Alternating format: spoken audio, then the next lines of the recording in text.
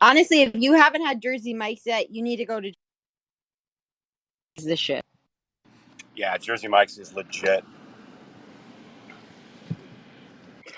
All this lovely news today, Trash, just exposing more and more government corruption.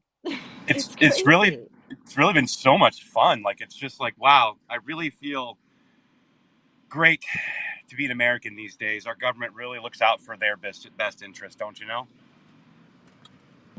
Their best interests, not their constituents' best interests. Correct, correct. But And I'll be that's the thing is their interest is supposed to be our interest. They're supposed to be representing our people's interests. And I guarantee you that they did not want the government involved in child sex trafficking and like all this other crazy shit. yeah. It's hard for me to imagine when they crafted the Constitution. They're like, it'd be really great if we could traffic kids out of Haiti and blow up a bunch of kids in the Middle East. I'm sure that was exactly what they thought. Dude, it all started with a blowjob from Monica Lewinsky, I'm telling you. Real, I know, but really, our downfall really accelerated when they killed Harambe. We've never come back. And then Popeyes had to pick a fight with God's chosen chicken, and nothing's been the same. They're even woke No, now. and then they killed Kobe. Yeah, they killed Kobe and Harambe. It's ridiculous. Dude, I'm actually pretty sure they did actually kill Kobe. Have you seen that? I mean, the way that the helicopter crashed in that neighborhood, essentially. No, so apparently the story is that Kobe was involved in a lawsuit and he was outing a big company in the pharmaceutical industry because they were putting something in their pre-workout powders or something, and he was supposed to be going to court for it, and then he died. Interesting. I'll have to look into that. But I haven't seen like any legit reporting on it, but I kind of want to look into that because if that was the case and he really was like involved in this lawsuit, like yeah. Well, I want to look into it because, like I said, okay, so I dated a girl for a while, a couple years. She worked for Department of Homeland Security, and like she was in charge of after the military, she was in charge of basically what's called the TSSA, not the TSA. The TSSA is kind of like the supervisory. Um, they're a different department above TSA where they basically she would make the joke that she's saving the world one protein powder at a time because like okay, so like you go through like the scanners and it hits for like explosive residue or material. They have to come out and test the material, so on and so forth. Well, most of the time when she was brought out to inspect something, it was like a pre-workout or protein powder because it had um, like nitroglycerin in it, and so like the molecules were moving at basically the same speed an explosive would, so it was picking it up. So I wonder if that's part of it or not. I don't know about the case, but I know that's a very common thing in these powders. Yeah, I've meant to look into it, but there's just been so much to look into lately, gotta prioritize. But when I heard that, I was like, holy shit, like, did they really freaking off Kobe Bryant? Like, that's crazy. Yeah, I know. So I don't know. It's kind of crazy, but guys, thanks for joining us. We're just getting started, kind of letting everybody make their way in. If you want to retweet the space, we'll get it going. We've got a lot to go over today. I'm trying to make my way back to the office. I just picked up my lunch. That's why I said it for 11:10, Jen. Because well, what's that? 2:10 your time, but 11:10 my time. Because I figured if I got out of there by 10:50 and went and picked it up, I'd be back. Well, apparently everyone else thought the same thing, so they've been waiting for a while. And I had paid for the order through the app for their store, and they had to make it when I got there. So anyway, I'm getting back to the office now, and then I've got a lot of content, a lot of stuff to go through. I'm going to start putting stuff down in the chat right now, make it easily accessible for people to follow. But we've got audio, we've got video, we have receipts, we have a lot of fun stuff to go through. So, Jen, if you take over for just a second, let me start loading stuff up down in the chat.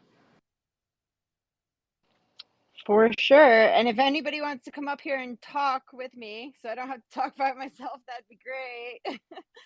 see you guys Well, down no, there. it'll take just a second. I don't want to get too derailed. So if you guys want to come up and talk about this specifically, I'm in. But let's make sure that we keep on topic. Perfect. So there's a whole bunch of government corruption going on, guys. We have are you talking about the Missouri v. Biden stuff, Trash? I think he I've is. got Missouri v. Biden. I have the Anna Paulina Luna, the whistleblower of the feds. I have CanCon did a extensive thread through the Hunter Biden laptop stuff. We have all kinds of stuff. I got a nice Steve Bannon clip. He's talking to Anna Paulina. So we got some audio, some good stuff. So I'm gonna start loading it up. Is that sloppy Steve or like put together Steve? I don't know. Steve's looking pretty put together these days. I think he's got his eye on the goal. Back. No more sloppy Steve. I like it. He needs to be focused.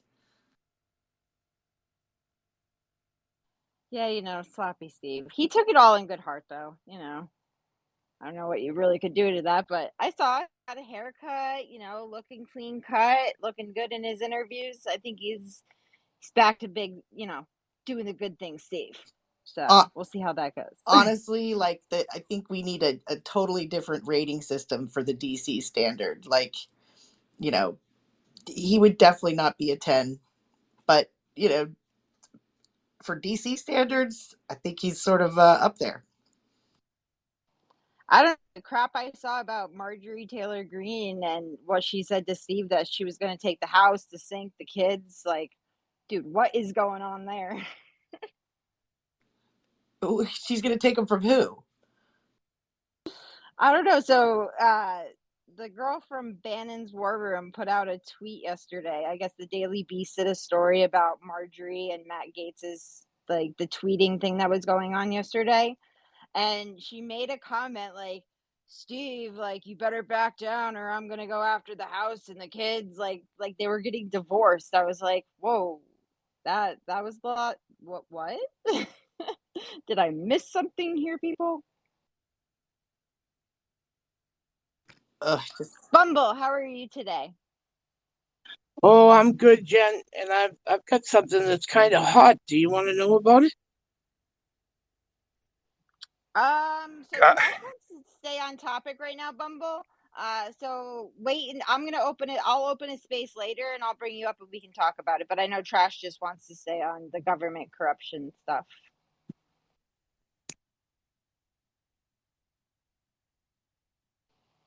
Well, Jen, if you want to kick us off, I suppose I'll play your clip from when you were on Newsmax. But if you want to talk a little bit, I put it down in the chat actually. Kind of give some background for folks here, what's actually being said here. So, like, we know that Swalwell and Raskin they edited your tweet. This was during the January 6th, sham investigation. If you want to talk about that a little bit, then I can play the clip. Yeah, sounds good. So, like pretty much everybody knows, my tweet was used during the second impeachment trial. Eric Swalwell and Jamie Raskin presented it as different than what I actually meant. So I said the cavalry, cavalry. I can't even speak today. Cavalry, and I meant like cross and bringing like prayer and all of that into Washington D.C. on January 5th, and Donald Trump retweeted it. But when they presented it on the floor of Congress, they wanted to make it sound like I was bringing in the cavalry, like riding my horse, like into DC, bringing in the troops. And that's what they presented it as. They never called me, they never gave me a heads up that they were going to, use my tweet in such a way. They never called to make sure that they had it, the phrasing right. And they also added a blue check mark to my tweet, and they also changed my photo. They took down a headshot I had of myself as my profile picture, and they used one from my Instagram of me holding an AR-15, which never even appeared on Twitter. They took it directly from my Instagram and put it as my photo. So they completely doctored the tweet. And when right before the impeachment trial started during the second impeachment, the New York Times did a photo shoot with the impeachment managers to kind of like, highlight who was going to be in it and show like the power they had.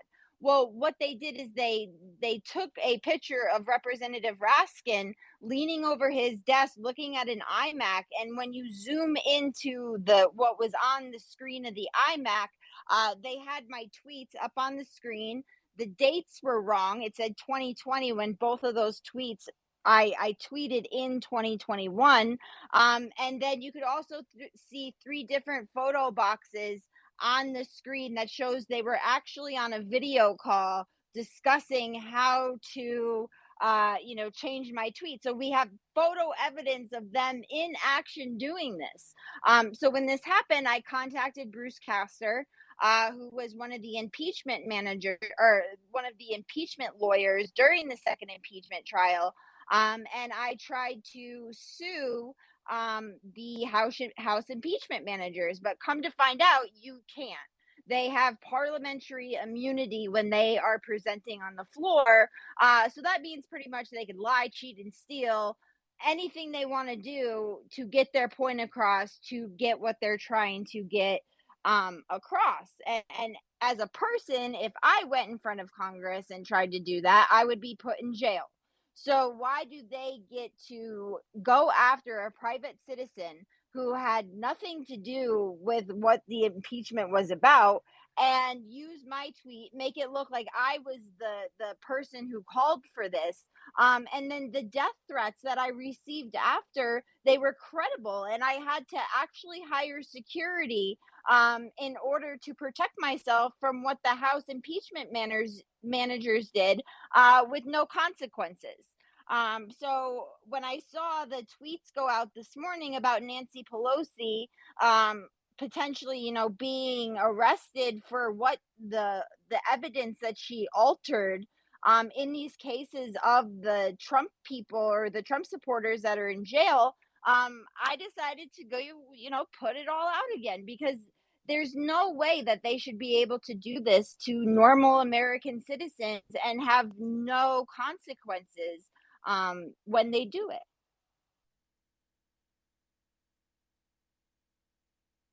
Yeah, it's crazy, and I am interested to see what's going to come out of this.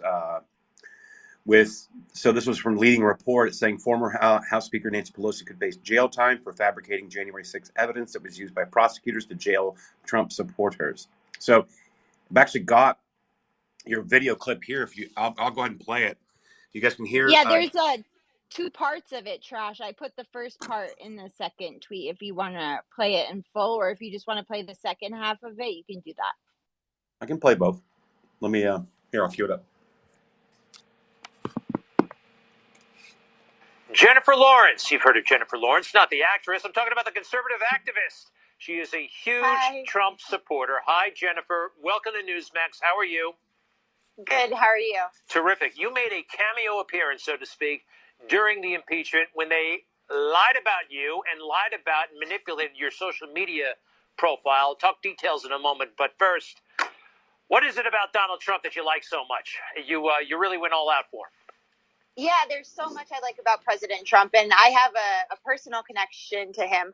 I'm a graduate of New York Military Academy, the same school that President Trump graduated from. And ever since then, I mean, when I walked into the halls of that school and saw President Trump on the admissions video, I know that and being a New Yorker, I mean, like, we all have known President Trump. What he's done for New York was unbelievable. That's very interesting. I didn't know that. That military academy is just north of West Point, kind of in the country outside of New York City. You know why Donald Trump was sent there, don't you? I don't know. It's okay. It's okay. He was getting into fights in the fourth grade or something like that. The father wanted to straighten him out and sent him to military school, and it worked. Did you have the same situation? Were you a little bit on the rebellious side? A bit. I mean, growing up in New York, I had a lot of liberal teachers and stuff, and they knew I was conservative, so they would constantly choose me to answer class answers and then, attack me for being conservative. So going to a school like New York Military Academy was an unbelievable opportunity. It has affected me my whole life. And I can even see how today Donald Trump is affected by what the lessons he learned at New York Military Academy. And I'm so blessed to be able to have gone to that school. That's very interesting. Very cool. All right. So you're watching the impeachment like the rest of us are, or aren't. Let's face it, some of it was boring. And they are throwing up some tweets trying to show that the president was, inciting the mob, which we know is not true. But I want to put this up.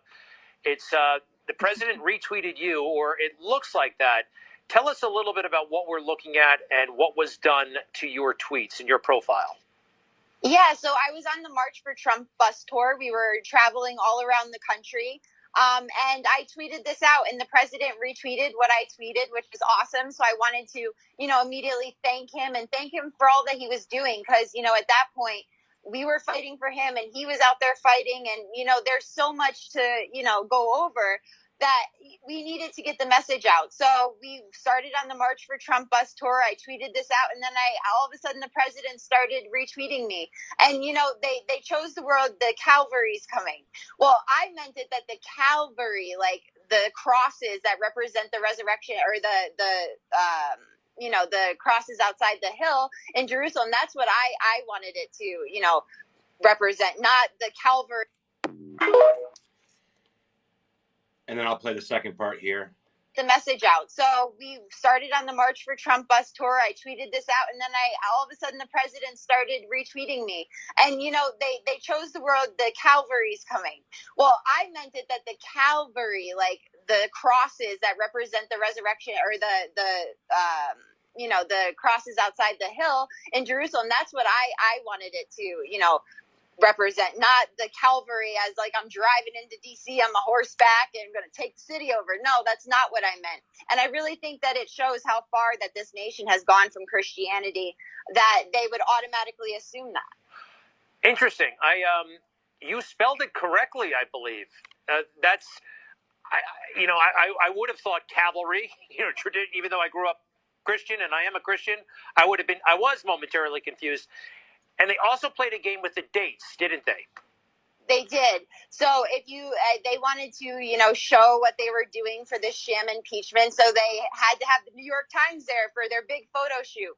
Except with you zoom in on the New York Times photo, it actually shows them on a conference call with three different squares at the top showing, different people on the call. And they're going over the tweet at the bottom, and the date is changed, and another big part of it is that they inserted the blue check mark because they wanted to seem like I was an influencer on Twitter, and that President Donald Trump, was using me to call the cavalry into DC to support, their arguments. And it's just absolutely disgusting that our elected representatives in DC would do this to a private citizen, and we need to hold them accountable.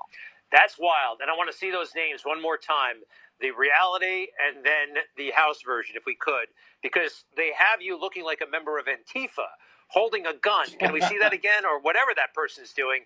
And the reality is, look at that beautiful picture of you, and you're not verified. And wow, they really try to cook the books, didn't they? And there it is in black and white. Hey, but that must have been pretty wild because the defense team for Donald Trump called it out and highlighted it and talked about you during the middle of that impeachment.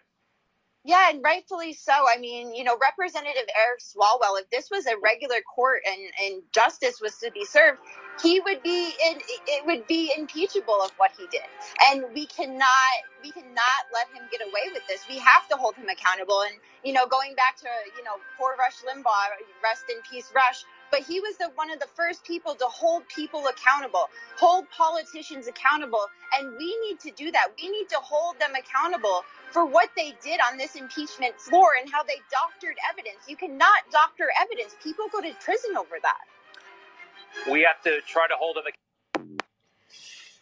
Yeah, it's a good Newsmax hit there, Jen. But yeah, I mean, so it was showing the images, right? It's showing her tweet, and they changed the profile picture. They added a blue check.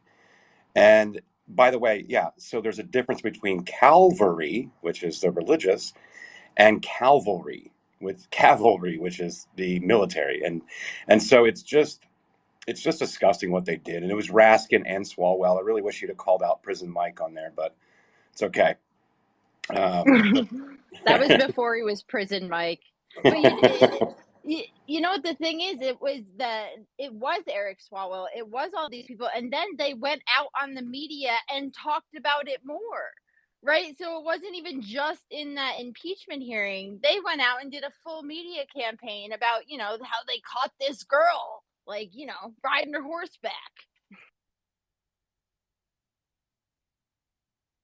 Kind of like the Cowboys for Trump and stuff. So pretty crazy stuff. So that, and again, we could probably litigate all of that, and maybe Dustin wants to come in and talk about what you guys went through. Or you want to talk about it in a bit.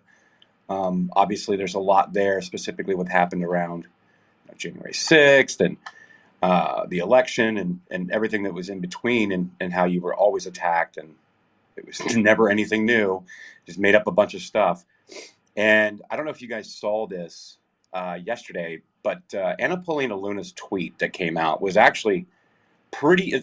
People like they read it and they're like, "Oh, that's interesting," but it's actually pretty over the top because now when she came out with that tweet, and I'm actually going to pull that tweet up. I did not share it to the chat like I should have, but it is interesting because what it's actually suggesting is not only is the whistleblower credible, and the FBI is in the business of protecting whistleblowers and sources. I mean, that's what they do. Like, people who are going to testify, and then they they protect them, they put them under protection and things like that.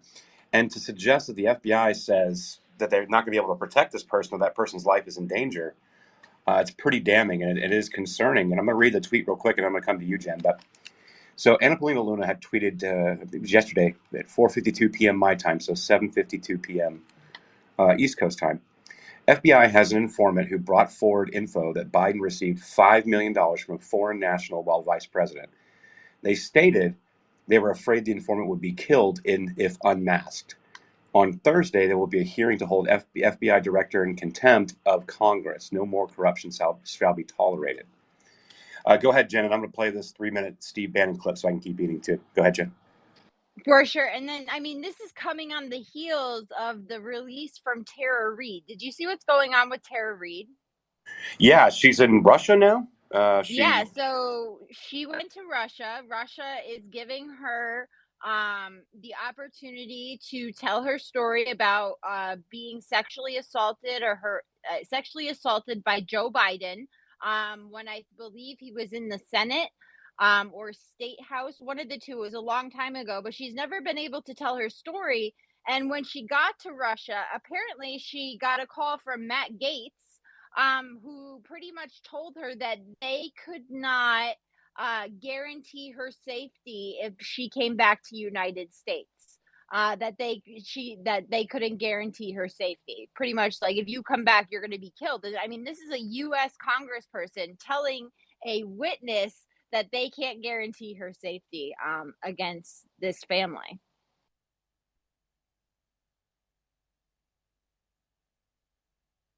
Yeah, sorry, I'm trying to swallow, Jen. I thought you were going to go a little longer than that, but Oh, no problem. Sorry.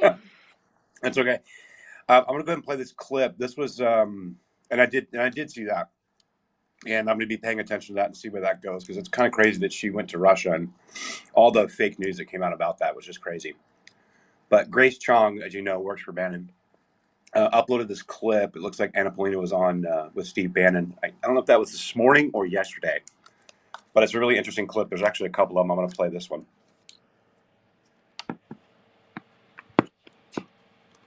How do you know he's, from the information you have, how do you know that's a big leap to say he's guilty? Why do you say that? Because of the information that the FBI has, proving that he has received a $5 million payment from a foreign national while he was as the vice president sitting basically next to Obama in the White House. And that's in addition to the funding that we're seeing coming out. Yeah, leave all the Chinese stuff aside. This is totally separate. This is $5 million, and we still don't know whether it's through Romania, from the CCP. But you're saying there's a whistleblower and informant, and the FBI is informing Comer and the Oversight Committee that the FBI believes, or the informant believes, that if their name is exposed, they could be, they're afraid for their lives. They're afraid of being assassinated. The FBI told Comer that they had a credible fear that this individual would be killed if they were unmasked. So where does that leave? I mean, that you can't stop the investigation because that, to me, that would drive it up to the highest priority to get done. Oh, we can't stop the investigation. And the fact that they don't want to give Congress.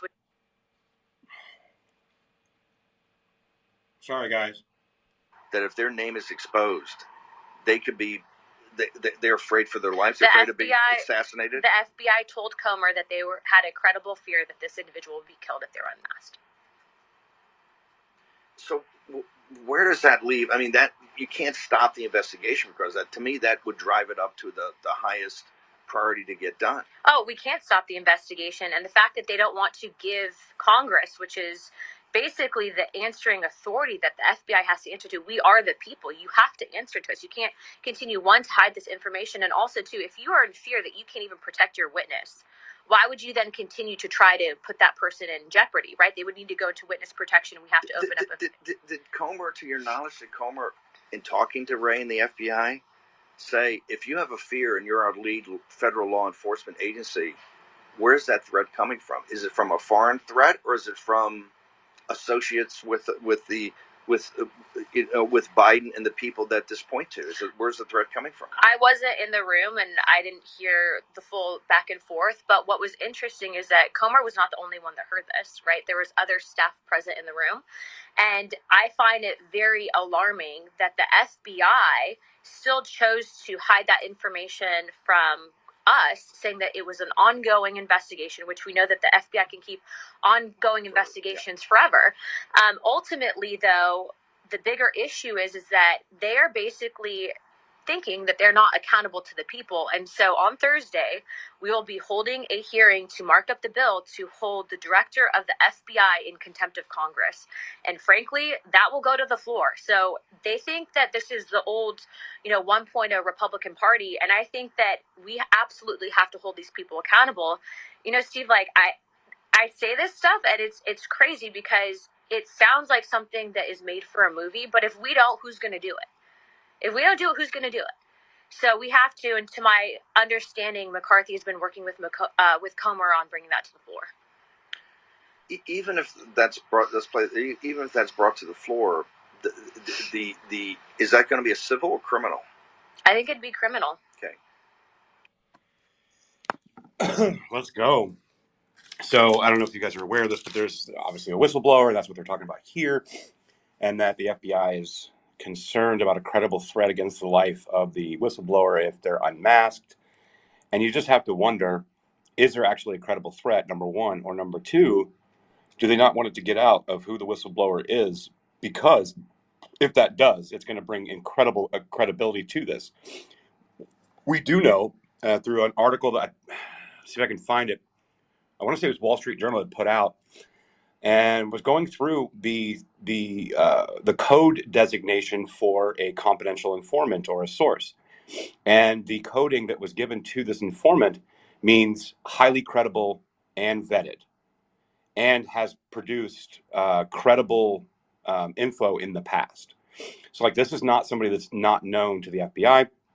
This whistleblower has been a confidential source in the past that has been used in other investigations based on the 10 code. years, trash. Yeah, exactly. So that really kind of shows you what's going on here. Go ahead, Jeff. Oh, no, I was just going to say for 10 years. Sorry, I thought I put it back on mute, but apparently I didn't. Yeah, so what's going to come out of this is going to be interesting. And there's so much here. There's so much here. So the form is called the FBI 1023 form. And actually, CanCon did a great little thread here about exposing Biden as well. And I think it's somewhat going to be related to this. And obviously, a lot of this is coming from Hunter Biden's laptop, which Marco Polo, they did an excellent job with. I think Garrett's doing wonderful work at Marco Polo. And he just released a book with everything detailed from the laptop in it. It's pretty amazing stuff. And so I put this thread down there as well, and I'm going to want to go through it. And that's before we get to the Missouri v. Biden case, which there was some really damning testimony a few days ago. The Attorney General Bailey out of Missouri actually did a thread himself about some of the testimony that was coming out and censorship and so on and so forth. So we're definitely going to cover that. I'm going to cover this CanCon thread.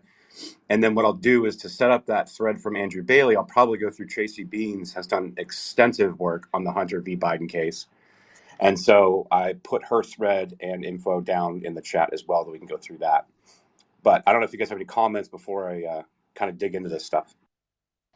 I have the a quick Tara Reid video if you want me to play it, Trash. I can get it set up. Yeah, sure, go for it. All right, just give me 1 sec.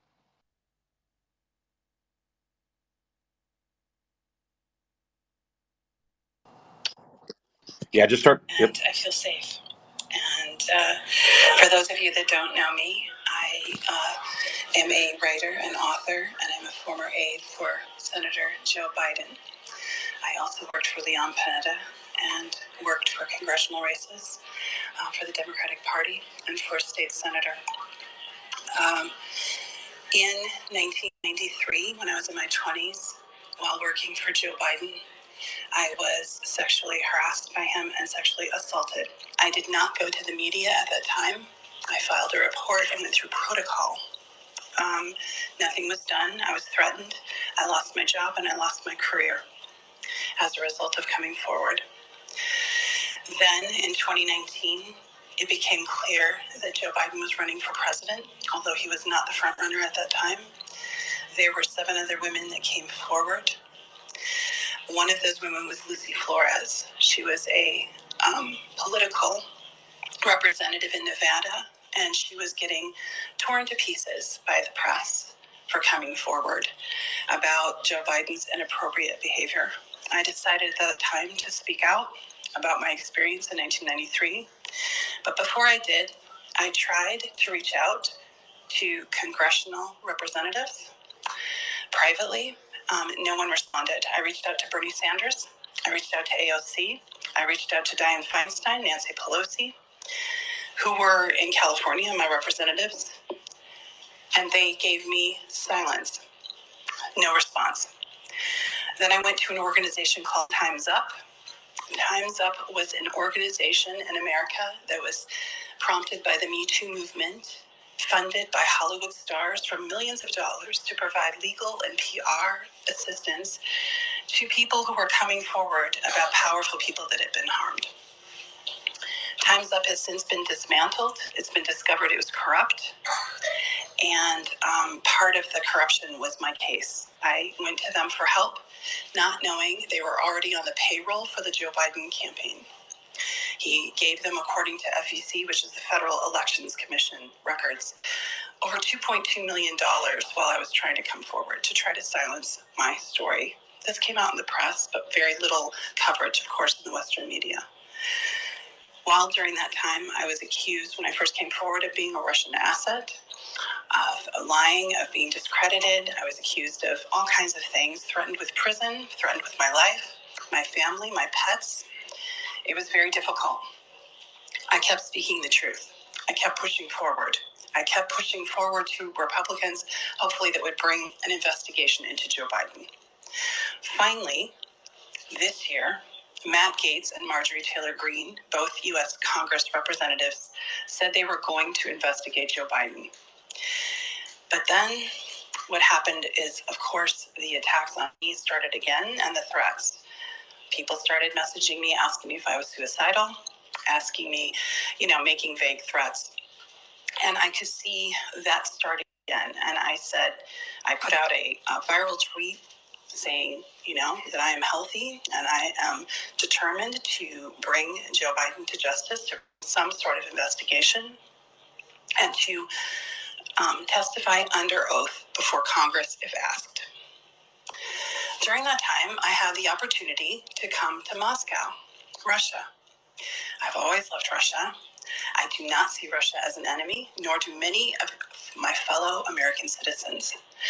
This illusion that Russia is the enemy is propagated by a few Washington elites who are determined to cause problems. In fact, I'll take you back a minute. In 2019, one of the things that got me in a little bit of trouble was that I said out loud that Joe Biden, if he were to become president, would try to go to war with Russia because of his warmongering in the past and because based on what I had heard when I worked way back as a staffer, and then watched as a geopolitical analyst what was happening and the movements that were happening by NATO and by the United States. So that brings me back to the present. I had an opportunity to have my book, which is already published in different languages. I took that opportunity and had meetings and had a vacation and enjoyed Moscow. Apparently, the US government wasn't happy with my choice of vacation spots. So it became clear that going back might be a problem. I don't know the level of which the attacks will continue.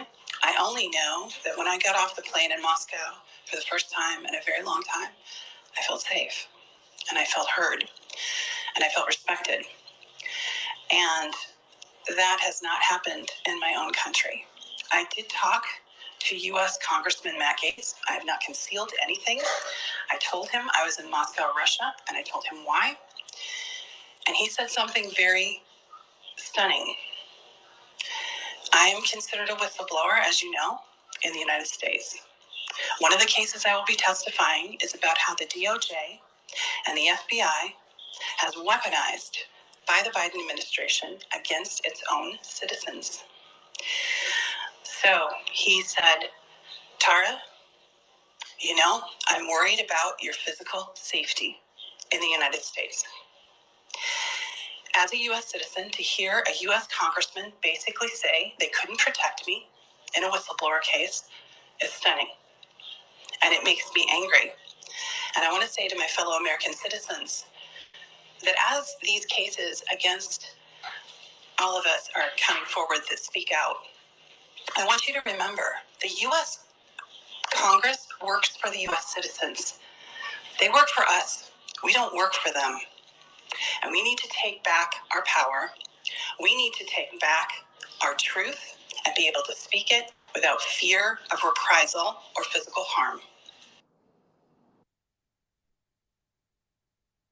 All done, Josh.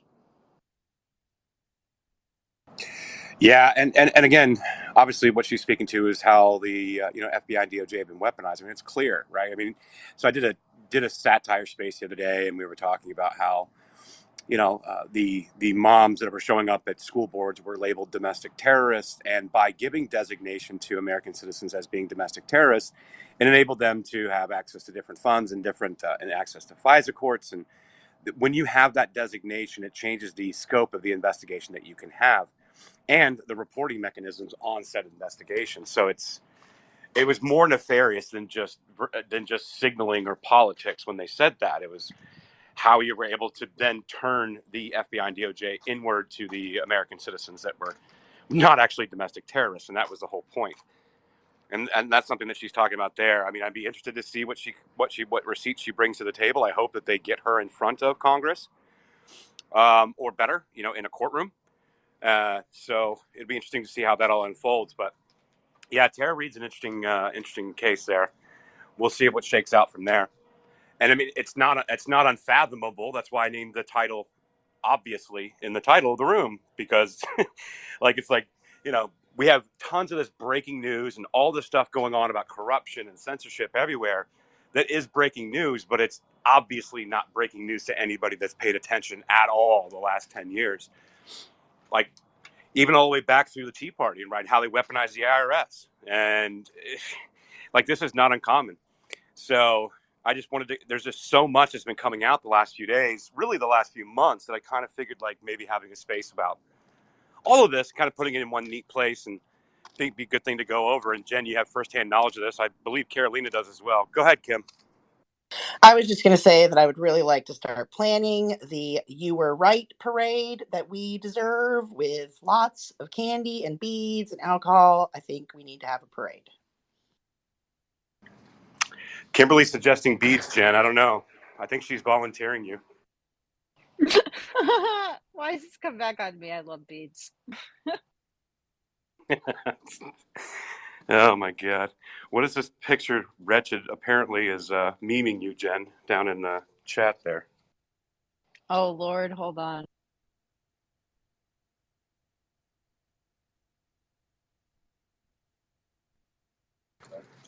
Yeah, I don't know if you can see it,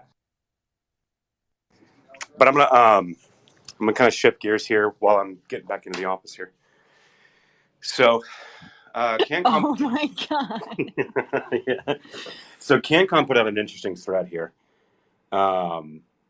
It's down in the chat, and what this is some screenshots from obviously the Hunter Biden's laptop.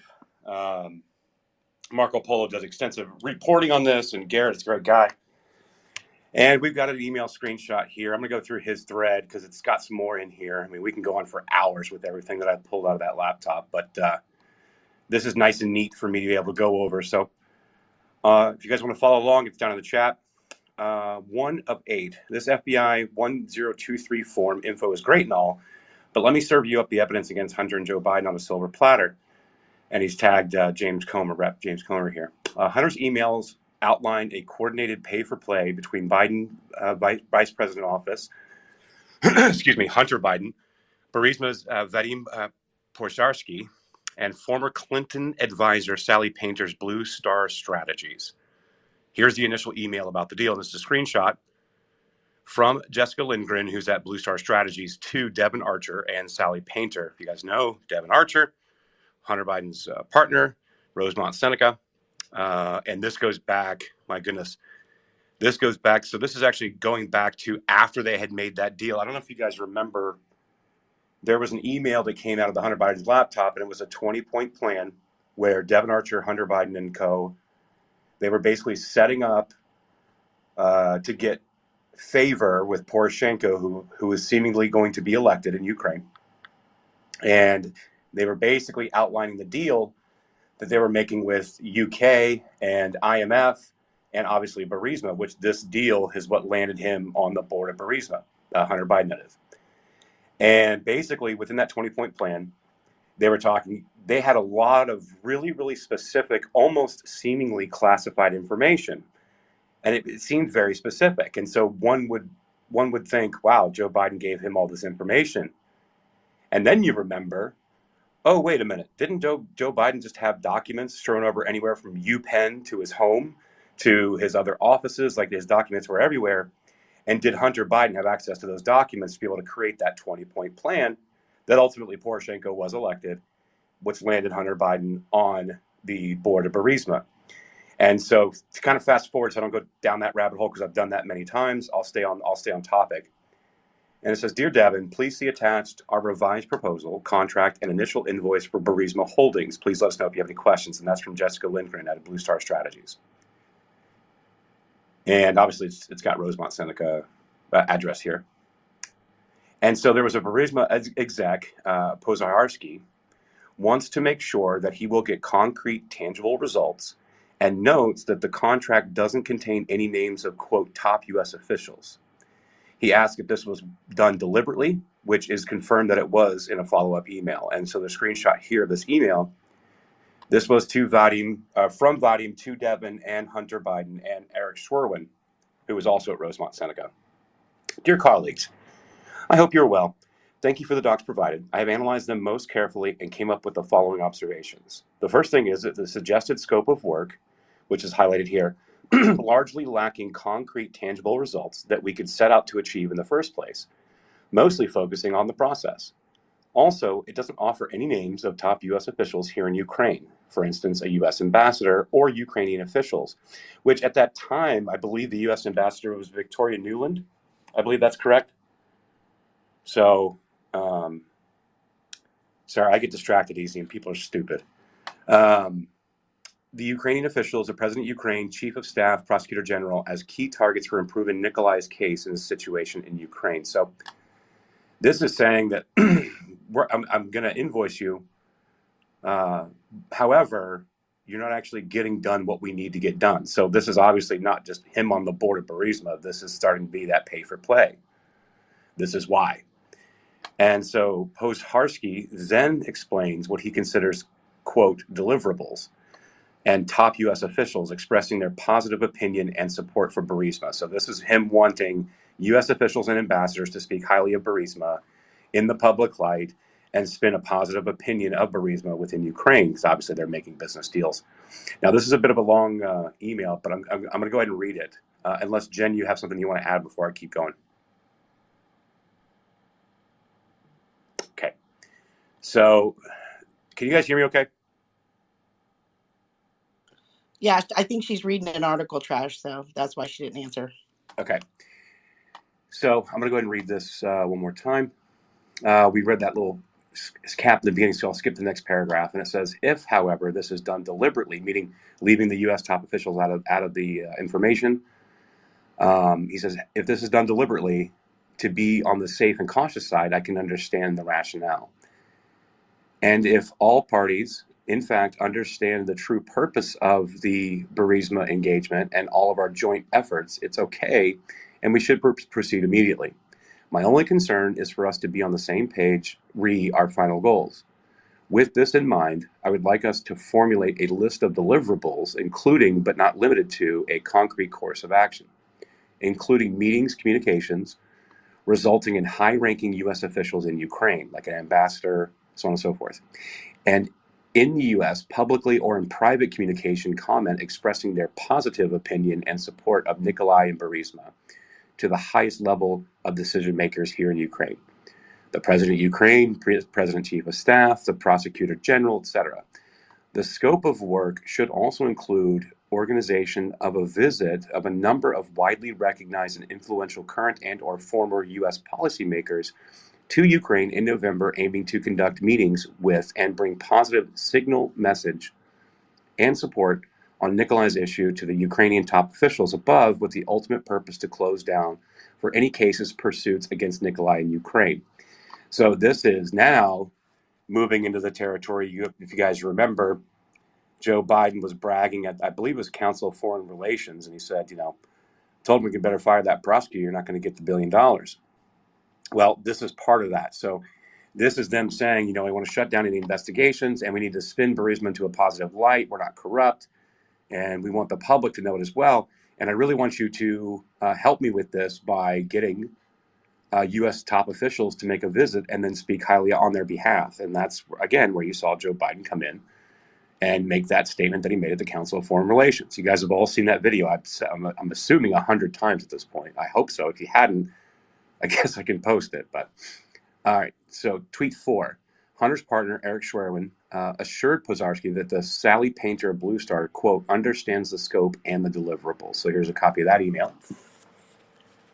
It says, Hunter, you need to deliver that message. I've walked this into starting, aka the finish line, but need some support to close. And that's from Devin to Hunter. And then this is in response from Eric Schwerin's email to Devin as well. He said, I would tell Vadim that this is definitely done deliberately to be on the safe and cautious side, talking about, not mentioning the names of the U.S. officials, and that Sally and company, Sally Painter that is, understand the scope and deliverables, and that we will be having regular daily, weekly, and monthly opportunities to be in through conference calls or memos, or to be continually refining and updating the scope. So this is them confirming that this is what we're going to be doing.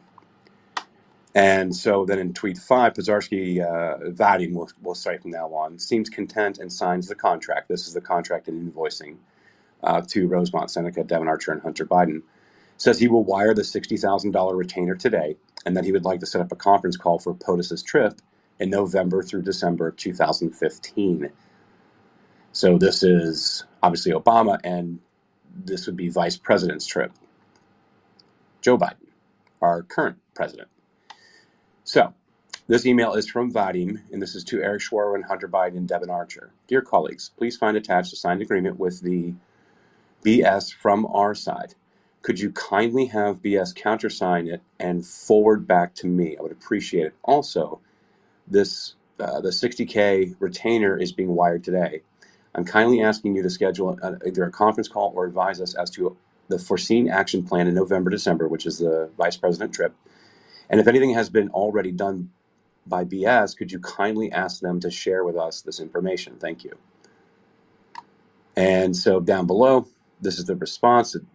Dear Eric, thank you for your email. Then this seems to be coming from Vadim as well, so that's just, well, I'll ignore that one. But this one here is the response. Thanks, Vadim. I know Hunter and Devin are traveling during the earlier part of the week, so maybe we should plan for a call Wednesday or Thursday. In the meantime, We'll be talking further to Sally Painter tomorrow.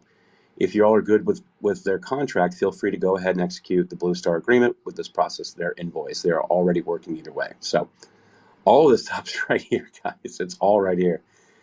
Blue Star then offers up minutes from a phone call with the White House regarding Biden's upcoming trip to Ukraine. Vadim from Burisma is CC'd in the email. So this email came from Sean Keeley at Blue Star, and it went to Hunter Biden, Devin Archer, Vadim at Burisma, Eric Schwerin at Rosemont Seneca, and S. Montazio. I'm not sure who that is. And then Sally Painter was CC'd, as well as other people from Blue Star Strategies and Jessica Lindgren. So, dear all, this morning the White House hosted a conference call regarding the Vice President's upcoming trip to Ukraine. Attached is a memo from Blue Star Strategies teams with the minutes of the call, which outlined the trip's agenda and addressed several questions regarding U.S. policy toward Ukraine. I hope this is helpful. So, they're leaking the meeting minutes from the White House call to Ukraine announcing the trip, and they're leaking it to Blue Star, and then through Rosemont Seneca right directly to Burisma. So it's like this is it's completely changing hands from the White House through Blue Star and Rosemont Seneca. And then number 7, sounds like Hunter, who was on the board of Burisma at the time, had a significant part in negotiation between a former Clinton aides company, which is Sally Painter, Blue Star Strategies, and Burisma with, quote, top U.S. officials as the deliverable. I wonder who the top U.S. official could be. Well, all this took place in November 2015 for a November-December 2015 message. What else happened December 15? Well, that son of a bitch was fired. So, yeah, there's the video right there. Well, son of a bitch, he got fired. That was told about holding $1 billion. So that right there, even just the 1 through 8, demonstrates specifically how Hunter Biden, with his father, did a deal through Blue Star Strategies, which is with Sally Painter, who's a former aide for Clinton. And they made this deal for $60,000 for favorable opinion and U.S. officials making a visit to speak highly of Burisma. That, to me, beyond being corrupt and being obvious, right? That's why, again, the reason the title of the room is obviously.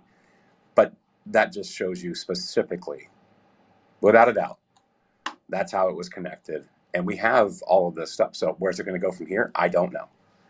But Jen, Carolina, anybody want to comment on that? Pretty crazy stuff, huh?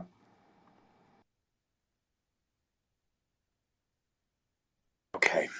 So I'll move on. Can you guys hear me okay? Yeah, Dust just walked out. Sorry, Trash. I'm here, though. I'm listening. Cool. My thing was spinning, but I think I'm good, because if you can hear me, I'm good, because the little thingy spinner keeps spinning. It doesn't show me connected. Right on. I can hear you fine. So let me go to the next piece here before I get to Hunter v. Biden. I mean, Hunter v. Biden. Biden v. Missouri. There's a lot there, too. So you guys, there's another clip here. And let me see if I can find it. There was another Bannon clip that I wanted to play. Let's see if I can find it. This was Anna Paulina Luna and Steve Bannon. Let's see. It's hard to find. Okay. It's hard to find a space chat on the web. It's much easier to find it on the phone, but I need to be able to play the clip through the web. So let me see if I can find Trash, it. I actually, if you send me the clip, I can play it. Well, no, I've got to be able to, if I have the clip, then I can play it. I just need to be able to find it. It's in the chat here. Give me 1 second. Well, maybe not. I don't know where it's at. Dang it. The chat is all filled up with stuff. I know I put it down there.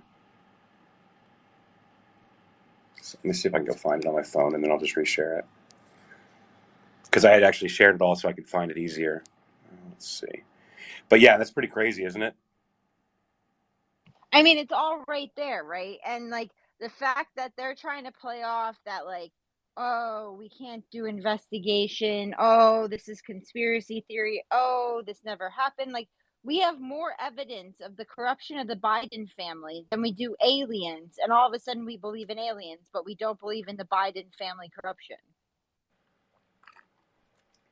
There's an interesting thread that just came out. It looks like an hour ago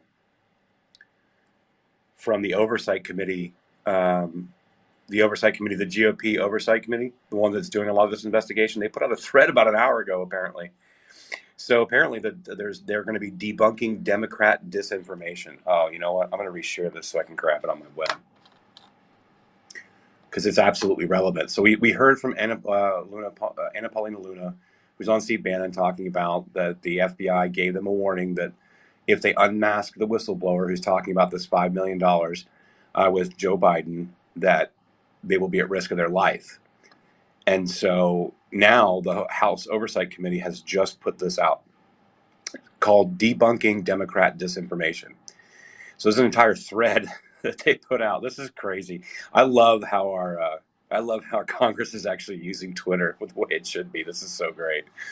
You guys remember when we were doing the Restrict Act and Warner came out and tried to put a thread together, tried to debunk everything that people were saying about the Restrict Act. I'm like, I love this. This is so great. He was full of shit. Mark Warner. We went through it. But this one is debunking Democrat disinformation. So unsurprisingly, Democrats are spreading disinformation about yesterday's FBI briefing on the Biden bribery record. We're going to go set the record straight. So tweet 2. Claim.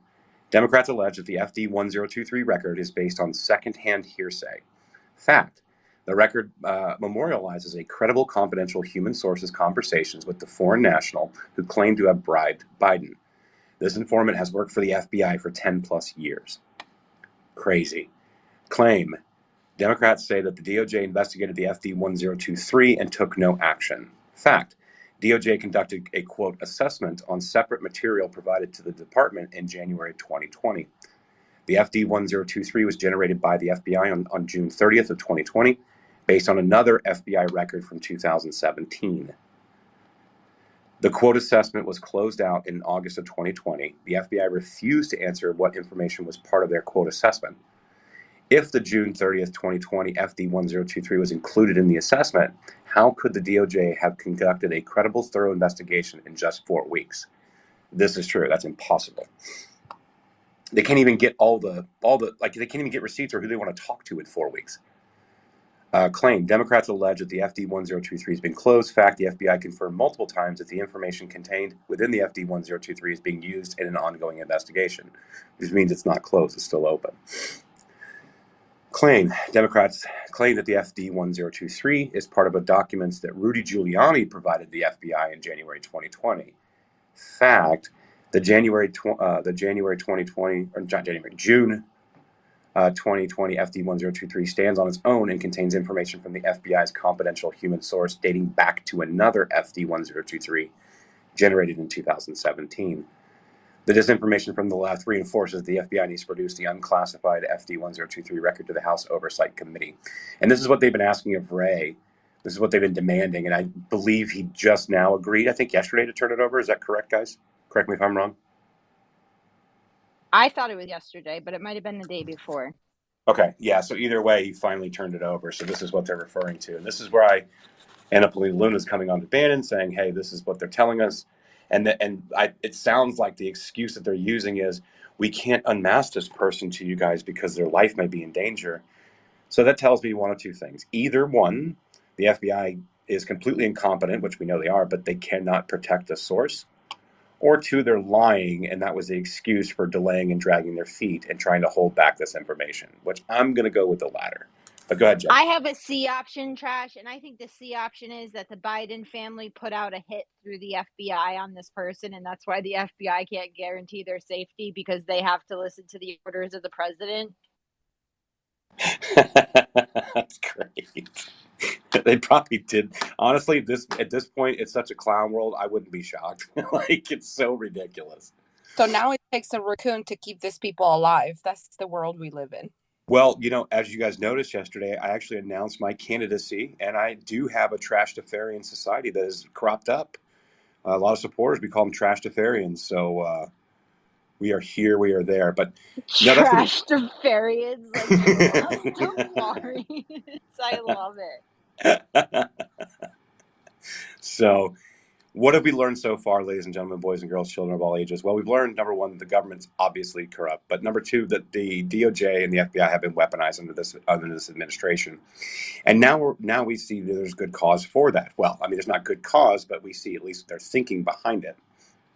And so what's interesting is that we have all of this, and we'll see where it goes, and hopefully the Oversight Committee can keep this going.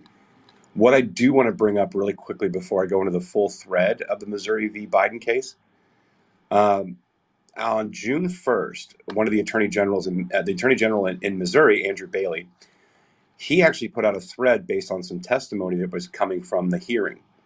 And I want to read this, and it's just chilling if you hear it, so bear with me. He said, federal government had a hard time convincing a judge last week that it hasn't been working with or coercing social media companies to censor free speech. Some notable moments from the first hearing in our First Amendment case in Missouri v. Biden.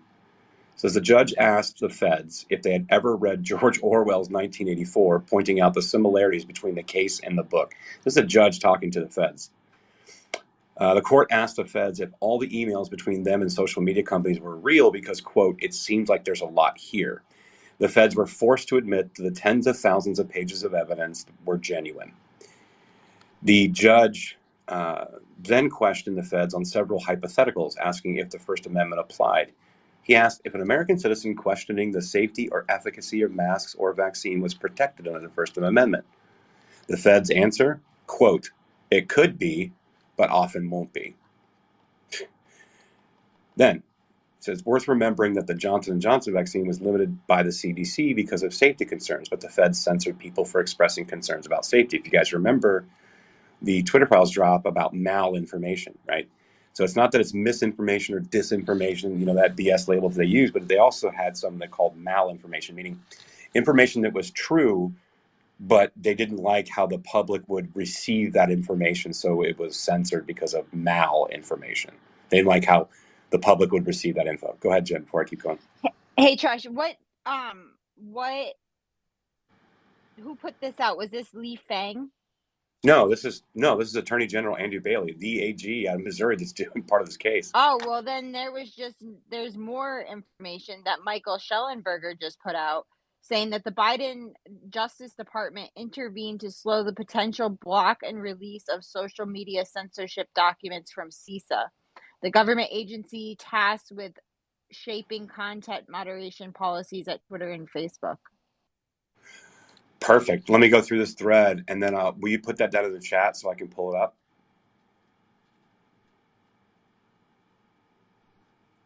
I'm assuming that's a whole thread, yes? Because it's Schellenberger and Fang. They have access to the Twitter files. So I just saw this retweet from Michael Schellenberger. So let me look into it a bit, and then I'll get it down in the bubble as you're doing this. Okay. Perfect. We'll move to that next before I go to the full case of this. So the judge also asked Biden's lawyers. All right, so remember the feds censored people for expressing concerns. I was talking about malinformation from the other Twitter files. So the next tweet, the judge also asked Biden's lawyers if the First Amendment covered Americans' right to say that Biden is responsible for high gas prices and inflation. Their answer, quote, it depends. The judge also asked them if the First Amendment applied to Americans' right to say that the 2020 election was stolen. Their answer, you got it, it depends. Next, the judge also pointed out that it seemed to be only conservatives who were targeted for their speech, asking the Fed if they could provide one example of a liberal who was censored due to, quote, misinformation. The Feds provided only one example of a liberal being censored, and that person is a political opponent of Joe Biden. Lastly, and perhaps most importantly, the court asked the Feds why he should believe him when they say they claim censorship has stopped and it won't happen again. And that's exactly what we are asking the court for, a preliminary injunction to halt this vast censorship enterprise. The federal government cannot be trusted to protect Americans' rights, which is precisely why our founders enshrined the First Amendment into the Constitution. My office is doing everything it can to protect Americans' rights to free speech, the very bedrock of our great nation. Stay tuned. The fight is far from over. So it's really fascinating that they're saying that, well, I believe the 2020 election is stolen. The judge asked the feds, and they say, well, it depends. We were saying that Biden's responsible for high gas prices and inflation. Does that have a right to be censored? It depends. Like, they are judge and jury on what information should go out to the public and what isn't. And this, again, the Hunter v. Biden, or Biden v. Hunter v. Biden, the Biden v. Missouri case is about complete censorship in the social media companies and the government working with social media companies to censor individuals, which we have seen time and time again through the Twitter files. But this is another court case, not just journalists going through Twitter documents. This is all social media, and this is an actual court case in public. This case has been a big deal, and no one wants to talk about it. Not anybody on the right, but I'm just saying they're trying to avoid all costs in talking about this publicly. And it just seems like there's just a groundswell of all of this coming out from all angles. Whatever power structure was in place, and it's hard for me to believe that Pelosi had that much pull and power, but it just seems like all of this stuff is just coming out, and it's coming out in the floodgates. That's why I wanted to have this space. Did you kind of go through that a little bit, Jen, to see what else is in there? So it's only a single tweet right now. Oh, bummer. But And I it was did from put Lee. it in the bubble. And it was from Lee Fong. So it was Michael Schellenberger highlighting Lee Fong's tweet from 21 hours ago about the Biden administration censoring information at a CISA that had to do with us being censored. Okay, so yeah, he censored the censorship. Yeah, that's crazy. So I'll read this out for everybody that's just listening. So this is from Lee Fong about, this looked like this was today at 11:57 a.m. my time. So that would mean this was only 25 minutes ago. Okay, so the Biden Justice Department intervened to slow and potentially block the release of social media censorship documents from CISA, which is obviously under the DHS. That's a government agency tasked with shaping content moderation policies at Twitter and Facebook. Now, here is the actual email. And this is going to Starbird. There's Starbird again, and Mr. Fleming. So if you guys don't remember, Dr. Starbird, I believe that she was out of Washington University. Is that right? If I'm remembering from the Twitter files. Yeah. She wasn't at Stanford. I think she was Washington State University, Yep. Isn't it? UW? Yep. And so here's the email. This is coming from Annalisa Cravens, who's the Assistant United States Attorney out of the Western District of Washington. Okay, yeah, okay, perfect. Says, I hope this finds you well. We've heard from the Cybersecurity and Infrastructure Security Agency, which is CISA, within the Department of Homeland Security, that Daily Caller News Foundation has requested documents from the university, which may include documents that belong to CISA. Could we please see a copy of any relevant CISA documents that you may plan to produce? We're also not sure when you receive the records request, but we would ask to have an extension of time before the records are produced so that we can have time to review them and assess whether we'll have to file suit to protect them from disclosure. Coincidentally, Dr. Starbird, I was at your talk this afternoon and I found it very interesting. I was disappointed when Nick cut off the Q&A at 1 o'clock. Thanks for coming to speak to us. Annalisa Cravens, Assistant United States Attorney out of the U.S. Attorney's Office in Western District of Washington. So, yeah, they're going to censor what the censorship was. This is crazy. Wow. So, yeah, I hope Lee Fong puts out some more info here because this is nuts. This didn't come out of Twitter either. This is something that was leaked to him. And this was back on September of 2022, so last year. So I know the Daily Callers are trying to put this up. So they must be stalling this thing the entire time. The Daily Callers have been trying to get this info for a long time.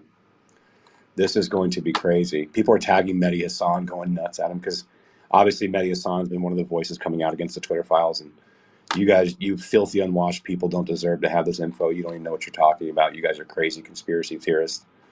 Yeah, okay, Mehdi Hassan. Has anybody watched your show? Like, really? But, yeah, so, again, more censorship. You guys give me a couple minutes. Jen, can you take over? I need to get something to drink. Gotcha, trash. Hey, Carolina, how's your day going? A shit show, but good. I'm breathing. I mean, what are they going to do? All this censorship is coming out. This is what I don't understand. If all of this is coming out, how is Joe Biden still in the office, right? Like, how are these people not immediately being drugged into court, at least if not arrested? They definitely violated our constitutional rights in multiple ways. So it's just crazy.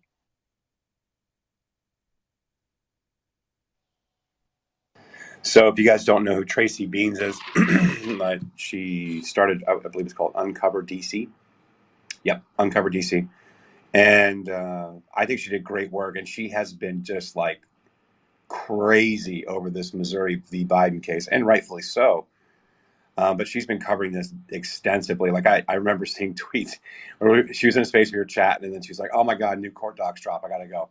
And then I just see tweets for 2 days straight about her going through all these documents. And she has been like the champion on this Missouri v. Biden case. Between her and Name Redacted. Speaking of, I think Name's, he's probably sleeping, but I was going to get him on here on this as well, because this is up his alley. He and I have done a lot of work on the censorship stuff, not even just the Twitter files. Like we were doing a lot of stuff with censorship outside of the Twitter files. It was just lining up with the Twitter files. But this here, so she put a few articles. I'm going to kind of go through the thread of what the Missouri v. Biden case is, so you guys know, so you guys understand exactly what's going on if you're not familiar with the case. So she's got a couple links in here to Uncover DC. First, the Missouri v. Biden judge smacks down government attempt to avoid. So obviously the judge in the case basically blocked the government's attempt to shut this case down. I remember that. And then she says that the Twitter files are peanuts in the new filing as compared to Missouri v. Biden. And it really is. And she has done fantastic work on this. So this was coming back all the way to December 16th of 2022. I'm actually going to read you guys her thread because I think she's put a lot of great work into this.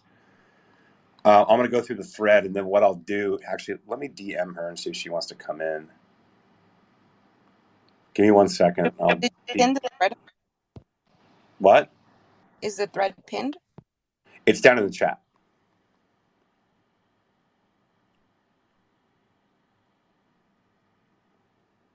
Give me 1 second.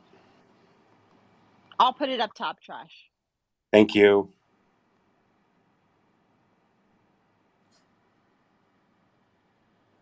I'm going to DM it to her saying, hey, I'm going to go through your thread and see if she wants to come in and comment on any updates that's going on.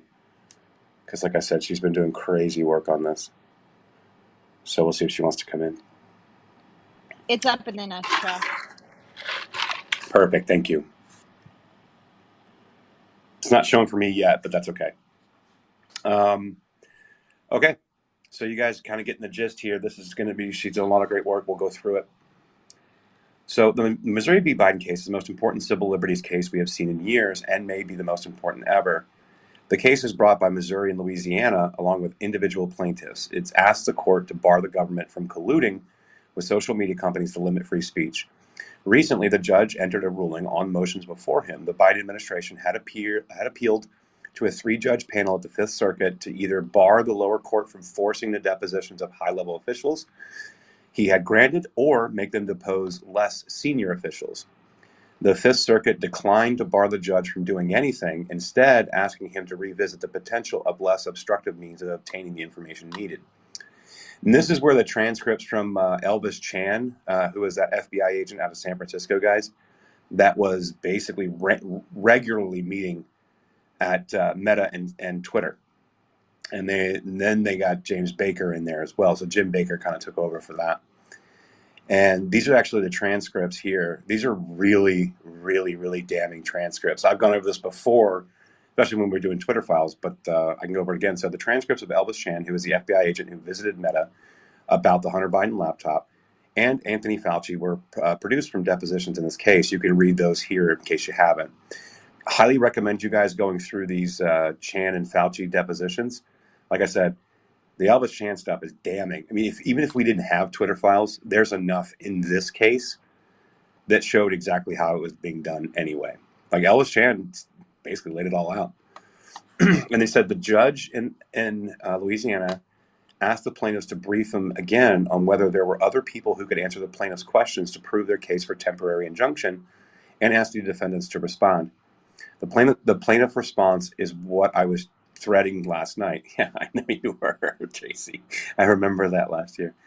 It's linked above. The defendants told the judge that he should pause all of this while their motion to dismiss the case was on the table. The defendants want all of this discovery and deposition to stop and don't want to have to answer to anyone. The judge is not having it. What follows now is a breakdown of his order filed recently. As an aside, I broke out the Jen Psaki piece of this, even going so far as to read the transcript from her judge shopping expedition in Virginia court. Yeah, so Jen Psaki was actually judge shopping in Virginia. They really don't want her deposed. So she was trying to find judges that would be favorable to her so she didn't have to be deposed. And this was back last year. As usual, in any filing or order, you get a brief summary of, quote, what is this about and why are we here? It makes it easy to understand what the parties are arguing at that particular time and why. So here we go. This is from the filing. This is the state of Missouri et al. Versus Joseph R. Biden et al. It says on November 21st, 2022, United States Court of Appeals for the Fifth Circuit entered a non-dispositive order requiring that this court address two issues regarding the depositions of Vivek Murthy, Jen Esterly, and Rob Flaherty. This court ordered supplemental briefing on these issues. A supplemental brief doc was filed. Blah, blah, blah, blah. So this is what they're asking for. This is the statement. The judge discusses the criteria he is using to make this decision. The higher court has asked for the lower court to analyze whether the plaintiffs can get the information from, quote, less intrusive alternative means, and evaluate again whether it should all be paused as they wait. So they're trying to, again, this is the basically the federal government trying to get them to not have to depose people that were directly related to this, that understood exactly what was going on, and that were directly involved, and they're high-level type people, and they're trying to get lower people, so they're not. These lower people are not going to have the same kind of info, and run the risk of perjury in court because they're only going to know a certain amount of things, right? Like that's why they're trying to go for lower people. And says basically it should be paused as they wait for a ruling from the motion to dismiss in the case. The last brief by the plaintiffs offered up some alternatives for people that they initially sought.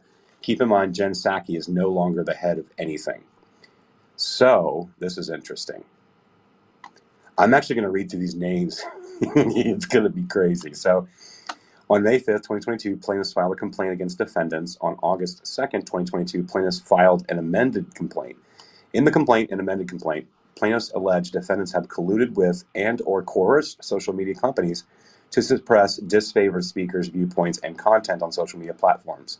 So the reason that Jen Psaki is involved in this, if you guys remember that famous press conference she had when she was the press secretary, and she says, yes, we're working directly with social media companies to make sure that mis and disinformation has not made it out to the public. She said it in her words. That's why they're trying to get her deposed, because they want her to testify exactly what she told them to do, what to censor, and what she instructed these social media companies to do on behalf of the Biden administration. Now, in the subtext here, it says the court will also address these issues with regard to the deposition of Jennifer Psaki. Plaintiffs consist of the state of Missouri, state of Louisiana, Dr. Aaron Carity, which Aaron comes into the spaces every now and then. I might DM him, see if he wants to come in and talk about this. He may not be able to. Dr. Martin Koldorf, Jim Hoft, which is Gateway Pundit, yes? Yes. Dr. Jayanta Bhattacharya as well, and Jill Hines. Federal defendants consist of Joseph R. Biden, Vivek Murthy, who was, I believe, still is the Surgeon General, correct? Yes. Xavier Becerra, Department of Health and Human Services, Dr. Anthony Fauci, National Institute, so the NIAIC, Alejandra Mayorkas. By the way, side note, I was at Kari Lake's rally that she had last week on Thursday. I recorded the whole thing, and I actually have the clip. Tom Homan, who was the former ICE director, who testified in front of Congress many times, and it was hilarious because they were asking him stupid questions. He actually said that as of that day, last Thursday, that he had been contacted to testify at an impeachment hearing for Mayorkas. So that's coming, FYI. That was breaking at that time. A lot of you guys don't even know that. We believe that there's an impeachment coming up for Mayorkas because of the border. Anyway. Also included in these defendants are Department of Homeland Security, Jen Esterly, CISA, Nina Jankowicz. Nina, she blocked me real quick. Karine Jean-Pierre, Carol Crawford, Jennifer Shopcorn, U.S. Census Bureau, U.S. Department of Commerce, Robert Silvers, Samantha Vinograd, and Gina McCarthy. A lot of names there you guys probably recognize, yeah? So they're included in this suit as well. And it's still going, baby. So she's saying that this is the judge saying, quote, I already ruled on this, but we do have to do this again because the higher court also said so. So again, this is the higher court coming to the lower court saying, hey, all these people are high-level people. Can we get lower level, less intrusive people to get to your means of questioning and depositions? Higher court says we need to look at this again. Lower court saying, I don't really care. I'm going to put whoever's on here because they're part of the case. So that was the fight that was going on back in December. And then Rob Flaherty says, one of the criteria you need to meet to be able to depose high-level government officials is exceptional circumstances. Flaherty was recently added to the case after expedited discovery revealed his involvement. In their brief, the plaintiffs being Missouri and Louisiana, plaintiffs argued that the replacement being offered up instead of Flaherty wouldn't be sufficient because he didn't attend all the meetings that Flaherty did. In their brief, the defendant argued, quote, exceptional circumstances didn't exist. Bad move. So that's interesting. The court has already found that it was exceptional circumstances. Yeah, John, real quick. Trash, such an important space that you're having right now. It's so important that everybody knows this stuff, and I appreciate you hosting it.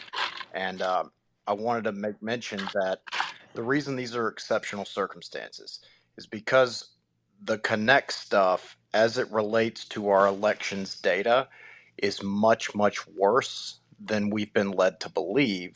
And the reason that you're seeing CISA and Jen Easterly being, named as defendants as well is because CISA, with the Albert Sensors technology from Microsoft Azure, they are ultimately responsible for everything that happens to our elections critical infrastructure.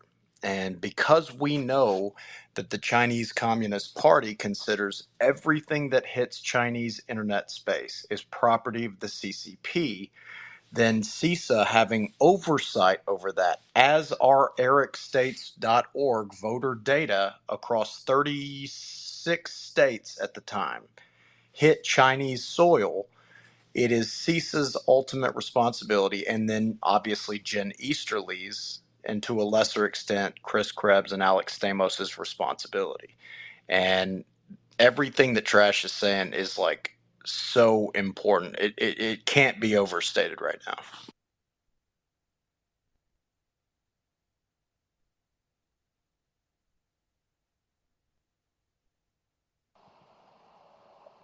Thanks, Jonathan. Trash, you want to keep going with the thread? I thought I was unmuted. Sorry. Thanks, John. It actually directly connects with what you're talking about with how we started the space. God, I thought I was unmuted. We led the space off with Jen, how basically members of Congress actually doctored her tweets, added a verification badge, and made it seem like Jen was like some big influencer because Trump had retweeted her when she was talking about bringing the cavalry, meaning religious symbols, to Washington, D.C., and they said that she was talking about bringing the cavalry.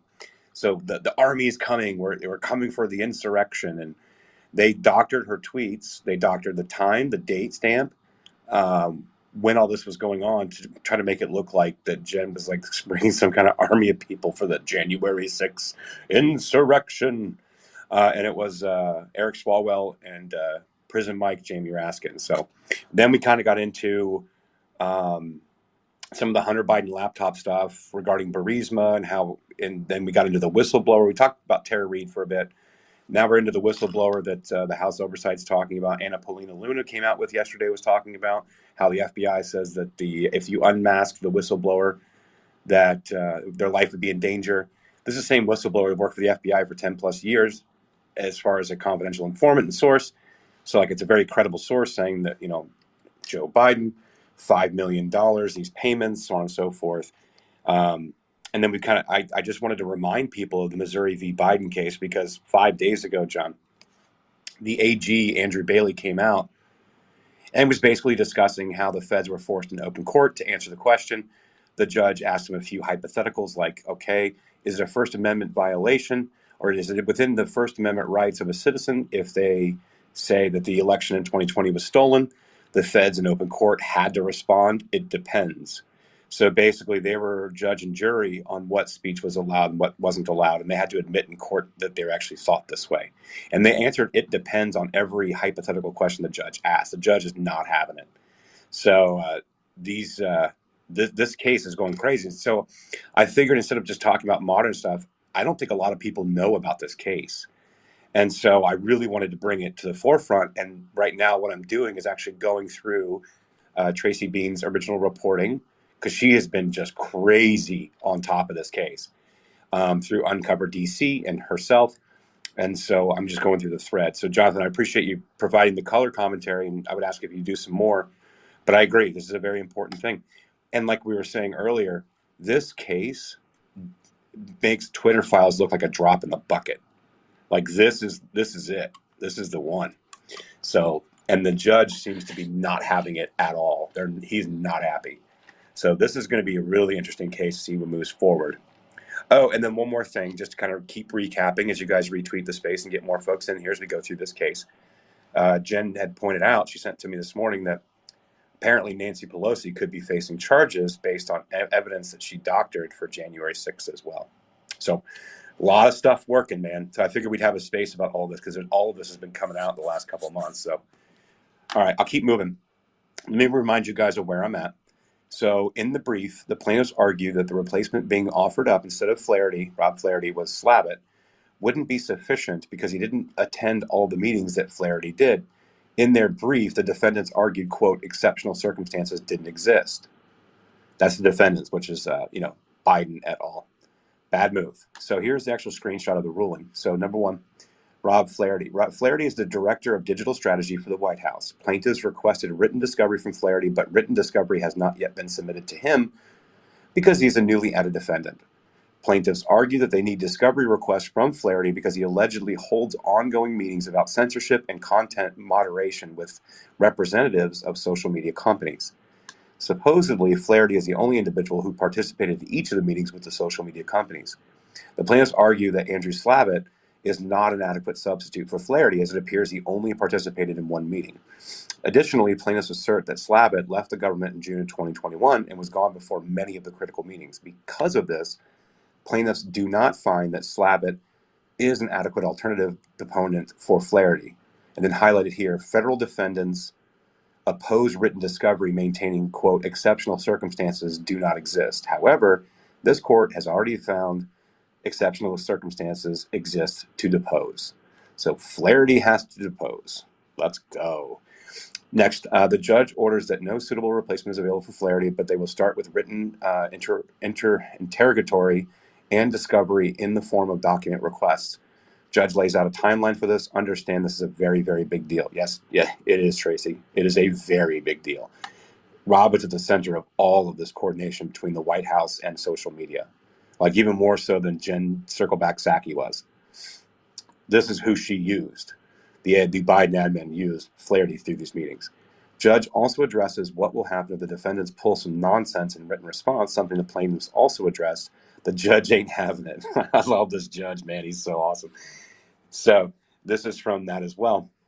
Federal defendants also argue that plaintiffs had forfeited their right to serve Flaherty with written discovery and that the plaintiffs have sufficient information to resolve their preliminary injunction. Not so fast, federal defendants. Federal defendants also concede that Slavitt would not be an alternate substitute for Flaherty and argue there's no need for discovery or deposition of Flaherty. Alternatively, federal defendants argue that if written discovery is authorized to Flaherty, then the discovery be limited to the document requests rather than interrogatories. After considering the arguments of plaintiffs and federal defendants, this court finds that there's no suitable alternative for Flaherty. Let's go.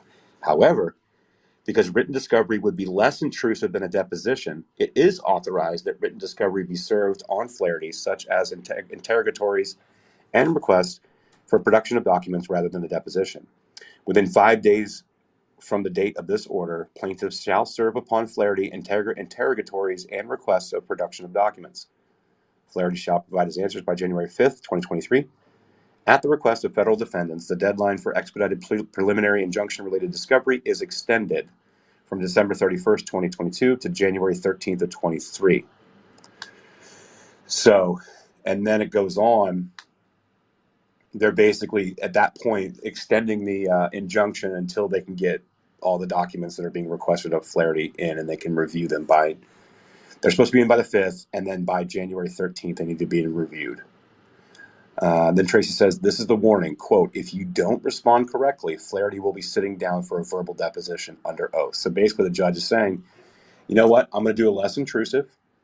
I'm going to allow you to ask your questions and have him produce the documents that you're requesting. But if any of this stuff is vague, evasive, or non-responsive, let me be clear, I will then put him under a verbal deposition under oath.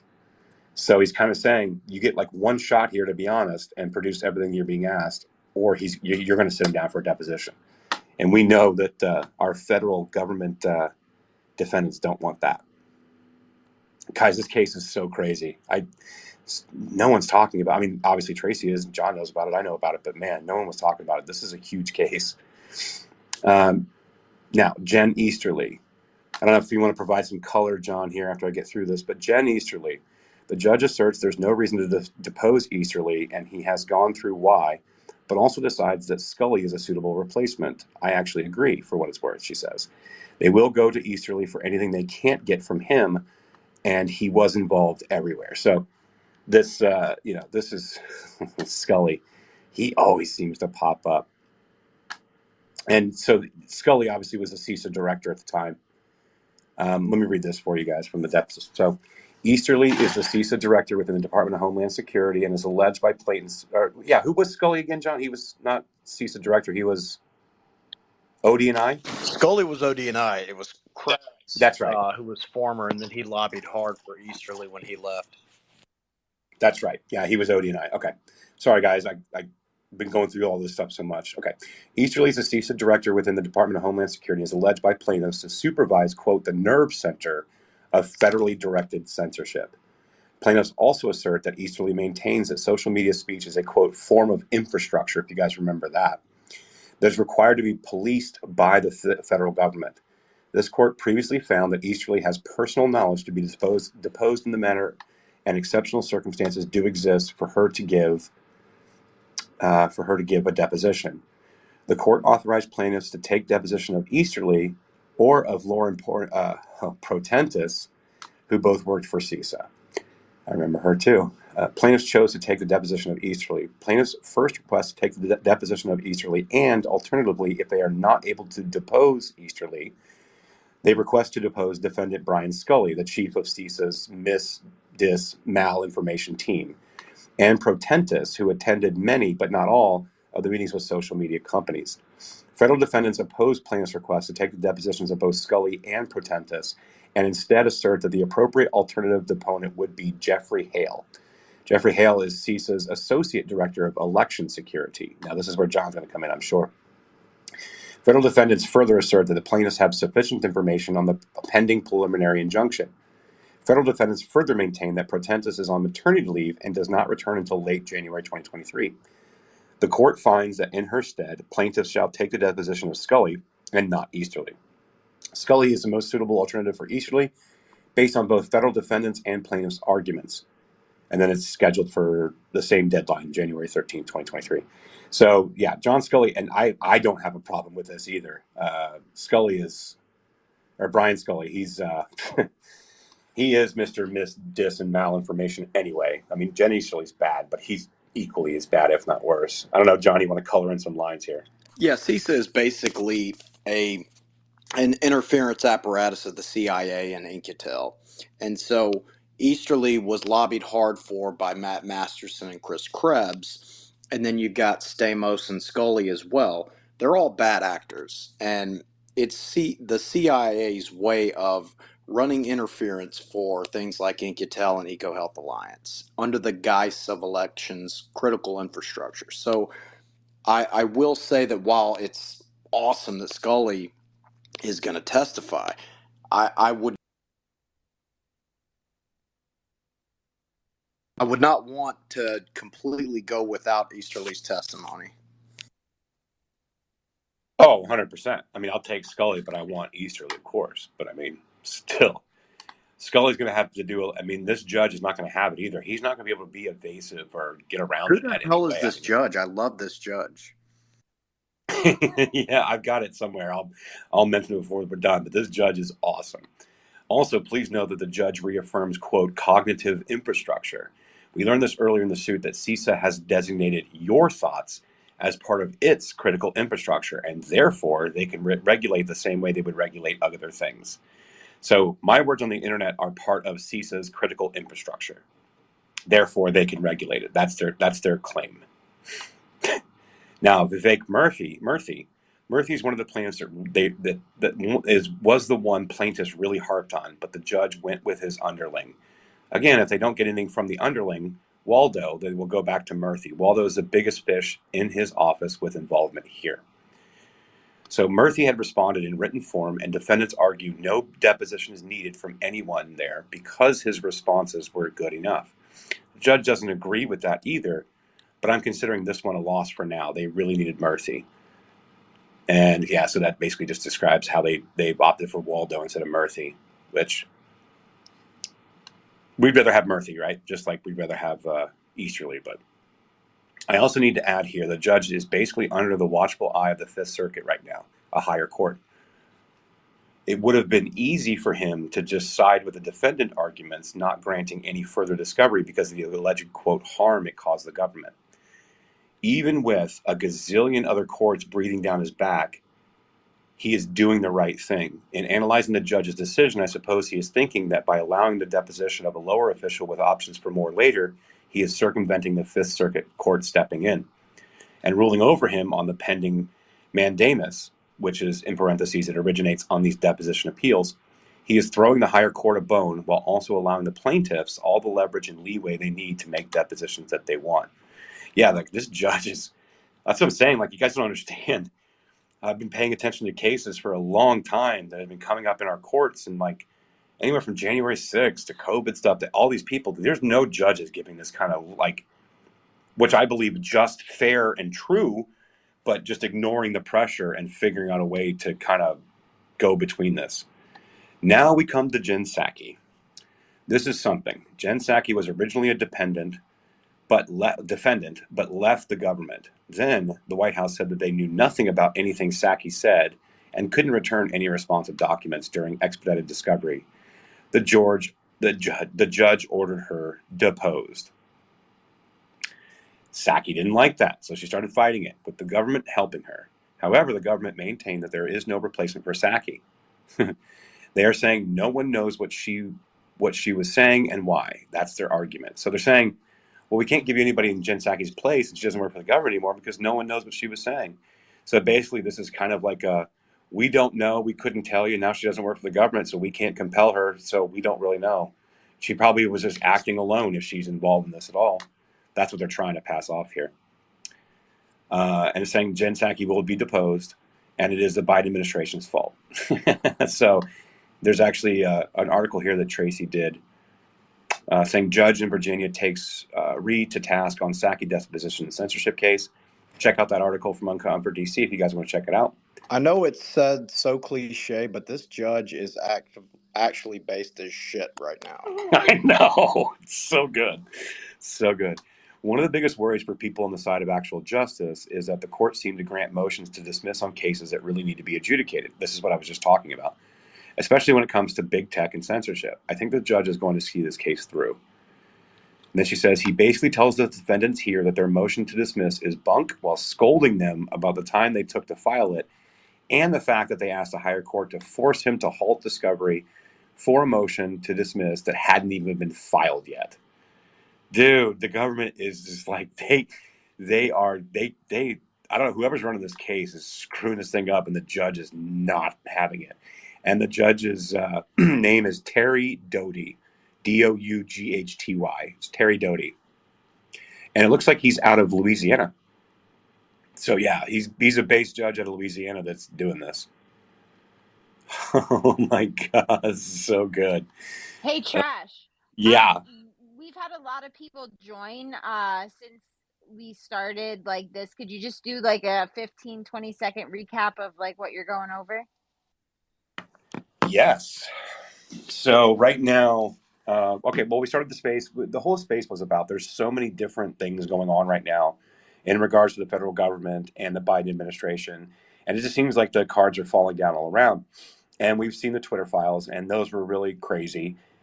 And we've seen what the House Democrats tried to do to Jen and other people during January 6th.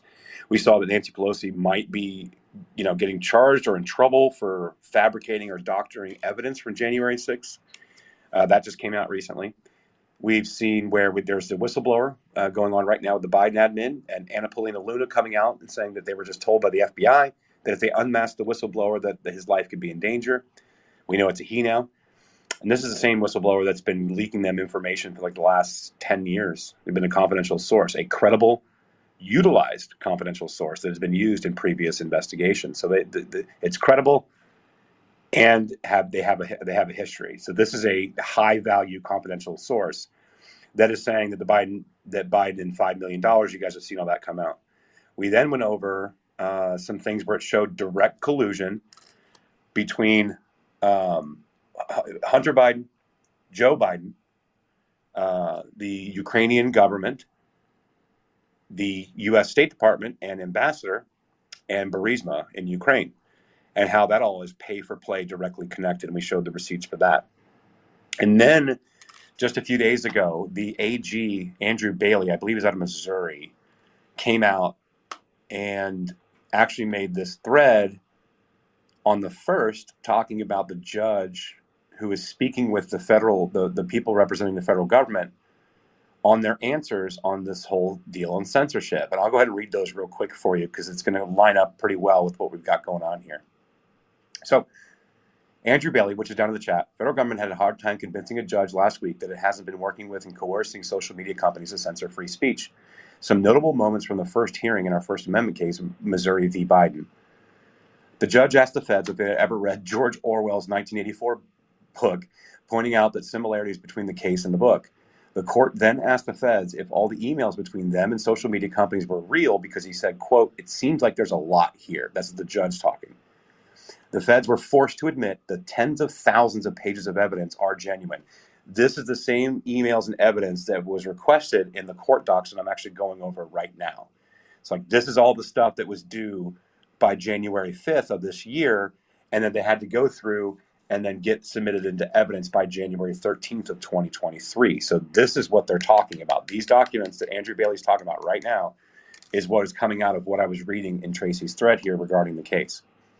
The judge questioned the feds on several hypotheticals, asking if the First Amendment applied. He asked if an American citizen questioning the safety or efficacy of masks or vaccine was protected under the First Amendment. The feds answer, quote, "It could be, but often won't be." So it's not protected under First Amendment. It's worth remembering that Johnson & Johnson vaccine was limited by the CDC because of safety concerns, but the feds censored people for expressing concerns about its safety. Remember the malinformation stuff from the Twitter files, guys. Judge also asked Biden's lawyers if the First Amendment covered Americans' rights to say that Biden is responsible for high gas prices and inflation. Their answer, quote, "It depends." They're saying this in court, by the way. The judge also pointed out that it seemed to be only conservatives who are targeted for their speech, asking if the feds they could provide one example of a liberal who was censored due to, quote, misinformation. The feds provided only one example of a liberal being censored, and that person is a political opponent of, you got it, Joe Biden. Lastly, and perhaps most importantly, the court asked the feds why he should believe them when they say they should claim censorship has stopped and won't happen again. And that is exactly what we are asking the court for, a preliminary injunction to halt this vast censorship enterprise. So that was a tweet that came out from Attorney General Andrew Bailey and is regarding this case that I'm going through now with you guys. Did you have a question, Jen? Oh, I was raising my hand. Oh, Some background on that judge. If you have a second, I'll tell you something. Yeah. Actually, I'll go to you when I get to closing out and then we'll talk about the judge because the judge is awesome. But then, yes, Kai, I'll get to you as well. Jen, did you have your hand up real quick before I finish? yeah, I just thought it was funny that you just mentioned the Johnson & Johnson vaccine because that other thing I was texting you about this morning came out of Emergence Biosolutions as well as the Johnson & Johnson vaccine. Well, let's tease that a bit. So, guys, we're going to be looking into this couple things here. Number one, it appears that Emergent Biosolutions, that's what Jen sent me, bought the rights. They bought the rights to produce Narcan, correct? Or they bought the patent, I think it is. Yeah, they bought the patent to produce Narcan, and all of a sudden, the last couple of years since they did that, Narcan's not working. Well, it's not even the last couple of years, Trash. So they bought it in like 2001, I want to say, or not 2001, 2021. There you go. 2021. And then they as they were getting in trouble in the Congress for the Johnson and Johnson vaccine and all of the horrible things going on with that, they were applying to fast track their new patent of the Narcan vaccine, or the Narcan, which is now a nasal spray versus an injection. And if you look, the last like month or two, there's been all these stories about how Narcan is not working anymore. It's less effective.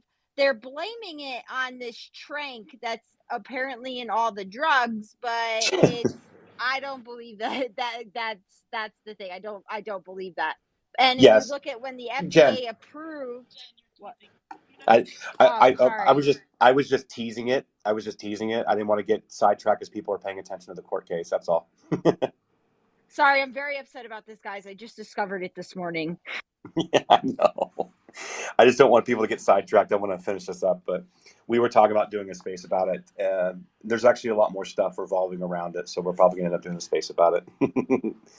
All right, let me wrap this up, and we can talk about whatever you guys want. But just for the Providence. So real quick, let me go back to where I was. I'm saying one of the biggest worries for people on the side of actual justice is that the courts seem to grant motions to dismiss on cases that really need to be adjudicated, especially when it comes to big tech and censorship. I think this judge is going to see this case through. So she says he basically tells the defendants here that their motion to dismiss is bunk, while scolding them about the time they took to file it and the fact that they asked a higher court to force him to halt discovery for a motion to dismiss that hadn't even been filed yet. So they tried to end around the lower court to go to the higher court to try to force him to a motion to dismiss, but they didn't actually file it with the court they're actually having the hearing in. So the judge is like, you tried to go around my back and get this done. That's not, we're not having this. So as concluded here, it says prudence on ruling on motion to dismiss. The last issue for this court to evaluate is the prudence of ruling on the federal defendant's motion to dismiss prior to authorizing additional depositions. The original complaint in this matter was filed on May 5th of 2022. The complaint was amended on August 2nd, 2022. Federal defendants previously filed a motion to dismiss on July 12th of 2022, but withdrew that motion. The court set an expedited preliminary injunction-related discovery schedule. On July 12th of 2022, federal defendants waited until November of 22 to file the pending motion to dismiss. Notably, the federal defendants argued to the Fifth Circuit that this court should rule on a motion. Notably, the federal defendants argued to the Fifth Circuit that this court should rule on a motion to dismiss that had not been filed. So they're saying, they're saying that force the lower court, Fifth Circuit, to rule on something that had not actually been filed with the lower court yet. These feds, man. On the day after the Fifth Circuit ruled on the matter, federal defendants filed their promised motion to dismiss. The court finds that it should not stay additional discovery pending a ruling on the motion to dismiss. The expedited preliminary injunction-related discovery schedule was set long before the motion to dismiss was filed. In this court's previous order allowing expedited preliminary injunction-related discovery, the court found plaintiffs had standing, the primary argument in the federal defendants' pending motion to dismiss. So, again, he's siding with the plaintiffs here, saying that they do have standing, and that means that the motion to dismiss is null.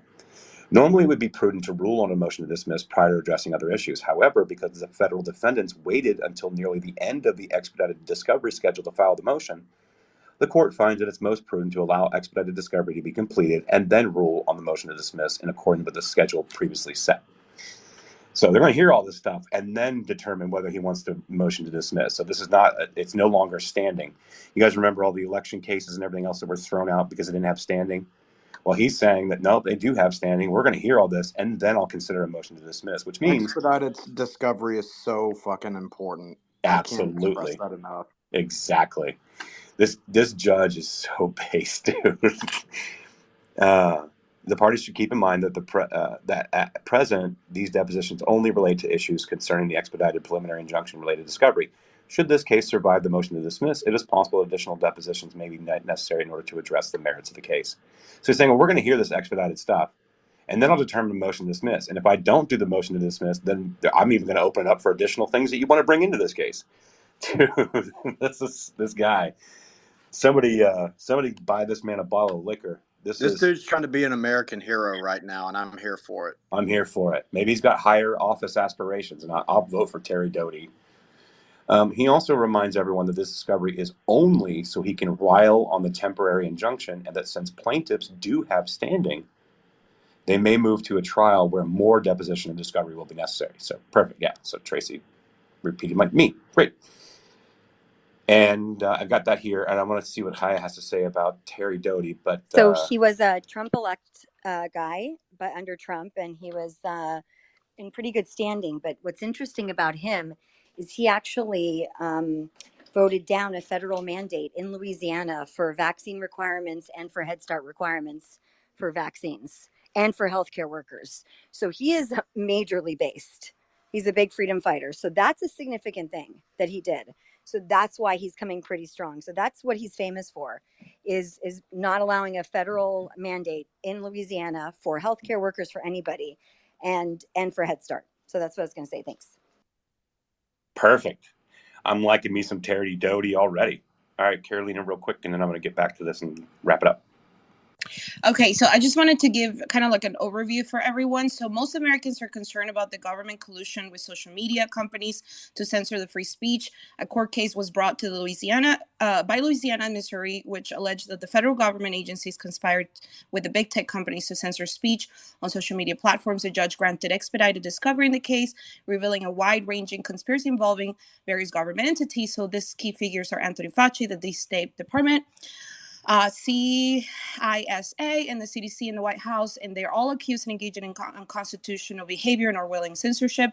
So these topics talk about the COVID origins, the election integrity, the early treatment, the censorship, and certain viewpoints. This order by the judge, this deposition includes individuals like Fauci, Ralph Flaherty, I guess was his name, Andrew Slavitt, and Jim Psaki, and others who allege to have personal knowledge of the censorship efforts. The judge order, suggests that the plaintiffs have already proven collusion and censorship by Fauci and these individuals that I just mentioned and others. The case reveals interactions between government officials and social media platforms to censor speech related to COVID-19 and other topics. What are you reading, Carolina? What are you reading? I just took all the notes that you guys have done and just put okay, go ahead. Oh, okay. You should know about my comprehensive little, I take all the fluff out and I just give people the point.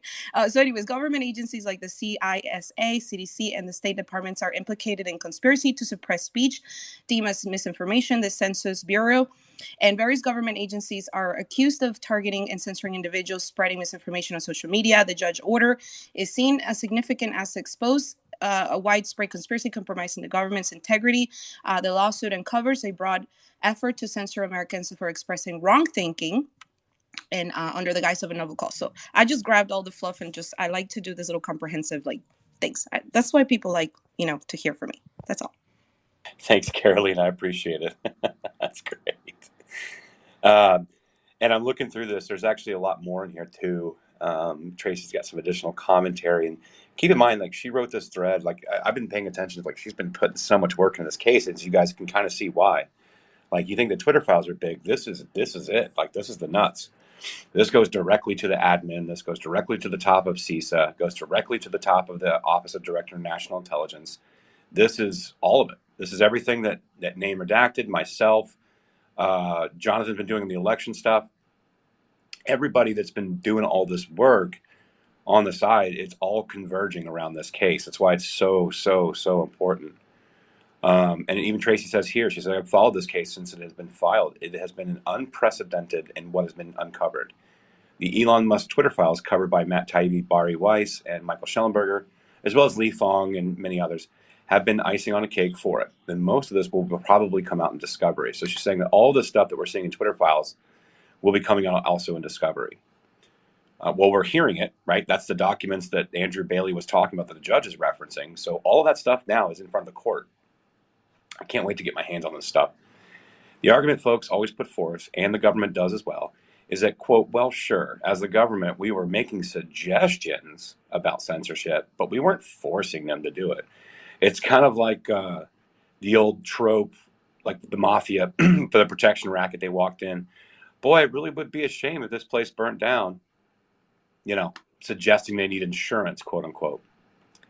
And hogwash. Psaki made statements from the podium threatening antitrust and also Section 230 penalty should social media companies not ban who the government identified. You guys remember I referenced that earlier in the space where Jen Psaki said, well, yes, we're working directly with social media companies to make sure that disinformation is taken care of and is not hurting the public. And more, in releasing Discovery, we learned that, quote, the Disinformation Governance Board and that's Nina Jankowicz, by the way, was a way for CISA to organize their already in motion censorship help desk. The highlighting of Hobbs' email was part of this and came from Discovery here.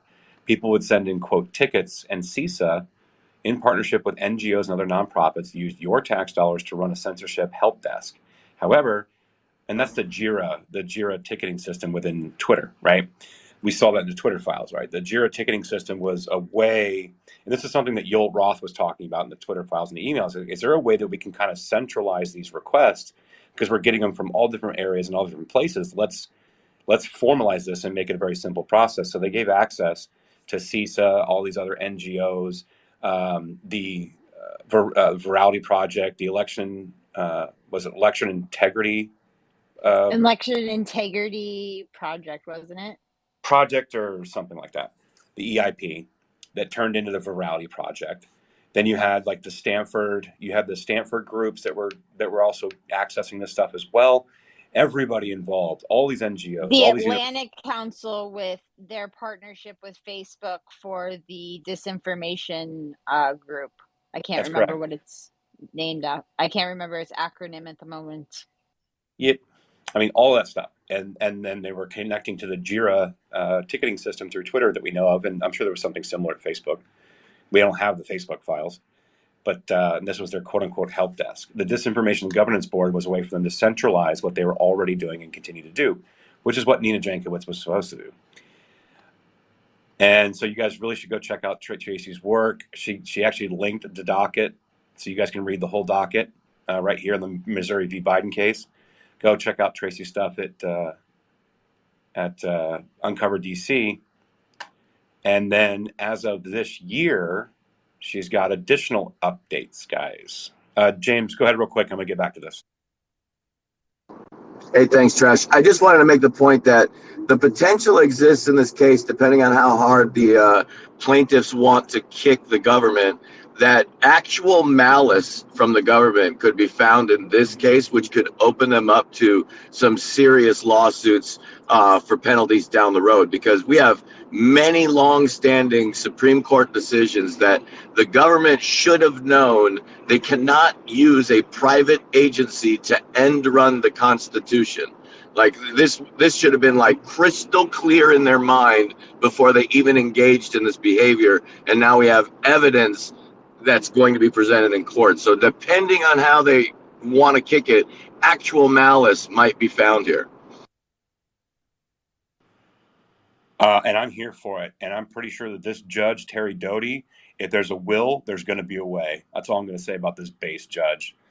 So Tracy gave us an update as of January 8th. If you guys remember, January 8th was the deadline that the written depositions and questions and requests for materials were due, right? So that's why she's updating, I'm assuming, on January 8th of this year, because it was due the 8th, and then by the 13th, it would be then going back to court to talk about. So she gave an update on January 8th. It's also in that thread. If you guys scroll down past the last post, you'll be able to find it right after the docket. And she says, right now, there are a few things occurring at the same time. The judge in this case has granted expedited discovery and deposition in order to rule on a temporary injunction as the trial moves forward. This is the relief sought in that injunction. So plaintiffs sought to enjoin defendants, which is the federal government, from, quote, taking any steps to demand, urge, encourage, pressure, or otherwise induce any social media company or platform for online speech or any employee, officer, or agent of any such company or platform to censor, suppress, remove, deplatform, suspend, shadow ban, deboost, restrict access to content, or take any other adverse action against any speaker, content, or viewpoint expressed in social media. This is what the plaintiffs are looking for in the injunction until they can go through the case. This relief, which focuses on the direct communications from the federal executive branch officials named as defendants to social media platforms, is far more specific and detailed than the, quote, sweeping, expansive preliminary injunction that defendants speculate plaintiffs will seek. To get to the place where the judge can grant or deny this temporary injunction, the judge has allowed the depositions of several high-ranking officials. Of course, the government appealed this, and everything else is in a mandamus petition to the Fifth Circuit and other courts, which is the Jen Psaki, Virginia courts, et cetera, et cetera, et cetera. The Fifth Circuit asked the judge in the lower court to re-examine whether lower-ranking individuals could give the information needed. The plaintiffs identified them. Those depositions have been granted. There are a few outliers, namely Jen Psaki and Rob Flaherty, White House Communications. If you guys remember, again, Rob Flaherty is a digital communications head, and obviously Jen Psaki at the time was the press secretary. Jen Psaki's deposition was interesting. When she left the White House, she was no longer a plaintiff. She wasn't press secretary anymore. When the plaintiffs asked the new press secretary for the responsive docs required, they denied any existence of such and said that they wouldn't know. See, this is that bus run that Jen Psaki's gone, and that's really why she left, was because of this case, guys. It wasn't because she got a cushy deal at MSNBC. She got a cushy deal at MSNBC to cover up why she was leaving in the first place, because she didn't want to have to be deposed. She says the Psaki deposition was interesting. When she left the White House, she was no longer a plaintiff. She wasn't press secretary anymore. When the plaintiffs asked the new press secretary, they said they didn't have any documents and said that they wouldn't know because they didn't say any of the things in question. They denied any knowledge of anything. So plaintiffs were forced to subpoena Psaki as a non-party to the case. She was the only one who had the info they needed as per the government.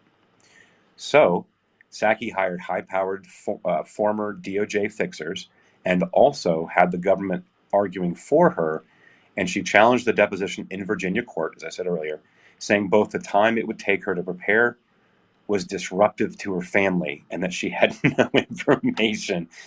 Oh, circle back. You're not going to be able to circle back on this one. The judge in the Virginia wasn't having it. He said, quote, "How could there be so much preparation if you have nothing to say?" Oh, yes. Let's go, judge. And also, quote, "How dare you bring this to another jurisdiction for me to step on another judge's toes without the record in front of me?" Judge's decision in Louisiana stands. Let's go. Then the judge in Louisiana again ordered the deposition of Psaki. Well, the government then went back to the Fifth Circuit and added Psaki to their original mandamus request and asked the Fifth to rule that she shouldn't testify. Quote, "They really don't want her under oath." On Friday, the judges there sent it back to Louisiana, saying that they should try to find someone else. Without getting into it too much, they misstated the record when they made the decision. So I'm waiting to see what happens now. The judge in Louisiana will make some sort of order shortly. At the same time this is all happening, Flaherty has been ordered to submit the written interrogatory, which is why you are suddenly seeing Flaherty, oh my God, it just scrolled on me, emails on censorship floating around on Twitter, which is what I had read earlier, that email. While all of this is going on, there is a motion to dismiss on the amended complaint filed by the defendants. The plaintiffs responded to the motion on Friday as well in a 99-page filing. It is well pled, and the judge has already ruled against the defendants on numerous of their arguments. Plainly stated, the defendant motion is legitimately deceptive in its pleading, but they are likely doing it the way they are because they intend to go back to the Fifth and hoping that panel rules in their favor on the mandamus, something that they have been hesitant to even touch so far. So if you guys remember, it's not just a singular judge in this Fifth Circuit. It is a panel of 3 judges that are making this decision that are weighing back down on the lower court, which is Terry Doty in Louisiana, just so you guys know. Instead, they've been better served to send things back to the judge for another look. That's something that hasn't worked out poorly for the plaintiffs, to be honest. The judge in Louisiana is ruling properly while he has the Fifth Circuit breathing down his neck because the government wants to stop it. Oh, I'm sorry. The government wants to stop you from being able to speak freely and espousing, quote, wrongthink. There is a lot more here, but we are moving along in this case, and I will be continuing following it for you as we go. I will leave you with this bit from the 5th when they ruled about Psaki the other day. So this is from the 5th. I'm going to read this. A writ of mandamus is always discretionary, i.e. Paxton, it's another case. The allegations that the plaintiffs make against the federal government are no doubt serious. They warrant careful consideration. We remain, though, at an early stage in litigation. This action was brought over 6 months ago. An initial motion to dismiss was filed, and another revised to reflect the amended complaint is pending. In the meantime, the district court has authorized extensive discovery, even while acknowledging that, quote, expedited discovery should be narrowly tailored. The federal government has produced thousands of pages of written discovery, and 4 depositions have already taken place. The central concern of this court is that, absent extraordinary circumstances, depositions of high government officials should not proceed. That rule is constant across the decades, regardless of who the officials are. The circumstances have not yet been shown as extraordinary in light of possibility of alternatives. So this is the 5th court giving their opinion that the lower judge, Terry Doty, should be accepting alternatives. And what he's done is saying, okay, there's some alternatives here, but that does not satisfy the complaint of the plaintiffs that are making that Rob Flaherty was present in all of these meetings, not just a couple with who they tried to switch out with. Same thing with, now they did allow Jen Easterly to be replaced by Brian Scully of CISA, but Scully is still a hell of a scalp to have on this case. So this case is just absolutely crazy. So when you hear all of this, and then we look at Andrew Bailey's tweet the other day about the judge going hard on the feds, you can kind of see where this case is at, guys. It's pretty crazy. If you guys have any feedback on this, but this is this whole censorship apparatus is getting blown wide open in this case. And here's the other thing. So what? Like, the discovery's being done. All of this is going to be public record, right? So let's say that the plaintiffs don't get what they filed for. All of this is out there. It's public record now. Like, that has to be able to open it up for lawsuits and so on and so forth. And I'm sure it will, to James's point. So how do you guys feel about this? I'm going to rest my voice for a second. Do you want me to do a comprehensive on the Missouri versus Biden case? Sure. Just bring it back down to 1x. Well, I went to like -1. Okay. You went to like 1.5, 2. Oh, you're talking about my speed. Okay. Yes, the Missouri versus Biden case is historically significant for civil liberties in the U.S. The judge issued a ruling that strongly rebuked the government's actions. Expedited discovery was granted, and claims of social media censorship were proven. The Uncovered and the Intercepts articles highlighted this case of importance. The government tried to halt depositions through motions and mandamus, I guess, but the judge ruled against them. The case addresses free speech, government overreach, and various issues like COVID and election integrity. Certain individuals, including like Vivek Murthy and Jen Easterly, are required to testify. The judge refuted privilege claims and emphasized the public interest in preserving free speech. And my last bullet point is that the case uncovers a plot to suppress speech, deceive the public, sway elections, and cause harm. See, if I slow down, I just lose my train of thought. Oh, I appreciate the summary. Go ahead, Jen, and then we'll get to the hands. It's okay, Carolina. I talk fast too. It's a problem. It's okay though. We still get what you're saying. No, I'm really pissed off about this, right? First of all, they tried to make it seem like we were all nuts, like completely crazy that we would be thinking the government was doing this. And then when it comes out, not do they try to be like, okay, yeah, we were doing this. Obviously, like, we need to make this right. No. They go and censor the censorship. Right. And it takes one brave judge to stand up and like go against like maybe like, having harm done to you or something in order to get this information out to us. Like, what makes me angry is we can find this information right now. There are people like Name Redacted, the Twitter file people, like there are people out there exposing this. And I don't understand why the American people have to wait until it's public record when these people are showing you like sources. They're showing you where this information is. They're showing you how the government's doing it, and people are still being like, "Oh no, the Twitter files are fake." Like, how are they fake? How is the Hunter Biden laptop fake? How is all this stuff fake? Like, you guys are the fake people who can't understand reality. Like, get a grip, go touch grass or something. And then they have the nerve to say it's all conspiracy. They just put their stupid, stinky ears in their ears. I mean, their fingers in their ears and go la la la.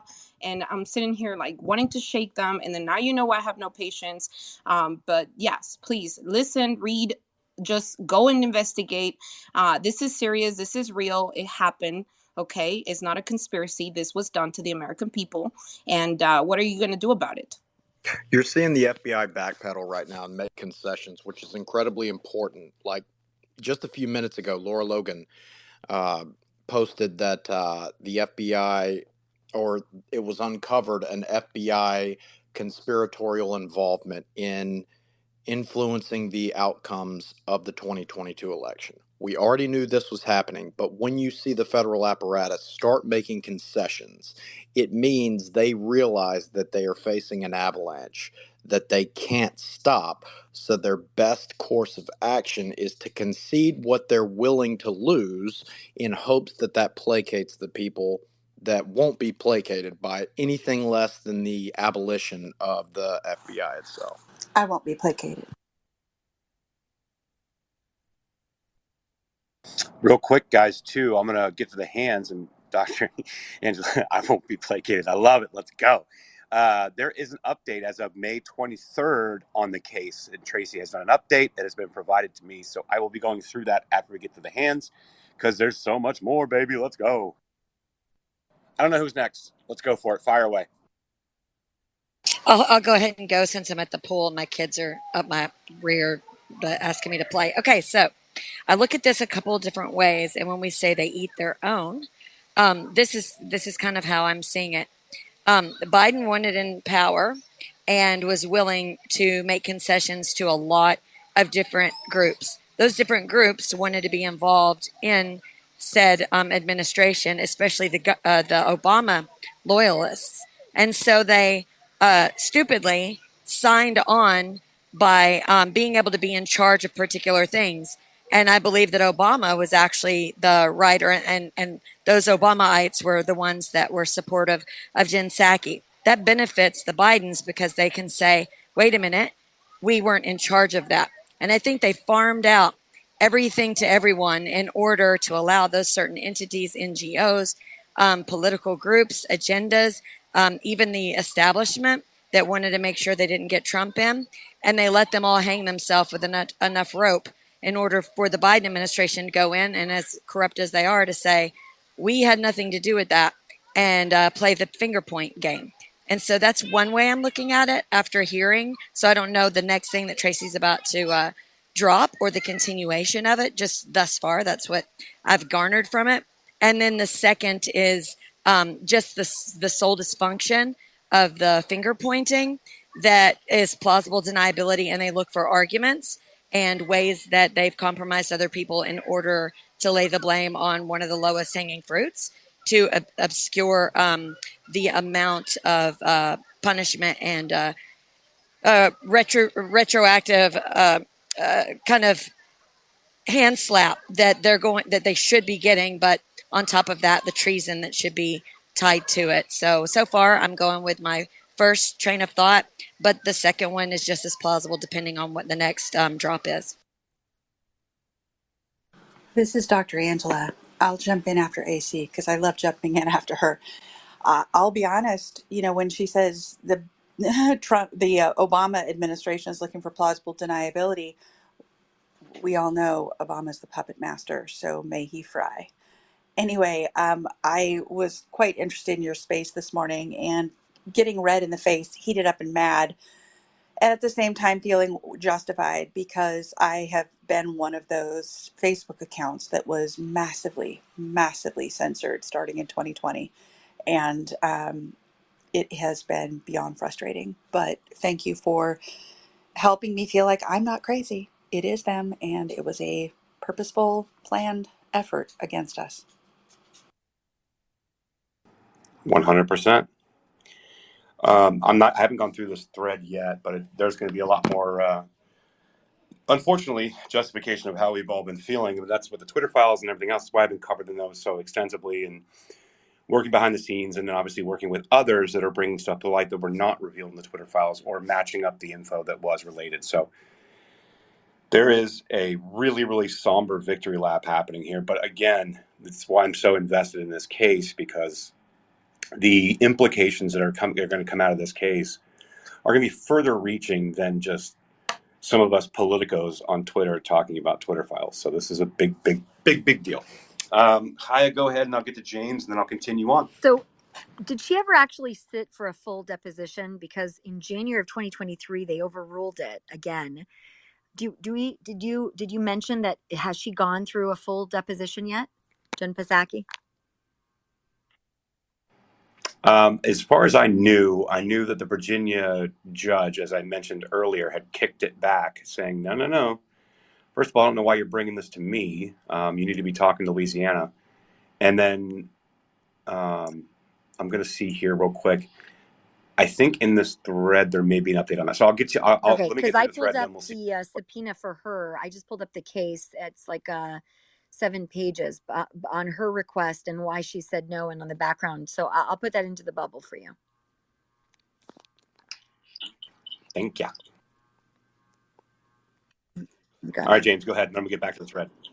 Yeah, to further your point on the implications of this case, first let me say, I hope everybody realizes that we're about 4 to 6 years out from a completion on this case. And then secondly, a judge today just sentenced someone to jail time, quote, misinformation from their appearance on Tucker Carlson's show.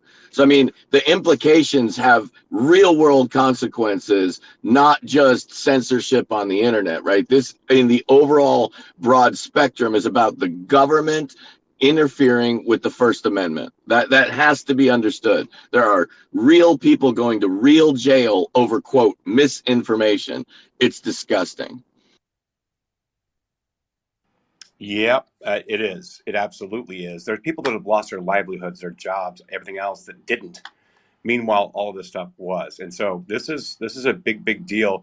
I'm not seeing any further things on Psaki in this thread. However, I am going to take a little bit of pat on the back here because there is a lot of the documents within here, within the hypothetical of what I was talking about that Andrew Bailey was discussing, including the many connections that I made outside of this court case that are now being brought into this court case. So I'm super excited that I get to pat myself on the back on that one.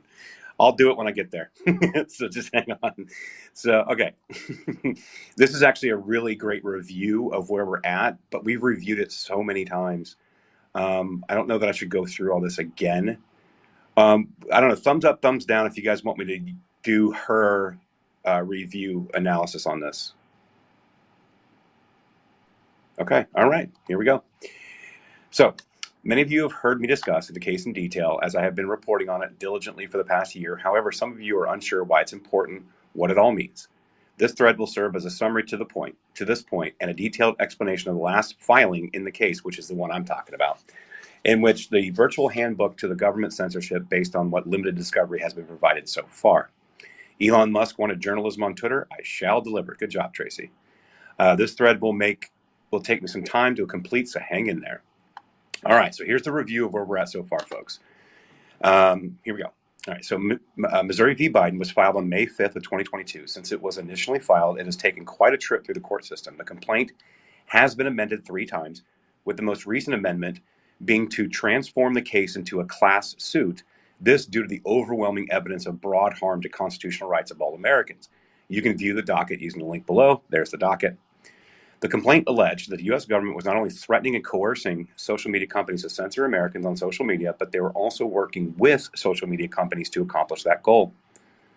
It alleged that topics surrounding COVID-19 and the origins of COVID, the Great Barrington Declaration, election integrity concerns, the COVID shot, the Hunter Biden laptop story, were under scrutiny by the White House and other governmental agencies, and that the government had very publicly threatened to take action against social media companies should they not act to censor viewpoints on those topics, of which that were disfavored by the U.S. government. The plaintiffs in the case, the states of Missouri and Louisiana, along with several other private plaintiffs, moves for expedited discovery to be able to obtain a limited set of evidence as well as depositions of certain officials. This evidence, they argued, would allow them to make the case for a temporary injunction to stop the government from infringing on the First Amendment rights of plaintiffs and their citizens. Unlike what many have come to expect, the judge granted the motion for expedited discovery and depositions. A struggle ensued between the government and plaintiffs, with the government fighting against the judge in this case, which is based Judge Terry Doty, to stop discovery and certain plaintiffs from being deposed. They took those complaints to the Fifth Circuit of Appeals, which is a panel of 3 judges, by the way, guys. And they took those complaints to the Fifth Circuit of Appeals and a court in Virginia, a court that usually is friendly to the government. I was surprised by that as well, knowing that that's why Psaki was, judge shopping, and then she took the case to Virginia, and the judge smacked her down. That was pretty awesome.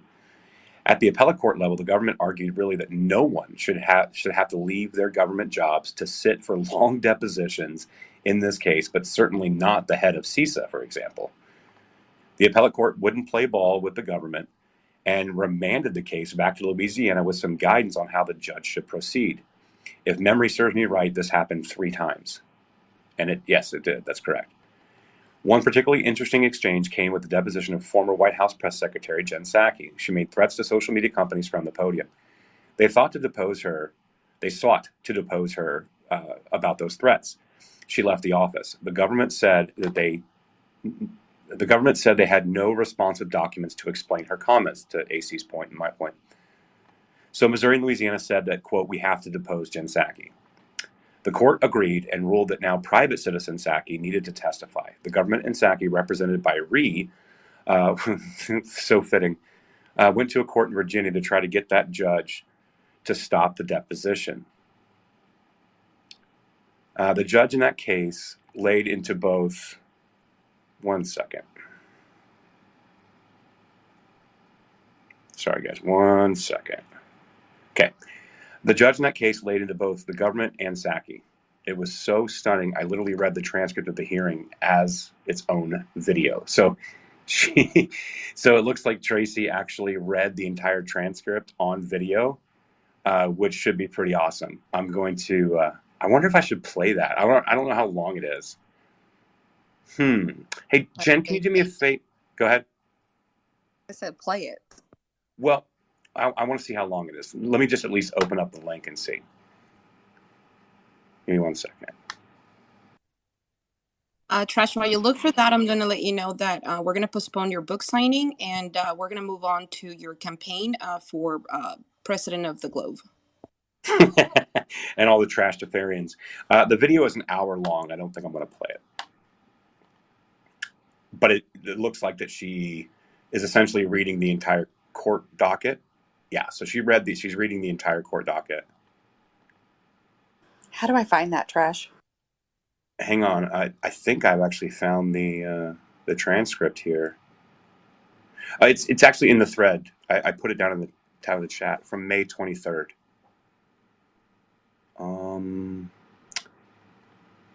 Yeah, so this is the deposition. Miss Rhee is the attorney for Jen Psaki. Yeah, no, the entire transcript is an hour long. Man.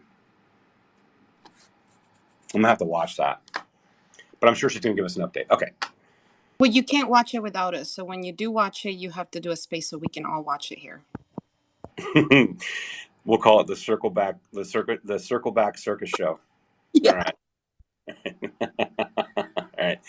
All right. So I'm going to watch that eventually, but this is the transcript from the judge of Virginia talking to the attorney Rhee, which is so funny, in regards to Jen Psaki trying to get dismissed from being deposed.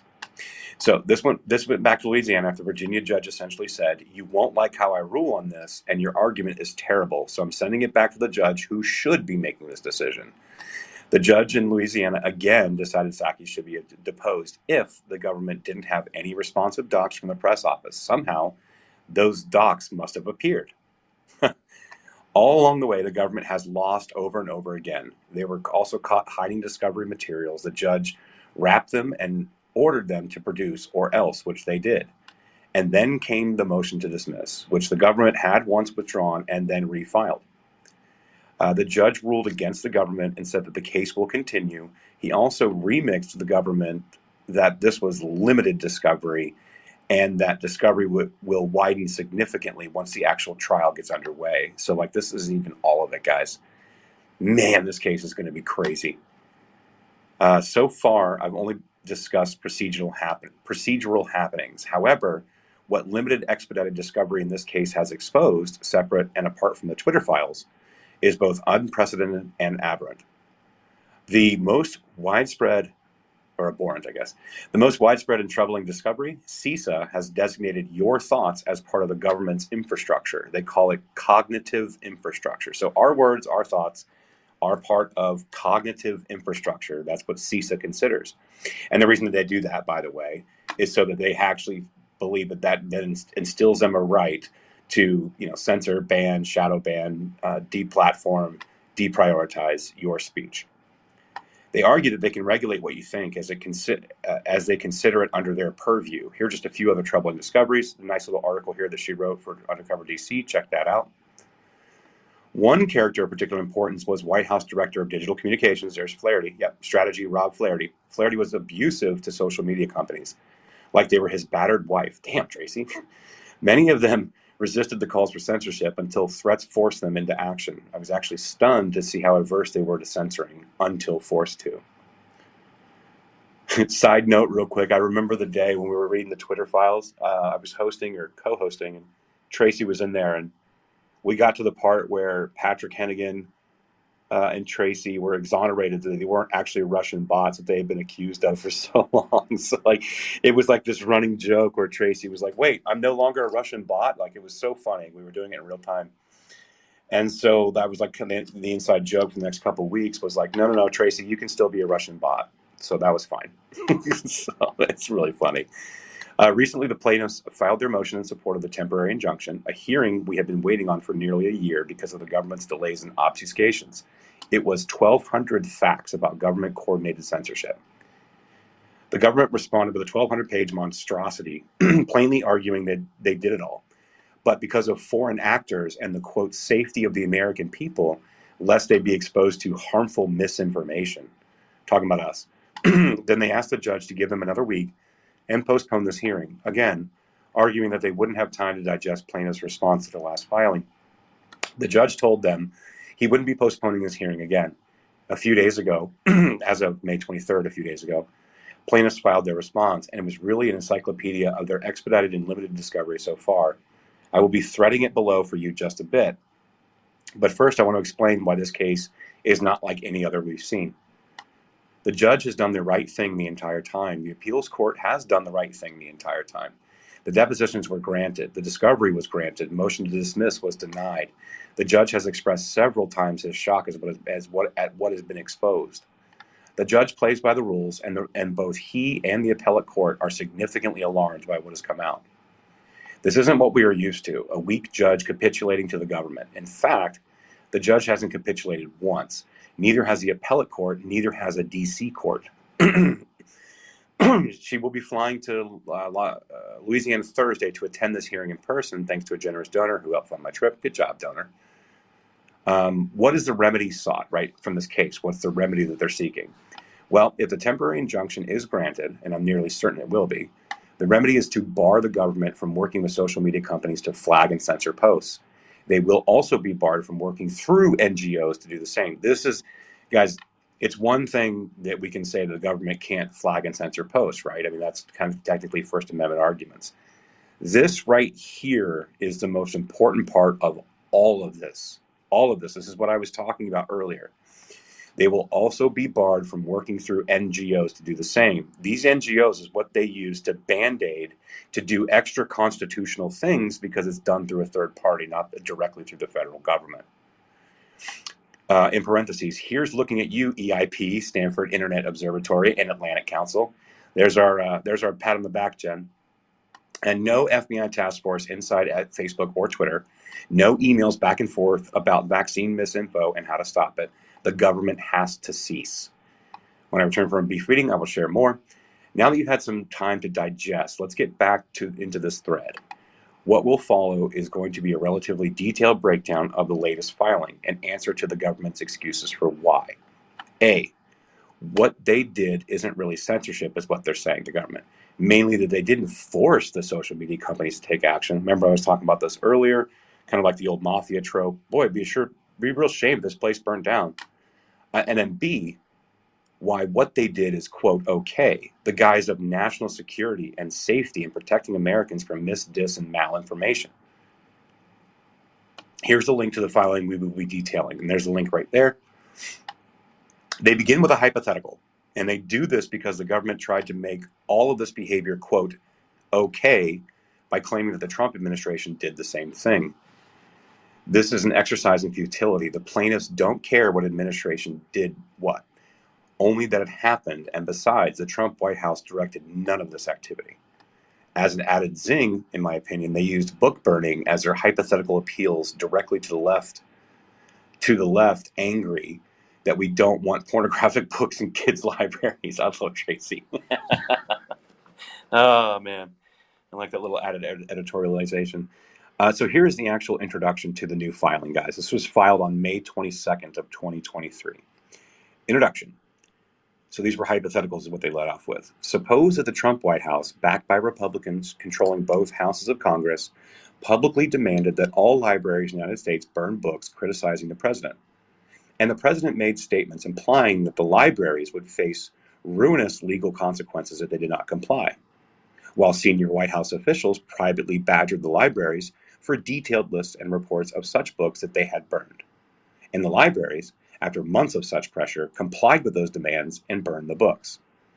Now suppose that after 4 years of pressure from senior congressional staffers in secret meetings, threatening the libraries with adverse legislation if they did not cooperate, the FBI started sending all libraries in the United States detailed lists of the books the FBI wanted to burn, requesting that the libraries report back to the FBI by identifying the books that they burned.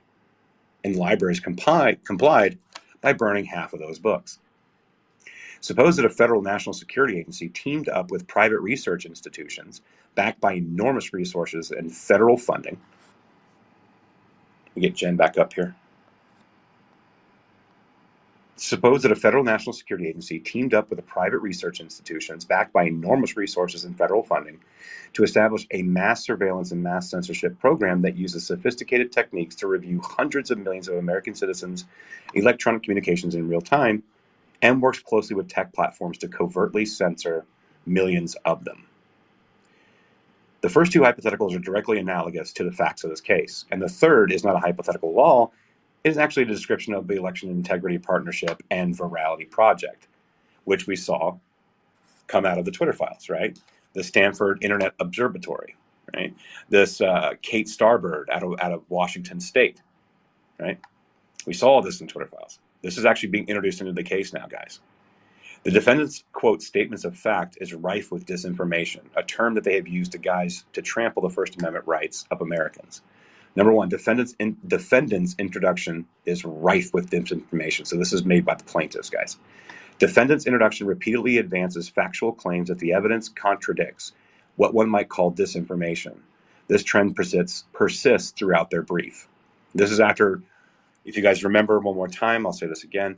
This is when all the documents that were requested by the government were due by January 5th of 2023, and they had through January 13th to be able to go over those items, and then now they're making the introduction into the case. And Jonathan, this next one's, well, actually, Jen, this next one's for you, me, and John, but here we go.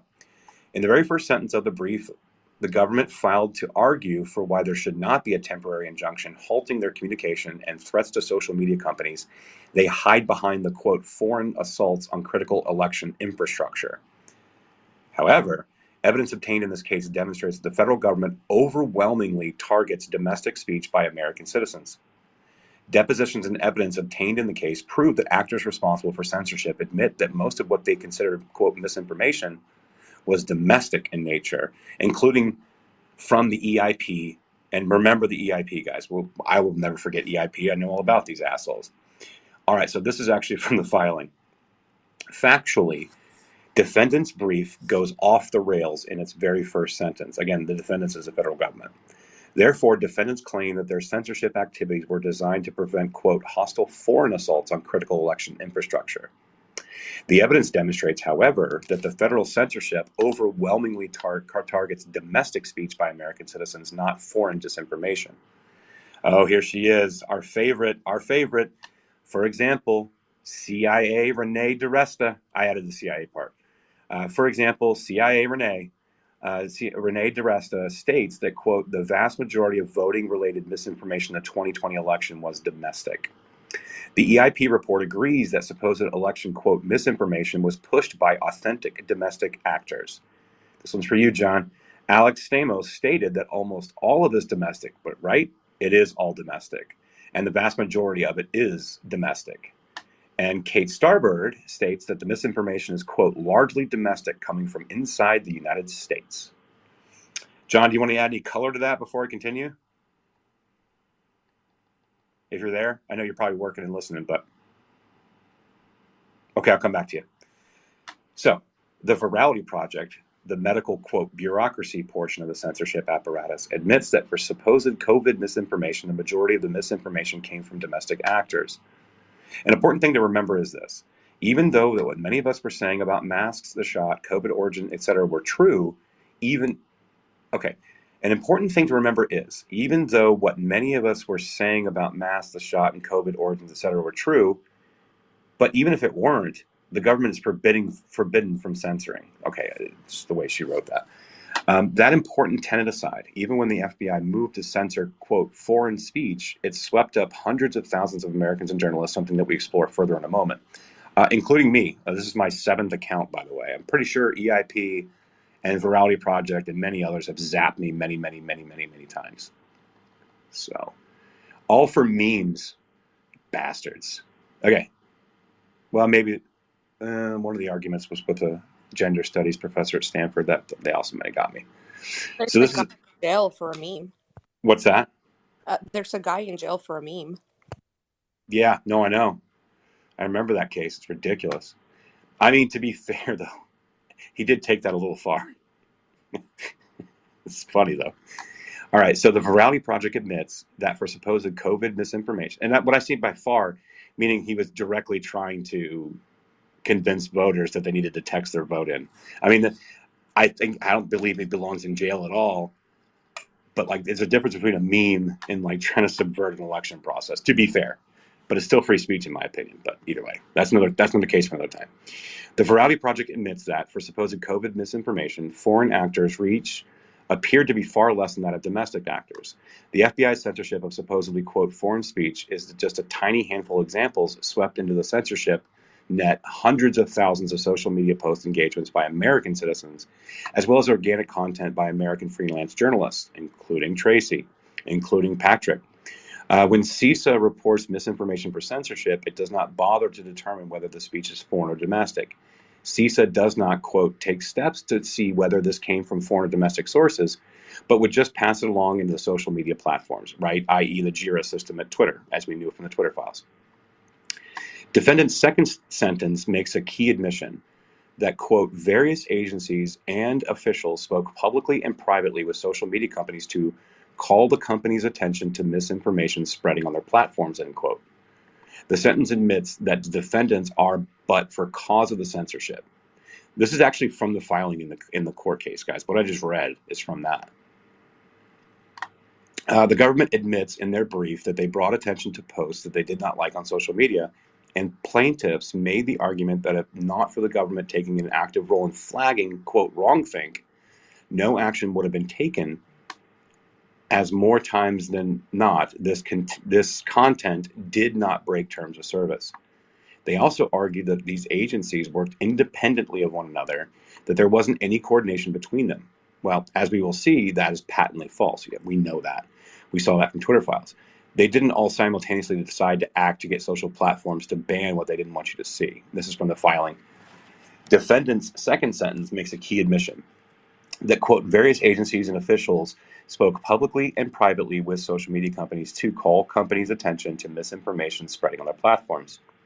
This sentence admits that defendants are the but-for cause of the censorship. Until defendants flagged the disfavored content, the platforms did not censor it.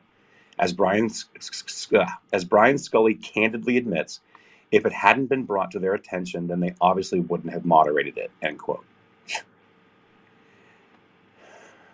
So Brian Scully, he admits, he says, if it hadn't been brought to their attention, they obviously wouldn't have moderated it, meaning the social media platforms. Next, defendants claim that each federal officer and agency should be treated as acting independently from one another. On defendants' view, it is just a stunning coincidence that dozens of federal agencies and officials, all acting in isolation, simultaneously decided to pressure social media platforms to remove disfavored content. Not so.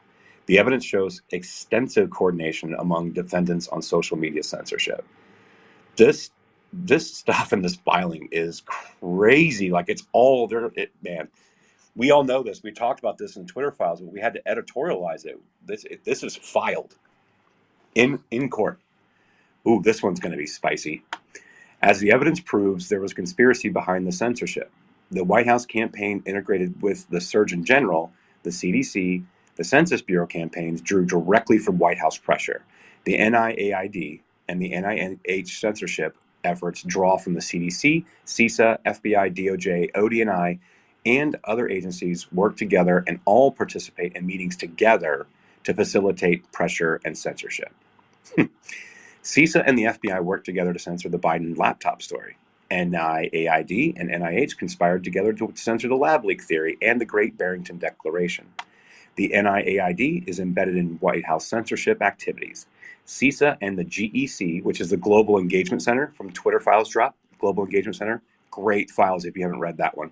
It's probably one of my favorites.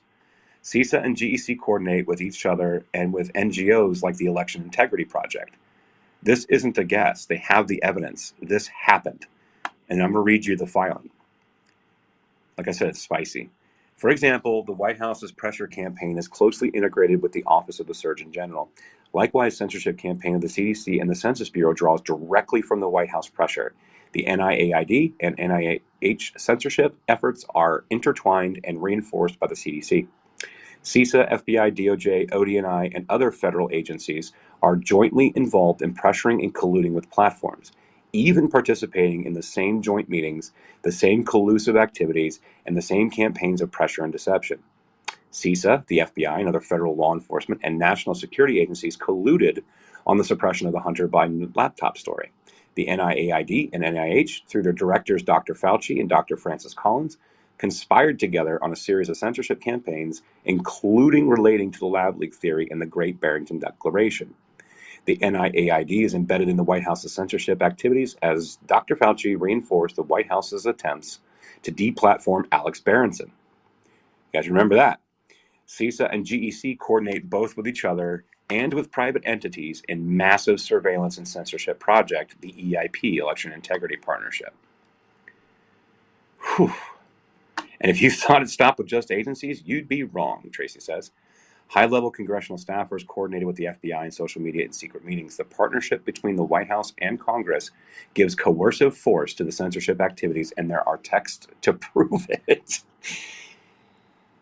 Jen Easterly, director of CISA at the time, texted that CISA wanted to play a coordinated role so that relevant agencies could try to pre-bunk, remember that one, guys, pre-bunk and debunk trends of information to prevent the chaos that would ensue if every agency was contacting platforms on their own. Hard pause real quick. Jen, are you with me? Yeah, I'm here, Trash. So they brought up pre-bunking. Do you remember when we went over that David Brock memo? Yes, I do. Do you happen to have that handy by chance? Not at the moment. I have it back on my computer. I just had to run to the gas station for a minute. So when I get back, I can put it up.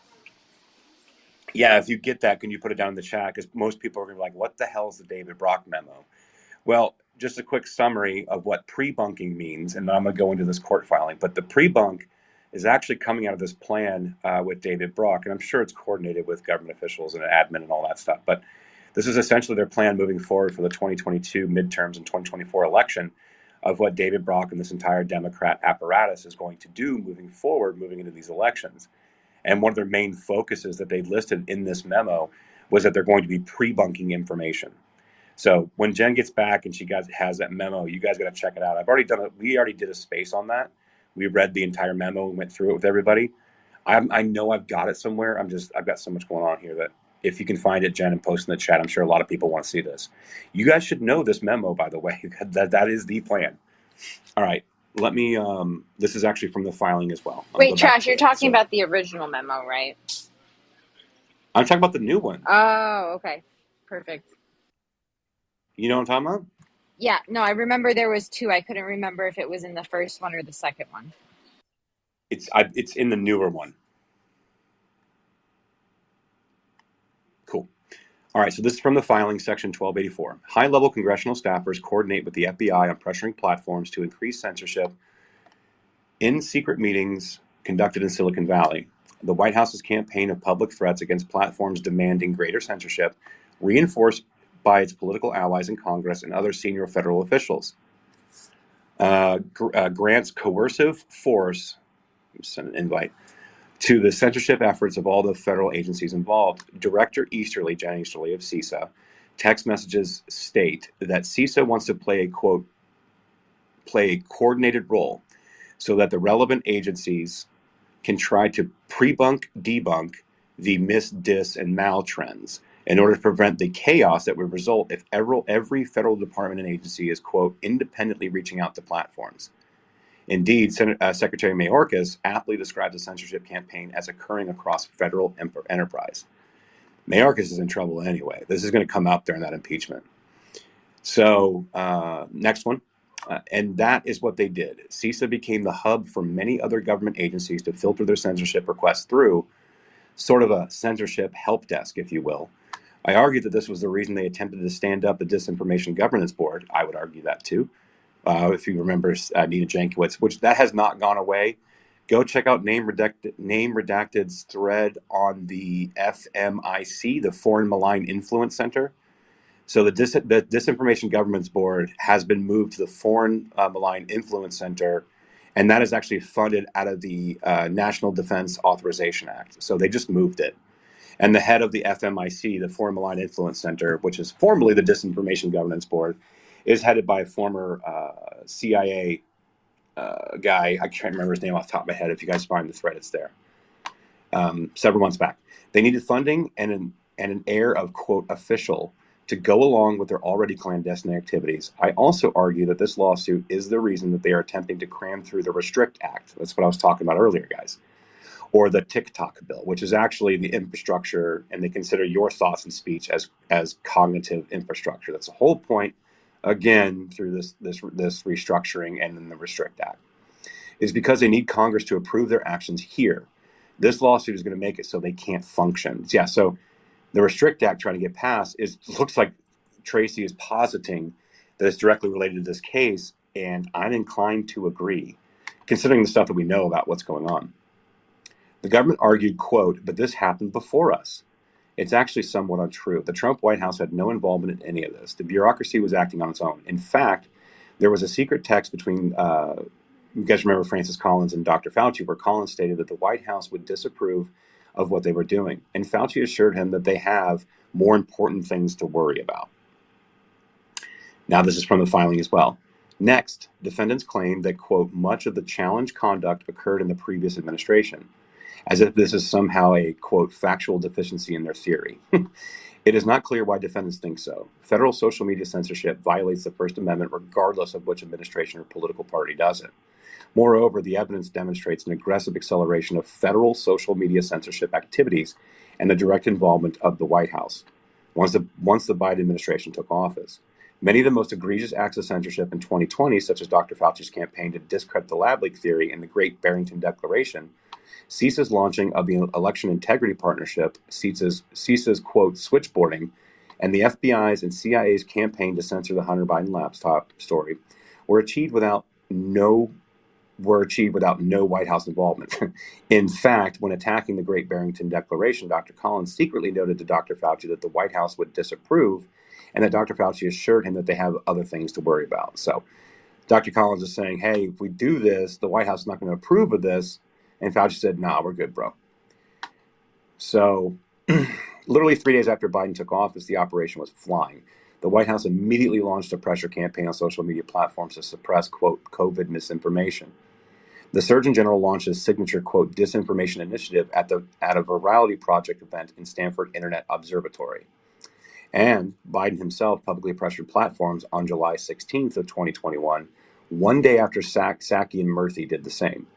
So again, from the filing, once the Biden administration took office, the White House became directly involved in censorship, and the censorship activities dramatically accelerated across the federal enterprise. White House officials started flagging misinfo for censorship at 1:04 a.m. on their third day in office. The White House immediately launched a pressure campaign on social media platforms to suppress supposed COVID, quote, misinformation. Federal officials' collaboration with Stanford Internet Observatory and its censorship cartel moved out into the open, as Dr. Murthy launched his signature disinformation initiative.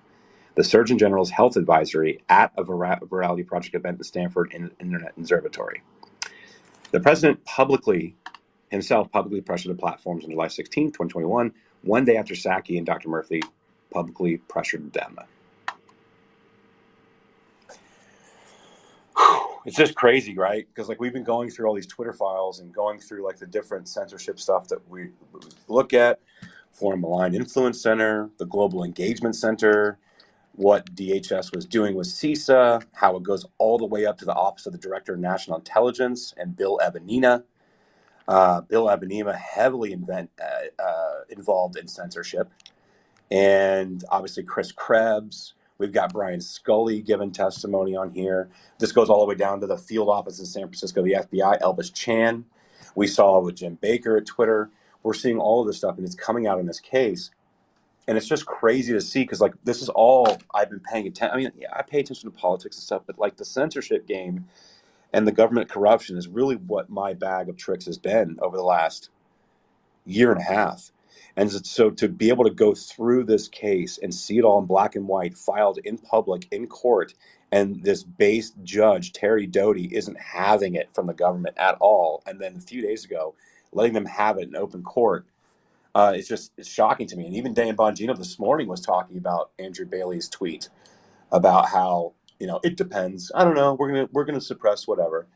And I would say that Kyle probably has a lot to offer on this, so I'm going to give my voice a rest for a second as I go through this. But Kyle, man, thanks for joining us, bud. Hey, how's it going, Aaron? Thanks for having me in. Good, sir. So here's something for people to chew on. I think because I'm right in the middle of writing a speech about this, I've got to do like a 4-minute online presentation about the government and the faithfulness to the government as a religion. And so it's fresh on my mind. But as I keep looking at this stuff, we're talking about thought crimes. We're talking about wrongthink. We're talking about the sort of Orwellian world. We're discussing censorship in favor of government narrative. And these have all of the zealous sort of hallmarks of a spiritual or a secular religion. And that is kind of what we're seeing. And the way that they go after this stuff is the way that that maybe the Catholic Church used to do in the Middle Ages, like running after heresy. And that you see sort of people in Islam run after apostates. It's really, really scary because there's essentially once you've been declared to be an enemy of this type of thinking, then nothing is off limits.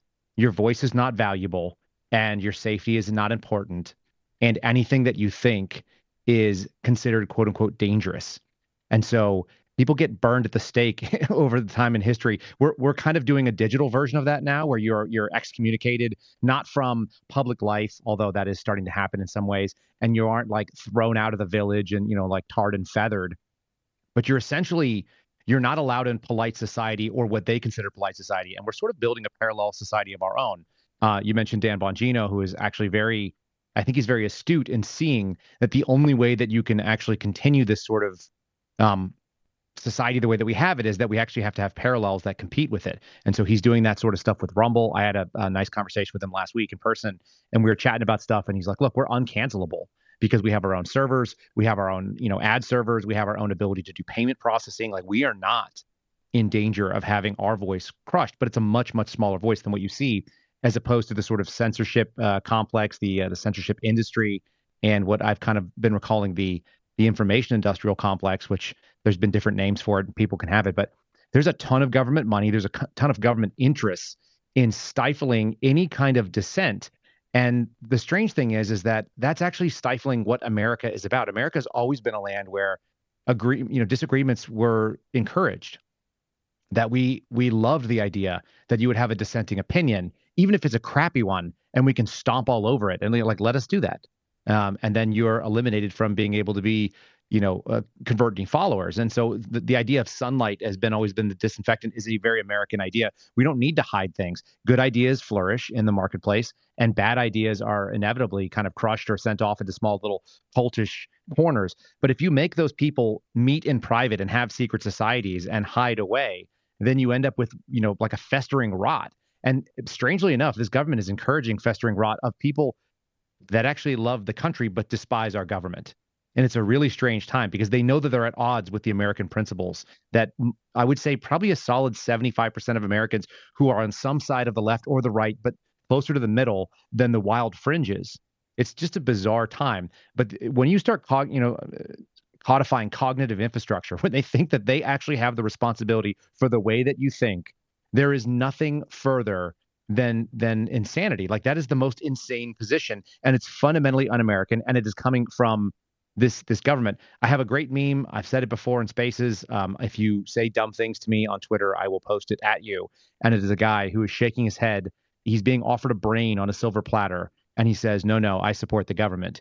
If you know, even when, and Aaron, we did this in the space the other day, like when we were kids, because you and I are roughly the same age. When we were kids, the people who resisted the governments were the ones who had any bit of heart. And then as you got older and you understood that there was certain necessities that, government may be the worst solution, but it is a necessary solution for certain problems. Like you can't really do private law enforcement. That gets pretty sketchy. You kind of have to have a court system that is not being run by the private citizens if they're tilted one way or another. So you kind of outsource certain parts of our civic life, but the rest of it is supposed to be left to us. The government has no business in whether or not, like, we're publishing a newspaper or we are having a TV program, or like whether a rock band is saying things that are scary. And we always used to know that until about 20 years ago, as this sort of slide has happened. It's a post 9/11 world. I think it's the legacy of 9/11 that many of us, some of us were too young to actually make any good decisions. I think I was 19 or 20 when 9/11 happened. I want to say 19. Didn't really understand what the danger was. But some of those who were looking forward, especially those in the libertarian space, understood right away that the danger of giving the government a zero fail mission, kind of keeping away terrorism, keeping away death from American life, and guaranteeing everybody's safety, is not guaranteeing everyone's freedom. And we are seeing that manifest in real time right now. And we are seeing it revealed as this stuff happened between COVID and the George Floyd riots that went on and the BLM sort of activism and all that wild stuff that went on in a period of 2 years. They have ripped back the veil on, basically a quantum leap, a 10 or 15-year leap in goofy leftism that has been, they thought they had the upper hand and they thought they were on the downhill slope of just dominating. And a lot of people woke up in the middle of that, saw what their kids were being taught, saw what was going on in school, saw what was happening in the federal government. And even in the last 6 months, there's been a significant awakening. And I think some of the guys that I work with have added to that, where people are just going like, what in the actual hell are we doing here? And the government has always kind of jokingly been the enemy. Like, it's the damn the man spirit. The government is the actual enemy in many ways. And that doesn't mean that people who work for the government are the enemy. And that doesn't mean you go Tim McVeigh and try to like detonate a bomb and take out government buildings. That's completely flawed. But we've got to take back the culture that exists within the federal government, because right now it is a non benevolent dictator that is just growing less and less benevolent as time goes on. And luckily, I think a huge faction of people are starting to see that on both sides and go like, I don't want anything to do with this. This is not what I'm willing to vote for. So the question is can we have free and fair elections? They have to happen. They have to be audited in a sane way. And we can't have a partisan agency like the FBI not doing its job. And we can't have the rest of this stuff that's going on. All these people have taken on responsibilities. We've got to say in one clear voice, as Americans, left and right, because the left used to know this too. Guys, this is not what we signed up for. We don't want you doing this. You back off. Yeah, 100%. Like, this is not. No, we didn't ask for it, and we're not gonna put up with it. And like you said, like the veil's been ripped back, and it's not only just been ripped back, but now I mean, like it's people are going on the offensive, and it's like it's good to see. It's just more people saw what the hell's going on, And Kyle, what's so crazy about this is like all this stuff, right? Everything that you guys go through, right? The suspendables, like everything you guys were doing, blowing the whistles in the FBI and the DHS and all this stuff, still being suppressed, still being censored, still being shot down. Like those are supposed to be the representative of the people, but not the fourth branch of government that's untouchable. It's unacceptable.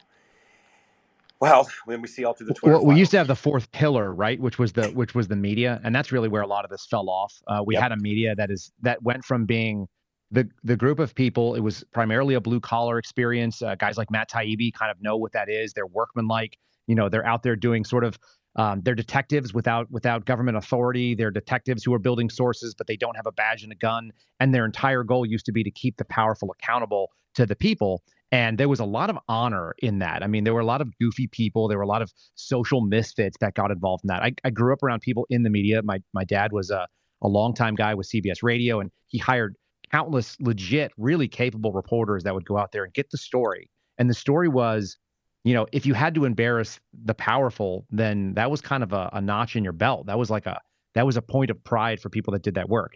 And now these people are sycophants and they're on their knees receiving the story. And we can see it in real time. And it's disgusting to a lot of folks. That's why they don't have any credibility. That's why you see mainstream news on cable and you see the the newspapers and all this. They're hemorrhaging an audience. They can't give away the USA Today. They cannot get enough advertisers to actually make it of any value. And they are completely partisan, mouthpieces when you look at the Washington Post or the New York Times and things like that. And so conservative and not even conservative, I should say that again, alternative forms of information are now the de facto way that people are getting it. And it doesn't matter if it comes through Facebook or if it comes through Rumble or it comes from a YouTube channel, or if you're going to go to Russell Brand, who is clearly like a liberal dude, who, his whole life has been pretty lib. And even he cannot stand the idea of it because libs used to celebrate the fact that there was a difference of opinions. And we don't have that anymore. So it's super easy to see that they've lost their own credibility. They are yelling, and they're yelling into an empty theater where nobody is listening to them. They're all by themselves.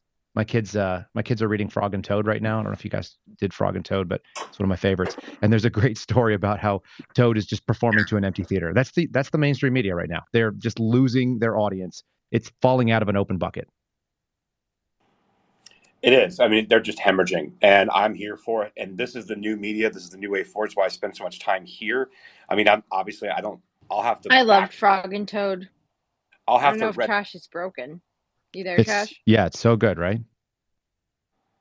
Can That was anybody one of hear the me? best stories when I was a kid, right? That, the little It's Arnold engine that Lobel. could. Jen, I don't think you can hear Trash. Oh, sorry, Trash. Bye. I'll drop down. FYI, Chuck Todd announced that he's gone from the news on Sundays. FYI, so one more mainstream media. Chuck Todd. Yeah. Good riddance. Chuck Todd. Who gives Oh, a shit? we did these. The garbage trail journalists went after people. I got blocked by a bunch of them, but it was still fun memeing those people to death.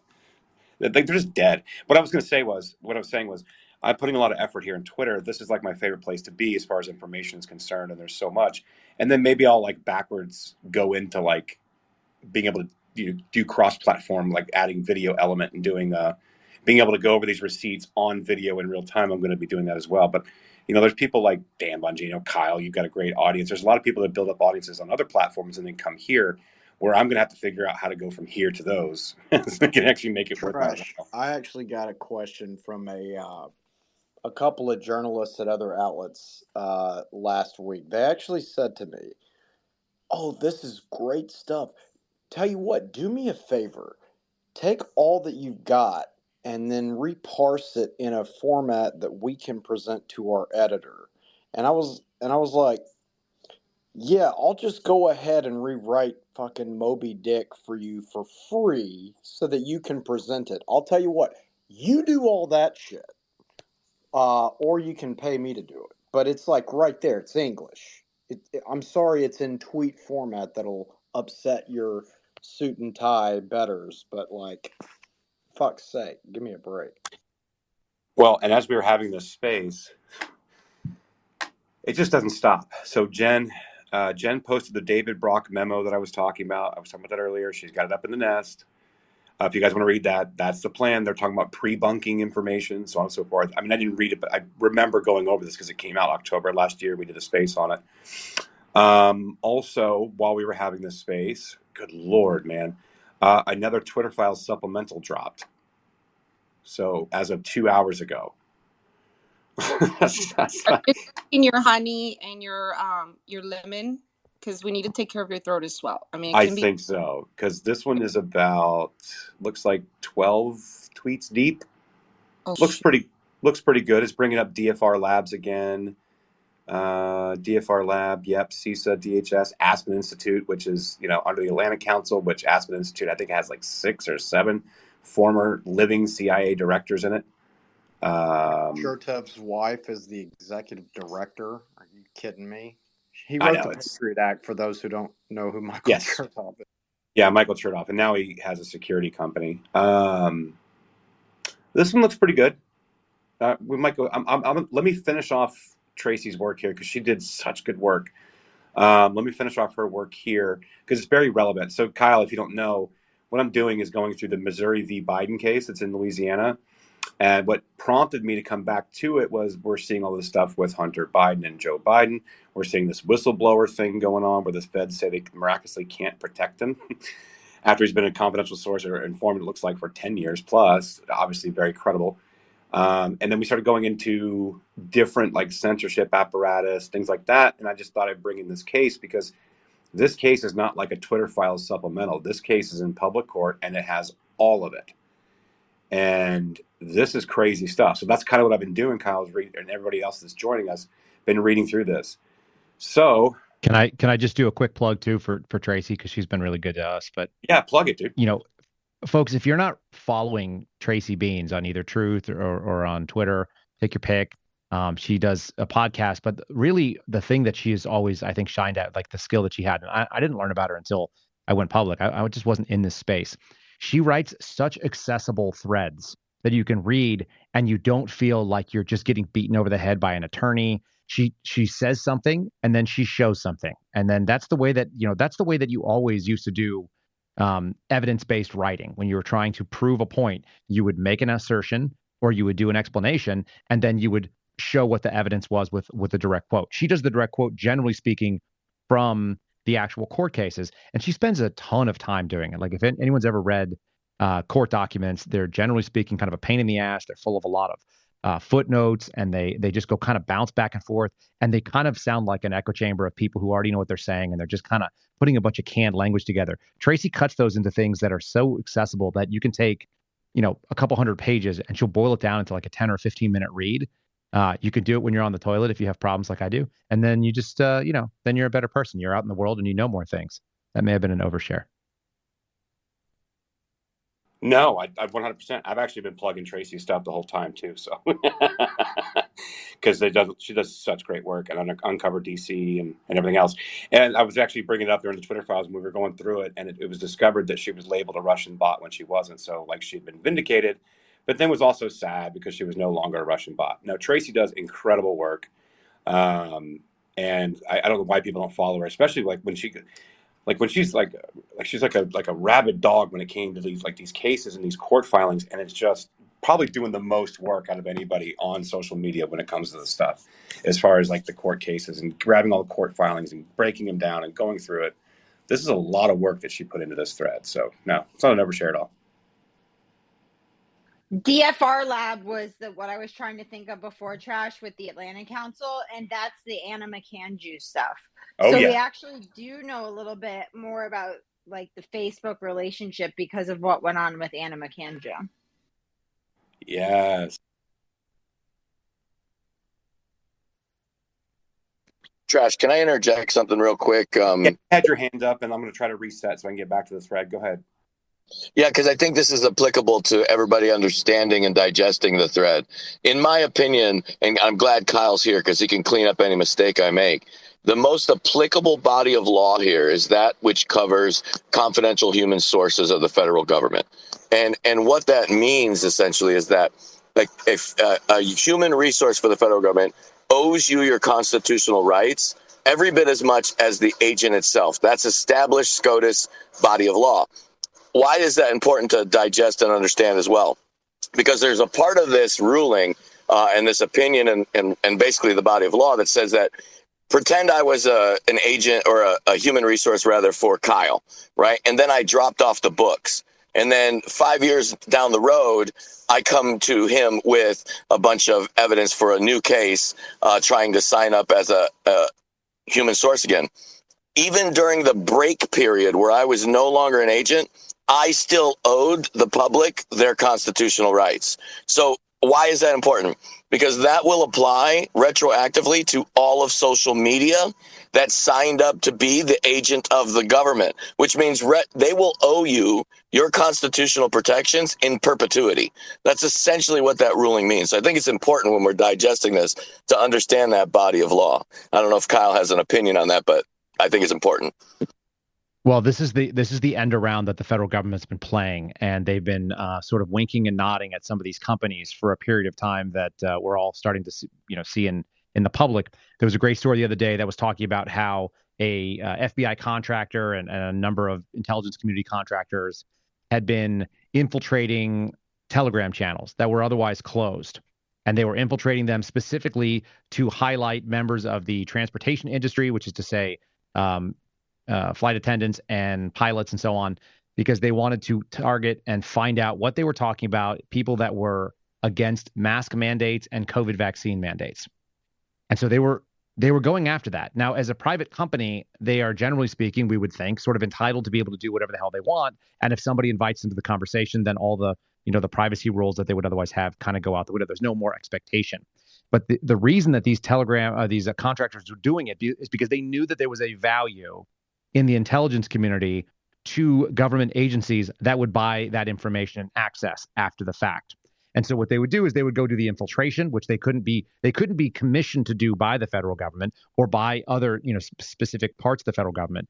They would go do it on their own, and then they would come back and market this information. And that's essentially what James is kind of talking about, that we're going to find out whether or not this stuff, that these companies are going to be held to a First Amendment standard when they are kind of operating on this wink and nod. The FBI would call them what you would call like a hip pocket source.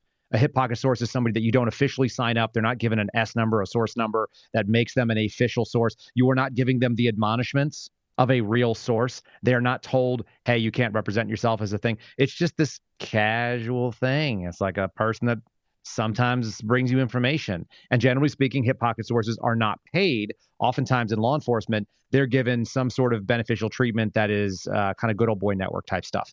And so if that is going on, but there's actually cash involved, now you are really becoming and acting as an agent of the government. And so it's an interesting departure. It'll be a really interesting decision to find if this all kind of holds, because I think we all have an expectation that the federal government should not be going around the rules that are set up so the federal government can't do things.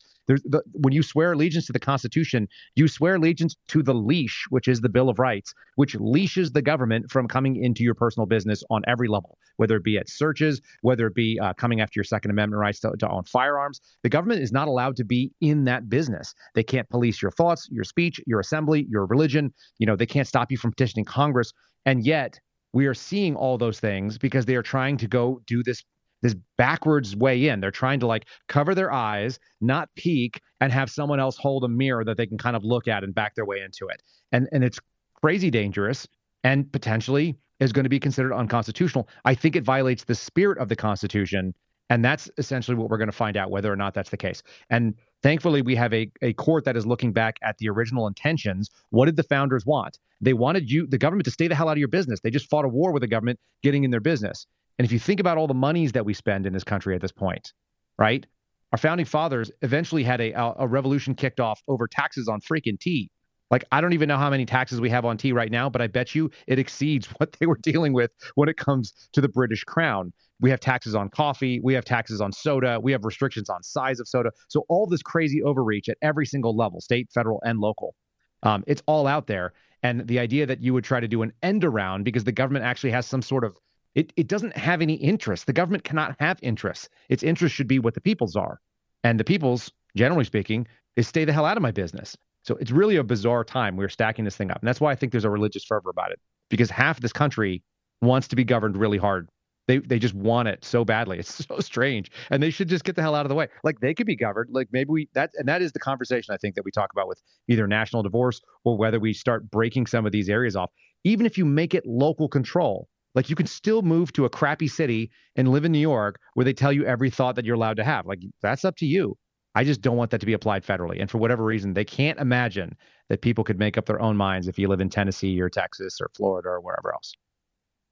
Well, Kyle, wouldn't this like go into what happened with Gretchen Whitmer and that setup, and then the setups that are coming to light surrounding January 6th? And it wasn't just them like spying. In some instances, they were actually inciting the violence, which led to people joining in. Yeah, of course. So this has been established for quite a long time. This actually goes back, and what's funny is that people in the early 2000s were less concerned about Muslims' rights than they are today about everybody's rights, I think, because they thought like, well, it's isolated and there were a group of Muslims that came and attacked this country. And so, they sort of brought this on themselves. Whether it's wrong or right, this is a perspective that people had. I recall it when I was a kid, and I recall it when I was in college. This was a mindset. But they started off, the Bureau actually started some court cases that when they were infringing on people's religious liberties in 2006, the first cases were starting to be brought. And that was from source recruitment within mosques with no allegation that there was a federal crime happening in there. They just were recruiting them because they wanted to know what was going on. And when I say they, I mean people in the government that were incentivized to find terrorism. Now, you can kind of say like, oh, that's good. But it's the same crimes that we're looking back at the COINTELPRO stuff. When you look back at the civil rights leaders and you look at the communist leaders in the 30s, the 40s, the 50s, the 60s, and the 70s, when the Bureau was doing the exact same sort of work, they're equal sins. It just turned out that they sort of aligned mostly with like this generally American sentiment. But you can't go out there and hunt people for being a communist, even though, we can have a personal opinion that we think communists are terrible. They're allowed to have that opinion in this country. And there was a strong period of time when it was the political left that was defending that. That was the ACLU's position. They defended Nazis' ability to go out and have a parade, even though Nazis suck as human beings. It was like they have a right to have their crappy opinion, and then we can all make fun of them, and then they all have to go back into their houses in shame, and they have to like hang their flag on the wall, never to be seen from again. That was sort of the attitude. And now we have this thing where they want to actually like crush you before you think of it, the pre-bunking idea. And then when we talk about setting up terrorists, which I'm sitting in a room right now, someone mailed me a Betsy Ross flag that was handmade by an Army vet trying to figure out what to do with his life after he got out of the Army. It's the background of my podcast. And this Betsy Ross flag for me symbolizes a lot of what they were doing when they were saying that veterans were potentially the problem and stating things like, warrior culture is an issue, or that people who believe in the come and take it sort of mentality, that, or they have a come and take it flag, God forbid, the 1835 Gonzales battle flag. These things are potential white supremacists or anti-government, anti-authority, violent extremists. They're just continuing what they started doing to Muslims in the mid 2000s. Now, like I said, there are a small number of Muslims who are Islamists that were extremists that actually deserve the treatment that they got because they brought it upon themselves by doing things that were dangerous and violent. But that doesn't mean that people who attend a mosque should, generally speaking, be subjected to that type of scrutiny. It's really, really dangerous. But that playbook predates all of this stuff, and it goes back a long ways. And I always tell people this because it was considered required reading on my surveillance squad, and we had a counterterrorism mission. We were funded almost primarily by the FBI's counterterrorism division. And it's called what is it called? The Terror Factory. Sorry, skip my mind for a second. It's written by Trevor Aronson, who is a lefty. He thinks that the FBI was targeting black and brown people. No. The FBI was targeting people to ensure that they maintained a budget. And they were targeting people because they were incentivized to have higher crime statistics each year, showing what a big threat it was so they could get bigger budgets, so they could get bigger pensions at the end of the day for the senior executive service that did it. And that is totally antithetical to Americans' understanding of government. How many of you would even imagine that a police commissioner or a police chief in your area would get paid a bonus every year by increasing the number of like homicides solved because he increased the number of homicides? Like, that's totally crazy. If you increase the percentage of solves and you reduce the number of homicides, then that would be a policing victory. In federal law enforcement, you actually get a victory for disrupting more terrorist plots every year, which means that somehow you're allowing more people to join these terrorist organizations. But it's totally backwards. They are perversely incentivized to have higher accounting. And so they start fudging the numbers. And the famous number is this, and probably people in this space have heard it, but I'll say it again. In 2022, the FBI claims that they were going to disrupt 600 terrorist plots in the year. They were going to claim 600 disruptions. And they fell short. They only had 397 disruptions, which means every one of you has to believe, because the federal government has made this claim through the FBI's their own stats, that the FBI disrupted a terrorist plot every single day of the year on average and 2 times every Sunday. That's what you have to believe. If you believe that, then ask for the government to govern you harder. If you don't believe that there was a terrorist plot on average every single day being disrupted by the FBI, then you are living in reality like I do. And we have to try to deal with this government that has stepped over the bounds and is now like it's in business for itself. And it doesn't have a product, right? And it doesn't have any investors, and it doesn't have any budget, and it doesn't have any natural constraints like you'd expect any small business or large business to do. They don't have a customer base. They literally are looking down and just drawing money out of it. And there's a small group of people that are willing to print it and put it into their budgets every year. So super scary stuff. Hopefully that answers it. But it's been going on for a long time, Jennifer. Yeah, I mean, it does answer it, right? And there was a massive, massive influx of funding, and they had to justify their existence from that moment forward when we were over there fighting terrorists in the Middle East and bringing everybody down. And so as you expand and you make those bureaus bigger and bigger, and you have to justify your expenses every year, and you have to have the committees approve the funding. And just like my girlfriend was talking about when she was in the Air Force, like they had to replace their office chairs every year just so they could maintain their budgets, because if they didn't need to replace the office furniture, then they didn't have to have a request for a larger budget or a larger, funding or whatever it may be. And so this constant justification for their existence, well, that's why they were turned in onto us. And you and I have talked about this at great length, where a lot of these intelligence communities were outwardly facing, and not a lot of that's going on in the world. So it was turned inward on the American people. Then the resources were called back, and they went after quote unquote domestic terrorists. And when you give the designation as domestic terrorists, you get special kind of privileges, including FISA courts and so on and so forth, to do your bidding. And then in their mind, they believe they're fighting the good fight for whatever it may be, and it's completely politically bent. But more importantly, it's for the unsurvival of those bureaus to begin with, because they don't want to lose power; they want to gain power. I mean, that's just my overwhelming, normal street avenue understanding, but that's what it seems like to me. So. Well, they're making the government lie to itself, or like lie to these courts. That's how you end up with sort of the falsehoods that are being put out in front of the Foreign Intelligence Surveillance Court, because there are actual statutory protections that are only allowing certain things to be used on foreign adversaries. So when you start going out there and trying to find how a white supremacist group, which might be manufactured altogether out of whole cloth, like there's a high probability of that based on my personal experience with it, but let's say it was a real group. They're perversely and weirdly incentivized to try to find a connection to them and ISIS. Because if it's connected to ISIS or any other designated foreign terrorist organization, then they can go after it and use FISA tools. But otherwise, they really can't. So you end up in this strange space where they're trying to make absurd bedfellows. And that sort of thinking and logic, I don't know for a fact, but it's not a straight line, obviously. But you end up with that where people are trying to tell you that people who attend Catholic Latin Mass are, in fact, potential white supremacists as well. Like when you start getting soft-headed to the point where you're going to line up white supremacists who in theory are interested in like some sort of white Christian nationalism, whatever the hell that would even make sense, because those are antithetical positions. And then you're going to go out and try to claim to me that they also are like buddies with fundamentalists, Islamic fascist type organizations that want to kill anybody that doesn't agree 100% with their theological tenets, which are also craziness to most people and are far too extreme for anyone to get behind. Like, you're living in a strange world, my friends. Like, if that's how you have to operate in order to get your funding, you're going to be playing some weird fudging, and you are going to be moving numbers around that are completely illogical and make sense to nobody with any scrutiny. But the only scrutiny that's going to come is theoretically from Congress, from the oversight committees. And we are seeing one of the first games of real chicken, play out in this last week and the last couple of days, where they are going to say, because the FBI already had that 1023. Like, if anyone thinks they didn't see it already and know it was in it, you're absurd. Like that makes you crazy. If you think that the GOP didn't have access to it. Kyle, the funny thing is that when they do show up to these churches and they find Carolina with the chancla instead of the white supremacists, then it makes no sense. These people are crazy.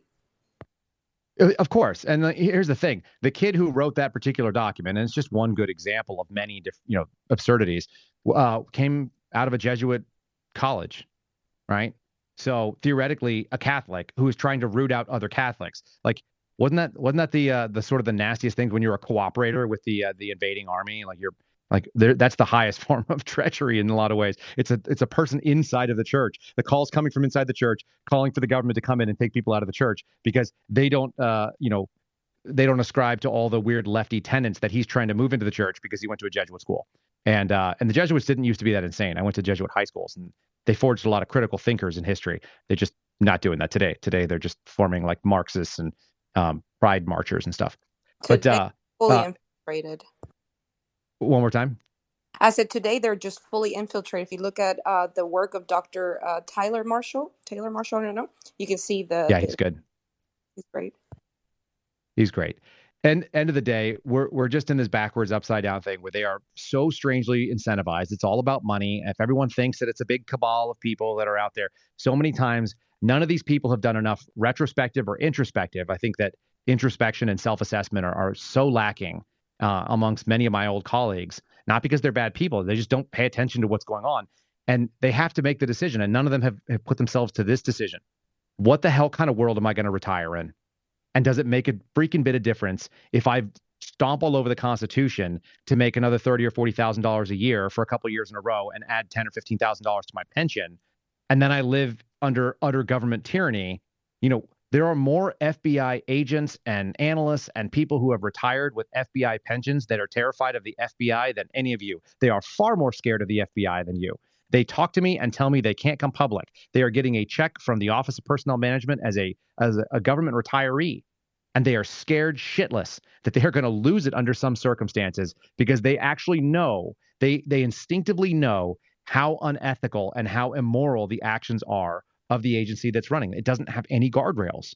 That should scare the crap out of you, and it should actually motivate you to do things about it. Because if those people are scared to talk, the reason why we've had so few former whistleblowers, we got one sitting in the space right now. If you guys aren't following Senior Chief EXW, it's my friend George Hill. If you're not following George is one of the guys who got a pension and then said, screw it, they might take my pension, but I'm not living under tyranny, because he's a fighter and he's been a fighter his whole life. And that's why he enlisted and spent 26 years in the military and 15 plus years in federal service. That's the kind of person that I thought I was working with. It gives me goosebumps when I start thinking about that stuff, by the way. Like the number of people that don't have the balls to go do that. It's terrifying and sad and pathetic that people who told you that they would be willing to put their life on the line for the Constitution, put their life on the line for your freedom and your safety, they're not even willing to put their freaking pension on the line. So don't give me this bullshit that they're like going to stand up and do something in some meaningful way. Many of these people have just never been checked. They've never been put to a test for it. And those that have, generally speaking, know what it's worth, know what they're willing to sacrifice, have seen their brothers eat the dirt or their sisters that are like buried in some foreign place. And they know that you cannot do this. And so we're seeing sort of a good differential. Like they always said that people in the Civil War, like most people wouldn't pull the trigger, that's why that conflict wasn't nearly as bloody as it could have been, even though it was awful. That if people really lined up and seriously took aim with every single shot, it would have just been so much worth. And it was already a lot of bloodshed. Most people are not willing to put themselves on the line. And we're seeing it, and all of you are seeing it. So just be aware of it. You got to support those around you too, because they're scared and they need you as friends of government employees to tell them, like, look, our church is going to support you. Our neighborhood group is going to support you. We're not going to let you lose your house. If you've got something to come forward with, go forward with it. And then like you have to build your insulation around them before they do this. They have to know what's going to happen. Not everybody's going to be a Garrett O'Boyle. Not everybody's going to be a Steve Friend. It just doesn't happen. If you don't know those guys, follow them too. GOB Actual and Real Steve Friend, follow them too. But it's very uncommon, and it's actually just common sense. People shouldn't be exceptional simply for doing the thing that they said they were going to do a couple of years ago.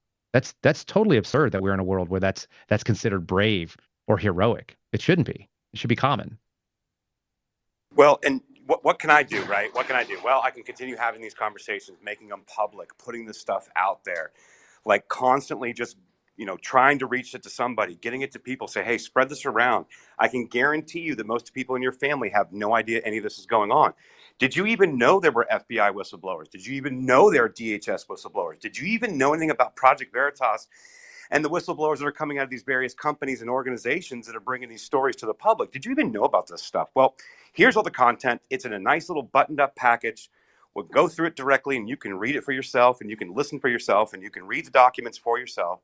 bring the receipts. And that's all I can do because I'm not connected to these organizations. But what you're doing, Kyle, is fantastic because you're kind of a hub for a lot of these people to be able to come to you. And these things can be changed. And to your point, none of these guys have been checked. No one's brought this up. They've had complete immunity and protections. And that's why this stuff is so important. This is why I spend a lot of my time on this stuff, And it's not because I'm building some brand. I'm not monetized. No one pays me to do this. I have a normal job, but it's entirely too important to me, interesting to me, and I value this country too much. So let me give you one more personal anecdote. I was talking to my mother the other day on the phone, and she doesn't even know that I exist on social media in this manner, right? She knows I used to have a Facebook before I was banned, or an Instagram, or maybe I posted a funny dog meme to the family or whatever, but they had no idea that I was doing this stuff. And so I was talking to my mom about what I was doing, and she's 66 now. And she said, it's so important that the young people start doing this stuff because it wasn't being done for years. And I'm so glad to hear that you're involved and politically involved in all these things. And I'm like, yeah, but there are people out here doing these things. And so it needs to continue to spread around. Well, I sent her a link to one of the spaces that I was doing, and now it's being sent around the family to all their friends. Now, they're probably listening right now. So, hi, Mom. So this is the only thing I can do in this effort. So. But it is something, and you look at the number of people that are following you on your Twitter account. One, it shows two things. I think it shows a competition in the marketplace of ideas, and there is a market for what you are sharing. That's a big one. And the second, like 20,000 people following you, that's a soccer stadium. That's a ton of people. That's more people than politicians will, get into a room to speak to on any given day. And you look at how many people are sitting in the space. You got 600 people. That's bigger than some auditoriums that you're going to be able to fill up for small speeches where people get paid to come in and do it. So it's incredibly important that these things are available. And I wasn't part of the pre-Elon Twitter long enough to know what you guys all went through in there. I was on purpose, like avoiding all that because I didn't want to be. I didn't set out to be a public figure. You were totally spared, and I don't wish you any harm. And trust me, you did miss a lot, but you did not want to be there. Well, so when you're aware of it peripherally, it's not quite the same thing as knowing that what it takes to have a social following of people and message things, especially if your brand is very genuine. And I'd like to think that, I'm consistent. Like I'm kind of funny sometimes, and I poke a lot of fun. If it's Sunday night, we're going to have a good time and I'm going to say silly things. And if you put me in this, I end up like standing on a soapbox and like screaming that America is wonderful and we need to defend it. Like it's just kind of the way it goes. Depends on the hour of the day. Probably like you all, figure out how many beers you've had, and you can figure out like whether you're going to be waxing poetic or whether you're going to be just like a complete goofball. And I have a good time talking to guys like Crypto, and I have Crypto Lawyer, and I talk to Mark Naughton and Michael Dean, who invited me in here, and I talk to Aaron all the time. And it tends to be one of these things where I'd like to have a little bit of fun. Like nobody wants to be preached at, nobody wants to have a message, but damn it, 20,000 people that are following people like Aaron, and the fact that people like David Weissman asked you to come and co-host a space. Because you're reaching across the aisle and saying, look, I'm going to have a logical conversation. I'm going to poke holes when you are being foolish. And to David's credit, and David says like a lot of really ridiculous stuff on there. I got to learn more about his background. I asked him to be on my podcast, and I'm going to have him on if he'll do it, because I want to poke into his background and figure out like, dude, how did you go from being a guy that was like a Trump cultist, as he kind of describes it? And like, I don't understand those people either. For all of you that think like I'm some kind of MAGA dude, I'm not.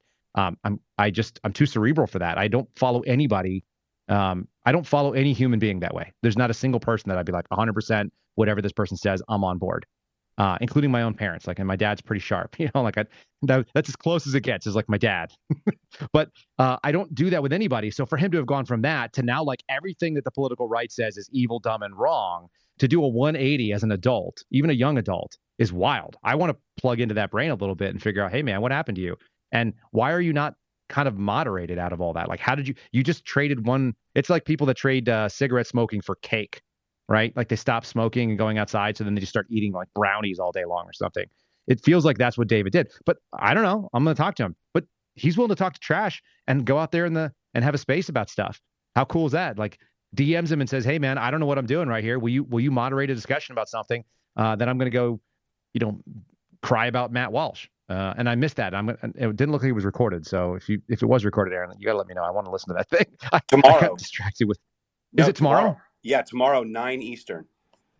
Oh, fantastic! I thought I missed it. Nope. Make sure that like if I'm not there, like hound me, please. Like DM me, because I'm going to be in there. I want to know. I want to know what the arguments are about a documentary when someone said, literally, I asked 5 people, what is a woman? And I got gobbledygook back and nobody could answer it. And then that's transphobic. I I need to know. know the answer. Like, do they have the answer to what is a woman? And is it a different answer than Matt Walsh came up at the end of the documentary? Because if they do, cool, let's have that conversation, right? Yep. But it's so interesting to me that somebody, and he also told me that he also posted that it was transphobic before he even watched the show, which is also funny. When you preordain your decision, like, I never do that. I don't know. Like, make your argument and then we'll discuss it. That's the other thing that needs to be going on. That's tying it back into this Missouri versus Biden. The government is so scared, and mechanisms within the government are so scared that you will make up your own mind and it will be possibly not the approved message. That's totalitarianism. That is, it's not communism, and I'm not sure it's even Marxism. Like, it's totalitarianism, it's authoritarianism. It is a, it could take on any number of undergarments, but it's wearing the vestment that says, I will control your thoughts and I will control what you're allowed to process. And that way, only the approved outcomes are going to be accessible to you. Super scary.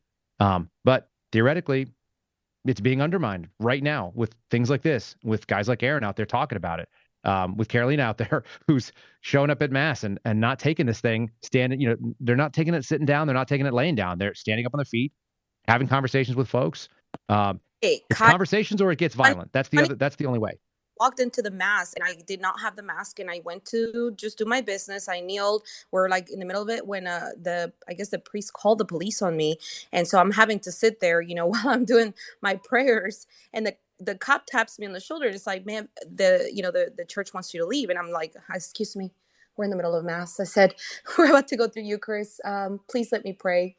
And then he just walked away. And so, yeah, that's the crap that we had to deal with this entire pandemic. I walked out of our church and I didn't come back for months because they said, you can't come in. We can only have one family in the cry room and some other stuff. And it's like, well, I got young kids and they're going to make a mess in mass.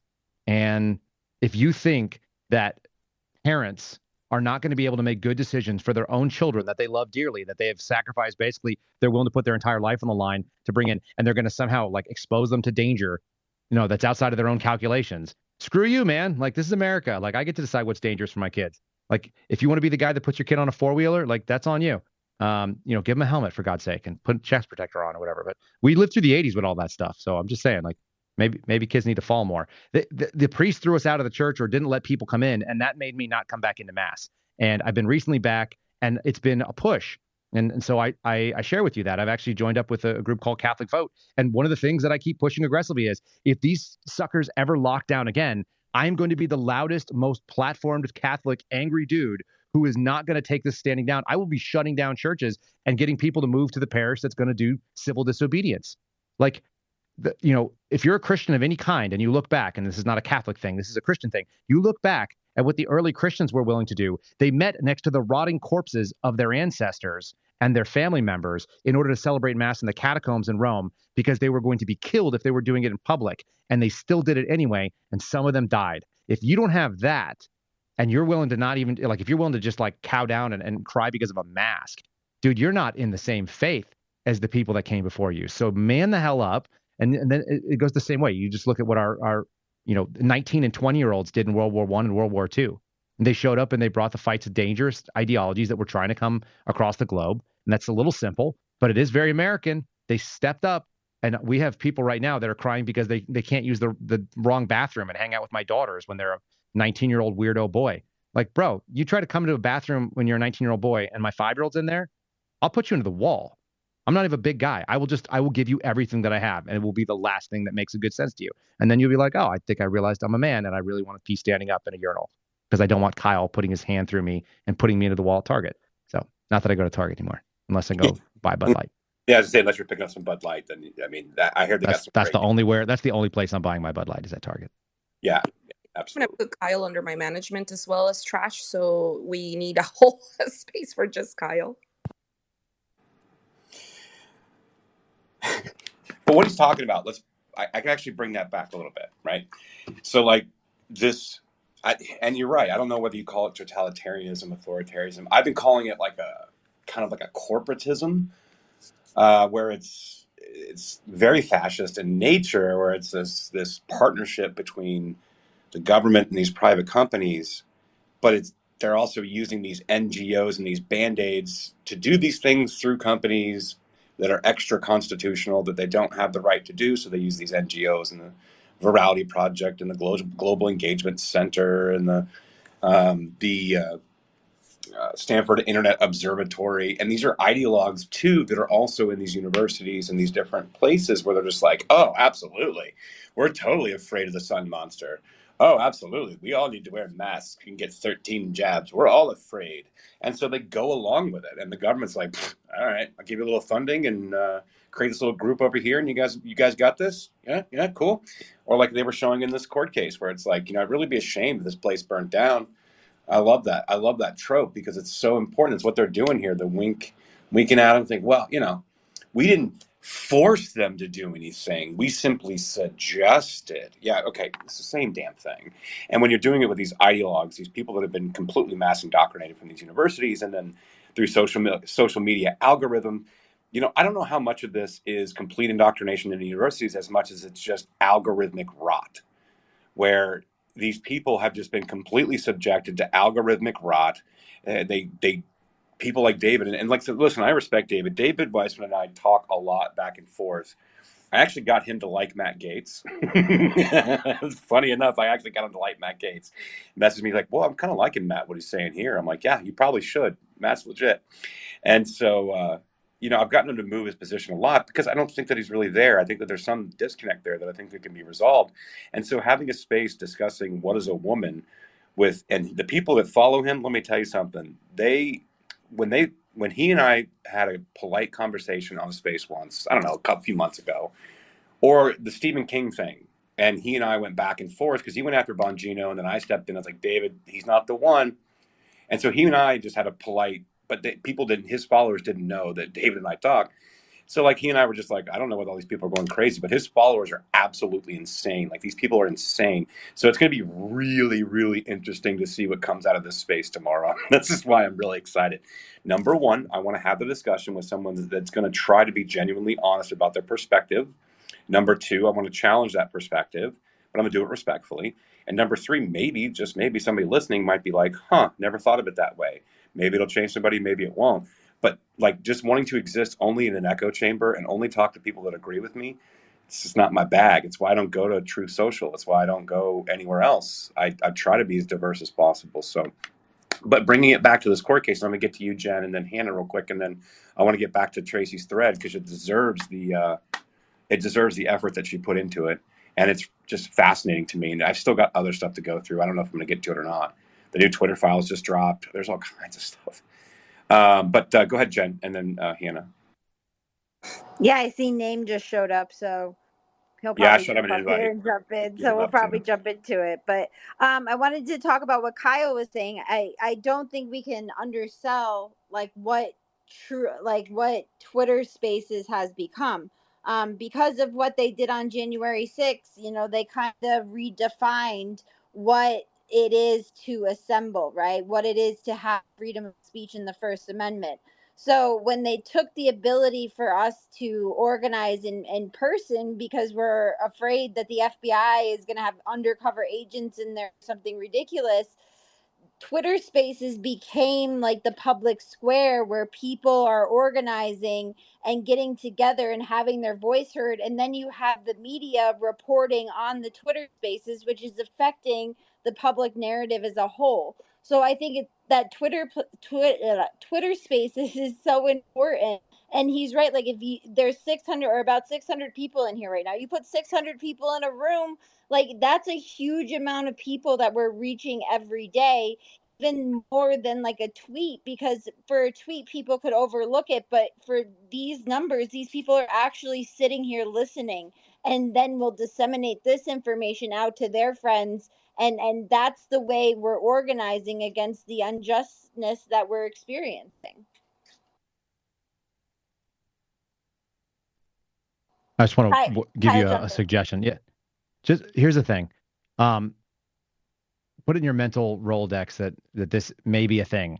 It may have happened this way, and it's one of the things that I kind of continue to think about. January 6th, was the finished product of the Charlottesville messaging campaign that the America is a racist, terrible place and it's full of white supremacists, because that was also messaged about January 6th. And there's people on the left that believe that it was a neo-Nazi movement to try to take over the U.S. Capitol and sneak in a guy with a Viking horn to take over America because of the secret ink on the back of the Constitution that many of us do not have that copy. But apparently that's what it says.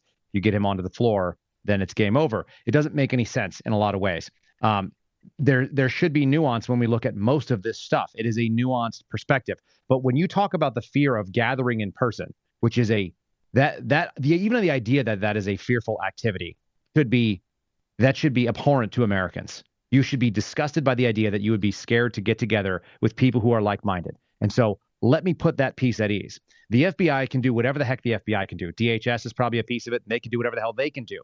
Set boundaries like a normal human being in any interaction. Let's say you were going to go to a Metallica concert in the 90s and you're like, well, am I going to jump up and crowd surf and get my top ripped off? If I'm a female, that's a bad idea probably. Or maybe that's what you're into. I don't know. It's America. You can do whatever you want to do. But like, you make a decision up front and you know what's at risk and what's to gain. Are you going to go and start smoking people's joints, not knowing what's in them? Are you going to drink a bunch of beers and then just see where you end up at the end of the night? Like, whatever you choose to do should be on your boundaries, decisions that you've made beforehand. This is good advice for most of life, by the way, as I get older and have little kids and I have to give advice. One of the things that my buddy told me, which I think is brilliant, is that you basically have a fork in the road every single time you come to any decision. You can prepare or you can repair. And if you prepare, you've made decisions that are going to carry you through, and you have a thought process and a map and a flow chart that you're going to go and execute that mission plan. And if you are going to repair, you show up and see what happens, and maybe you end up in the gulag, and maybe you end up as a defendant, maybe you end up not as a defendant, maybe you end up going with the crowd, maybe you end up sitting and deciding to go home. There's a lot of things that can happen if you are in the repair mode, where you're just going to see what the universe throws you. And I recommend that people who are thoughtful and may have concerns about an overreaching federal government, which you should, that you prepare.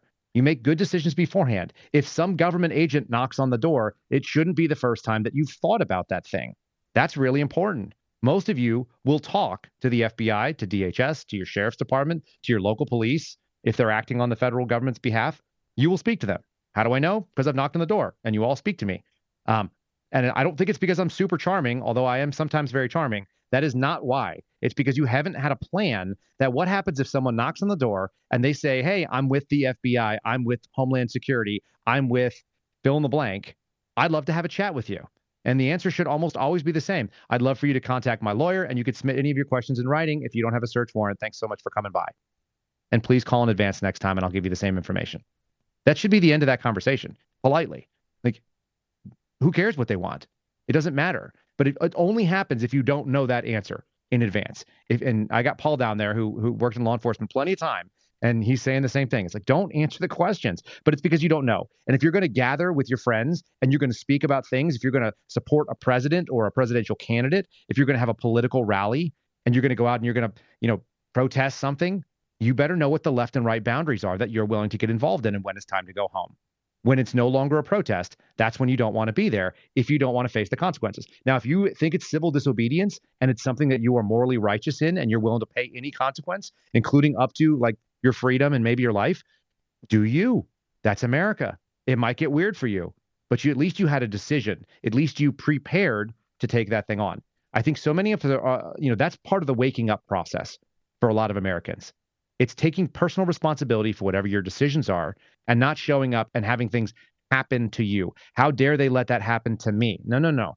I chose it. And then you always get to be the ownership. You should drive your own fate and make your own decisions. That's also a fundamentally American position. And it should be a left and a right issue. We should all be looking for personal responsibility. Like, it's really easy to say that whatever you do, you're responsible for. Nobody can put you in a situation that you weren't ready to deal with on your own, with very small exceptions. And those are like lightning strikes. They're very rare that happens anyway. So I don't know. Go out there and prepare. Don't be the repair type. And if you're having an event, self-police, right? Like the media will purposely show up and grab the freaking tinfoil hat guy in the back and talk to him about the freaking aliens invading. And that's all of a sudden going to be the representation of your entire event. Like, you need to be self-policing, and that's something that we haven't done on our side. Like, there is things that are right and there is things that are wrong, and if someone is out there being loud and representing a wrong position, like, people need to self-police. Real quick, we got some breaking stuff, guys. There's just, I'm going to get to you, Hannah. There's just so much going on. Oh my God. So Twitter files drop. I got Tracy's thread here that we're going through because of the recent revelations of the whistleblower and going through this case. And we got the new Twitter files supplemental drop that came out. I'm going through the David Brock memo. There's so much content here. I could do this for 12 hours. But Tucker Carlson apparently has dropped his first Twitter episode. It's about 10 minutes long. I have not had a chance to watch it yet. I don't know what I really want to honor Tracy. I really want to finish this thread for her. And I know that we have, a few hundred people listening still. And I'm assuming that they're here because they've been listening to this. And I think that it would be the best thing to do, but to have my due diligence to finish it. But then I may not be opposed to actually playing Tucker's episode on here afterwards if you guys are down. I've got another 2 hours before I leave the office and we'll stop co-hosting. So what do you think? Sounds good to me, Trash. Okay, sorry, I'm just answering some back channel stuff. Hannah, did you have something you wanted to add before I move on the thread? Oh, I just wanted to tell Kyle that that was a very inspiring speech. That literally was it. Like, I just got on, like, in bed because I had treatment this morning. I was just going to listen. And then he's like, "Are you willing to have church next to the corpses of your ancestors?" And I was just like, "Let's go." So it was awesome. I love it. Hey, Trash, I got Tracy Beans coming in here if you want to Yes. ping the author too. She said she's on her way. There she is. There she is. Perfect. Man, she's fast. I Hey, tried to get a Tracy. hold of her. I tried to get a hold of her earlier to get in here, but I realized that her DMs were I have the bat phone to her on accident. I didn't mean to have the bat phone, but I haven't texted her in like a while, so it's filled up all of my power source, and I was able to expend it all in one text. Yeah, no, I went to go DM her. I'm like, oh wait, she doesn't follow me, and her DMs are closed. I'm like, oh, never mind. But Tracy, I'm glad you're here. I'm gonna try to get you up. Oh, there you are. I have been going through your thread. I mean, I've obviously been paying attention, Tracy, like crazy to everything you've been doing, keeping close eye on this case because obviously, my friend Name and I, we go through a lot of censorship stuff, and just the work you've done on this case has been absolutely phenomenal. I've literally read all of your case threads, and I'm like up to the final one that you updated on May 23rd, and this is the document, the 25674. So this is right here at the terrorism and election security. So that's actually where it ended. We'd be kind of having like a breather because I've been going at this now for what time is it? 3:00. So I've been going at this for 4 hours now. So thanks for joining us, Tracy. Well, Any updates? I mean, first of all, thank you. That's freaking crazy. Kyle does have a bat phone, but he does use it sparingly. And gosh, listen, when you do all this work and you're trying to make people understand how important something is, to hear that someone like you is doing that is like everything. You just made my year, my entire year. Oh. I mean, thank you so much for bringing this to more people. No, I mean, the work, this is incredible work. And like, I really like I said, I was going through your initial threads. I remember from last year, I think it was December when you started dropping them. And I was paying attention to those and kind of going through them. And not a lot of people were talking about it. And then the Twitter files kind of overshadowed some of it. I was like, yeah, but guys, if you're actually looking at this case, like those Twitter files are very, very small. And to be fair, Name, when we were going over his stuff, like the Foreign Malign Influence Center, like he and I are friends and we always go over the censorship stuff. This is my bag.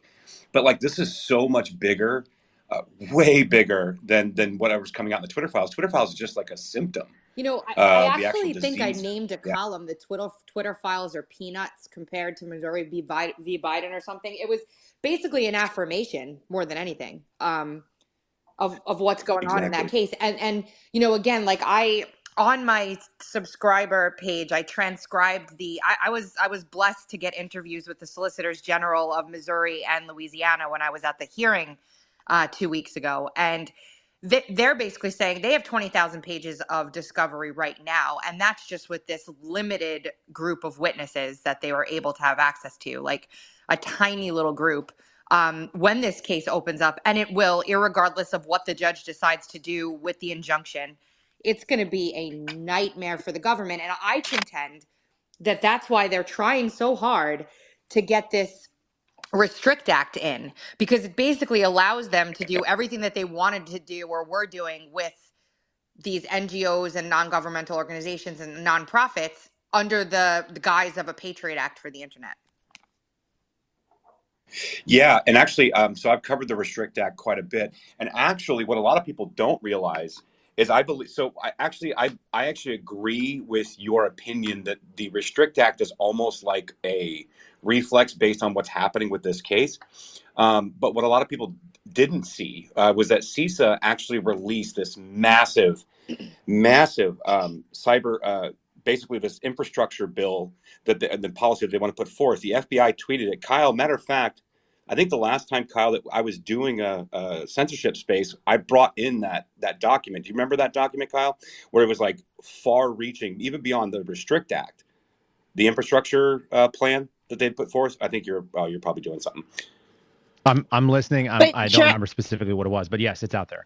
Tracy probably knows. She has like an encyclopedic memory of this stuff. And don't feel bad about Trash, Kyle it's ignoring you, though, literally because he ignores me when we're doing a podcast together, so it's fine. Oh my!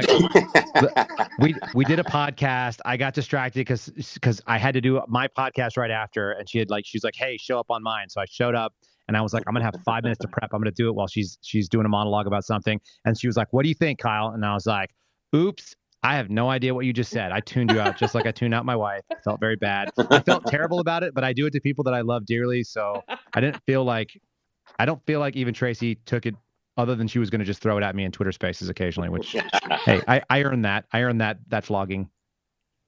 Go ahead, Jen. Do you remember yeah. what it No, was? I don't remember what it was, but the Restrict Act is pretty much a get out of jail free card for all of the bureaucrats and all of the groups. And not only is it a get out of jail free card for them, they then turn it around on us that if we were to ever do anything nearly what they did, we were going to get prosecuted for it. Yeah, and let me see if I can find this.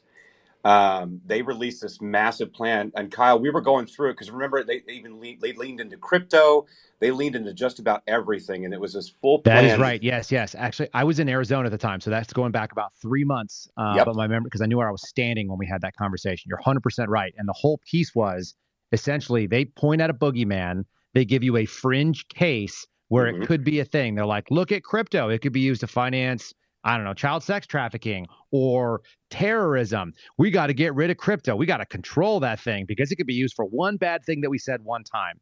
And the whole idea, they do the same thing, by the way, with end-to-end encryption. They're like, people could be hiding child sex trafficking behind these end-to-end encrypted apps. It's like, or husbands could be telling their wife what they want to tell them and maintaining privileged, confidential, discussions that the government has no freaking business getting involved in. So whenever they give you that really narrow, super scary, ultra bad guy definition of something, you know it's up to no good because it can be broadened dramatically. You don't break a technology or a capability simply because it could be used wrong. You just go after the people who use it wrong. It's the same. I always give the analogy of a door.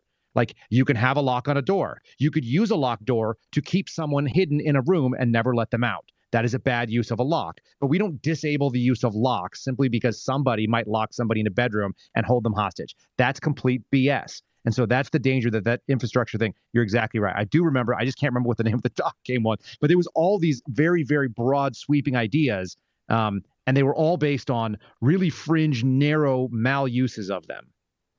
Yeah, and I'm on the FBI page right now because it's coming out under CISA, but the FBI tweeted it, so I'll find it. But meanwhile, Tracy, yeah, go ahead, Jen. Oh, just the simple use of a VPN was like they could arrest in the Restrict you for Act, that and fine you, up to like $1 million. Yeah, go ahead, Tracy. Of course, just speak up, Tracy. Oh, sorry, This is all about you. I didn't. Well, it's about the case, but thank you. I just wanted to say, like in the hearing, the judge came back with a whole bunch of questions, right? And he was like, okay. He was like, I'm going to give you a series of statements, and you tell me if you think that these statements are protected free speech under the Constitution. So the first statement was the COVID vaccine doesn't work, right? And the government could not say that it was protected free speech.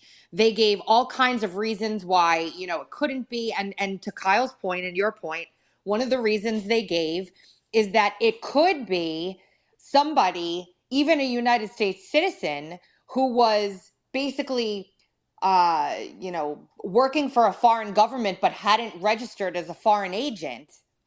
And then that speech would be illegal if they were saying it as an agent of a foreign government. I'm like, are you serious right now? Like the hoops and twisting themselves into pretzels about statements like the 2020 election was stolen. You should have seen the Deputy Attorney General of the United States trying to figure out a way to get this judge to agree that that statement is not protected free speech. So he's right. You're right. They do go for these fringe nonsense things that'll never happen to try and take away everyone's rights. Yeah, and that's what they do, right? And so actually, what was more interesting about that specific interaction with the hypotheticals that the judge was asking was the "it depends" answers, right? So, like Andrew Bailey, the AG Andrew Bailey, I guess, was giving his observations, and he put out a tweet. I put the thread on the and top, Trash. Did you? Yeah. That All goes right, through thank all you. the questions that Is they that ask and name? what Tracy's talking about.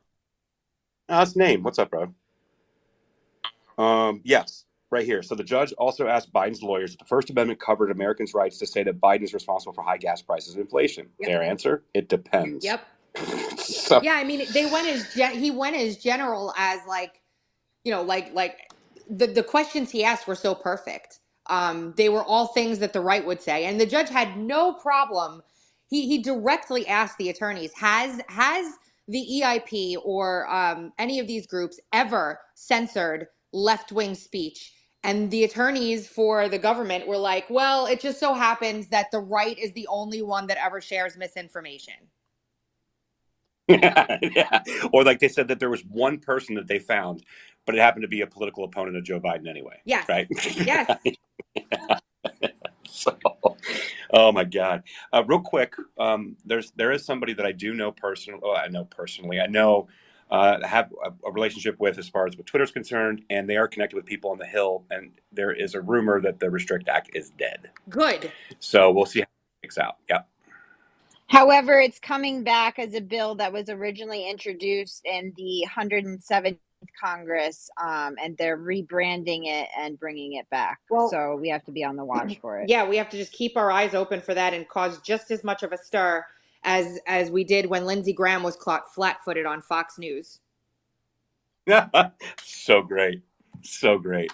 Well, and I think that really highlights, Tracy, like when the people come out of nowhere, out of left field, and we're able to garner so many people in spaces talking about the no-name Restrict Act, like a bill that no one usually would care about.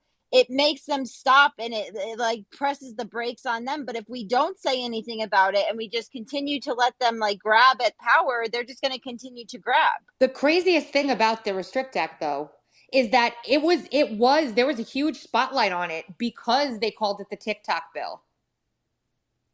They had hearings in Congress, like everybody was sitting there listening to them berate TikTok for being a Chinese company, censor or whatever they were berating them about. So if they hadn't have done that, the Restrict Act would have just like carefully floated under the radar. So everybody keep your eyes out on the legislation for sure.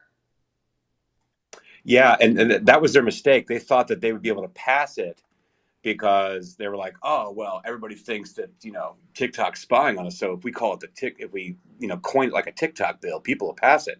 But ended up being like a lot of us people on the internet were like, nah, we're going to take a look at this. Yep. And then what we did was Jen was having spaces about it. I was talking about it.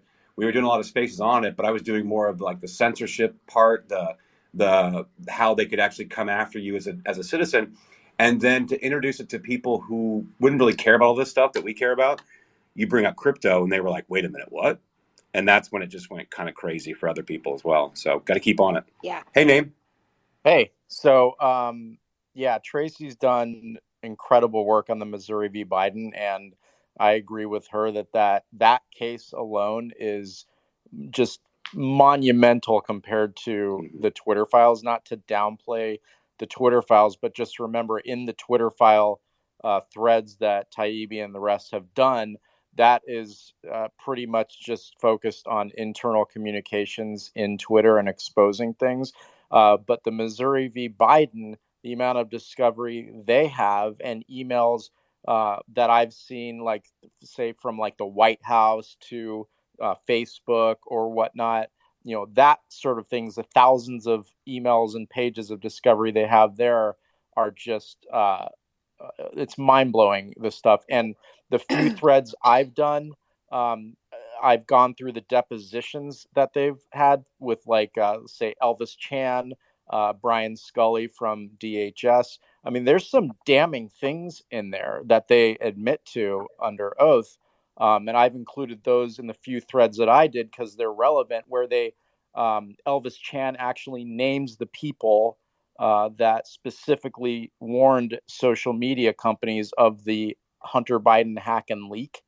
That's not covered in the Twitter files much, but it came out through Missouri v. Biden. That's why, I agree, obviously, with Tracy that the Missouri v. Biden case is just it's a huge deal. The information we're having, and she's really the only one that I know that's covering it the way she, that she does it. It's a very important. And last thing on the Restrict Act, when we were doing all those spaces on it, I knew it probably wouldn't go through. But what they will do is they will rebrand it, call it a different name, and throw it in one of these bills upcoming that are like 1,000 pages long that no one reads, and they'll sneak it in. But they're going to still get it in some way or another, So unfortunately.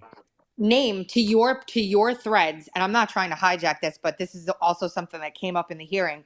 To your threads, name when they had said inside of, and I'll pull up my notes so I don't forget the number. They had said that when they asked Twitter to respond with how many people were working inside of Twitter or were in the government that they were communicating with, they came back with the number here is 11 names. Okay. There were 11 names of people that were working with Twitter from the government. And I know that we know that, there are people embedded thanks to your good work as well. But when they went back to Twitter after Musk bought it, they then produced 83 names. 15 of those are high-level White House officials. So 15 high-level White House officials out of the 83 total people that are collaborating with that are from the government collaborating with Twitter for censorship.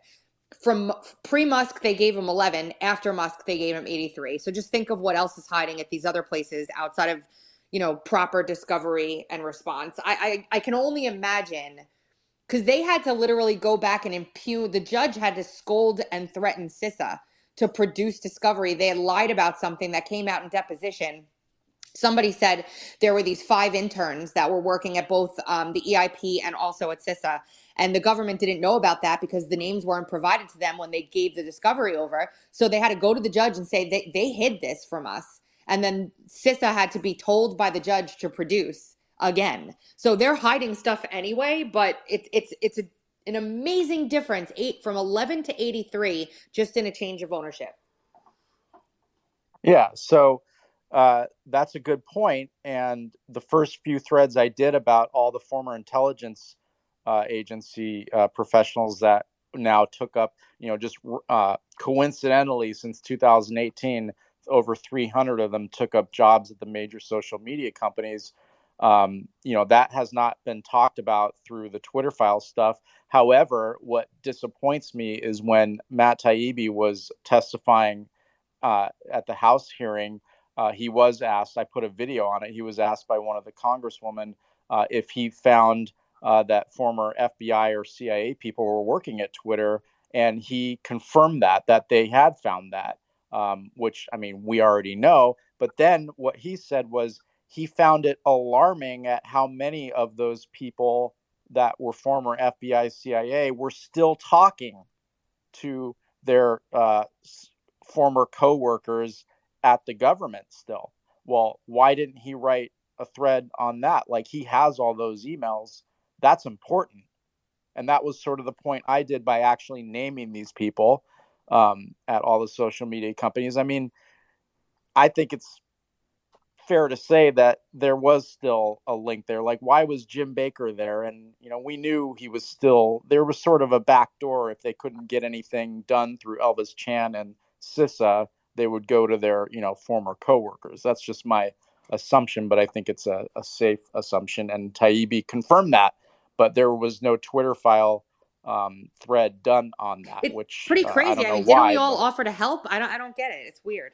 yeah, we did. You and I were on a space with Taibbi, offered to help for free when he said he had 56,000 emails of Jim Baker. That And I was said, I'd love to read all those. so that was my space, actually, Tracy. And that's Yeah. when we found out you were not actually a Russian bot. Oh. I remember it was a very sad day. Oh. That's still up for discussion. I can She pretend might to be be a a Russian Just bot. saying. Well, first I have to be paid by the DeSantis campaign. Then I can be a Russian bot. Ah, there you go. Yeah, no, I was actually co-hosting that space when we got Matt Taibbi in there, and name was up, you were up, and you were like, hey, we can help you. Like, there's plenty of information here. Like, we know it. I do remember that, actually. So, and that's I when just we think read. it's important that you have all these just coincidentally through the first 3 threads I did, when just coincidentally, as this censorship industrial complex sort of rose up, at the same time, Facebook, Google, and Twitter hired hundreds of former FBI, CIA, and then Taibbi confirms in front of Congress that they did see emails from these FBI agents at Twitter talking to their former coworkers at the FBI or whatever State Department, wherever they were from. So why weren't those communications exposed? Because that's a big deal. Huge. Aaron, do you think it's a big deal if they list themselves as former FBI or as former CIA and not recovering? If they don't put doesn't that make a difference?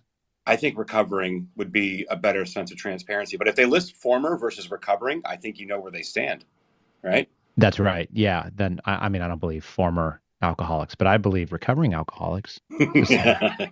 Anyway, one other thing. It's like any other vice. In the Missouri v. Biden case, if you read through these depositions, let's just say Elvis Chan, for example, or even Brian Scully, they're actually naming names of the perpetrators. For instance, Shelby Pearson is named by Elvis Chan, and Shelby Pearson, to remind everyone, worked for the Office of Director of National Intelligence.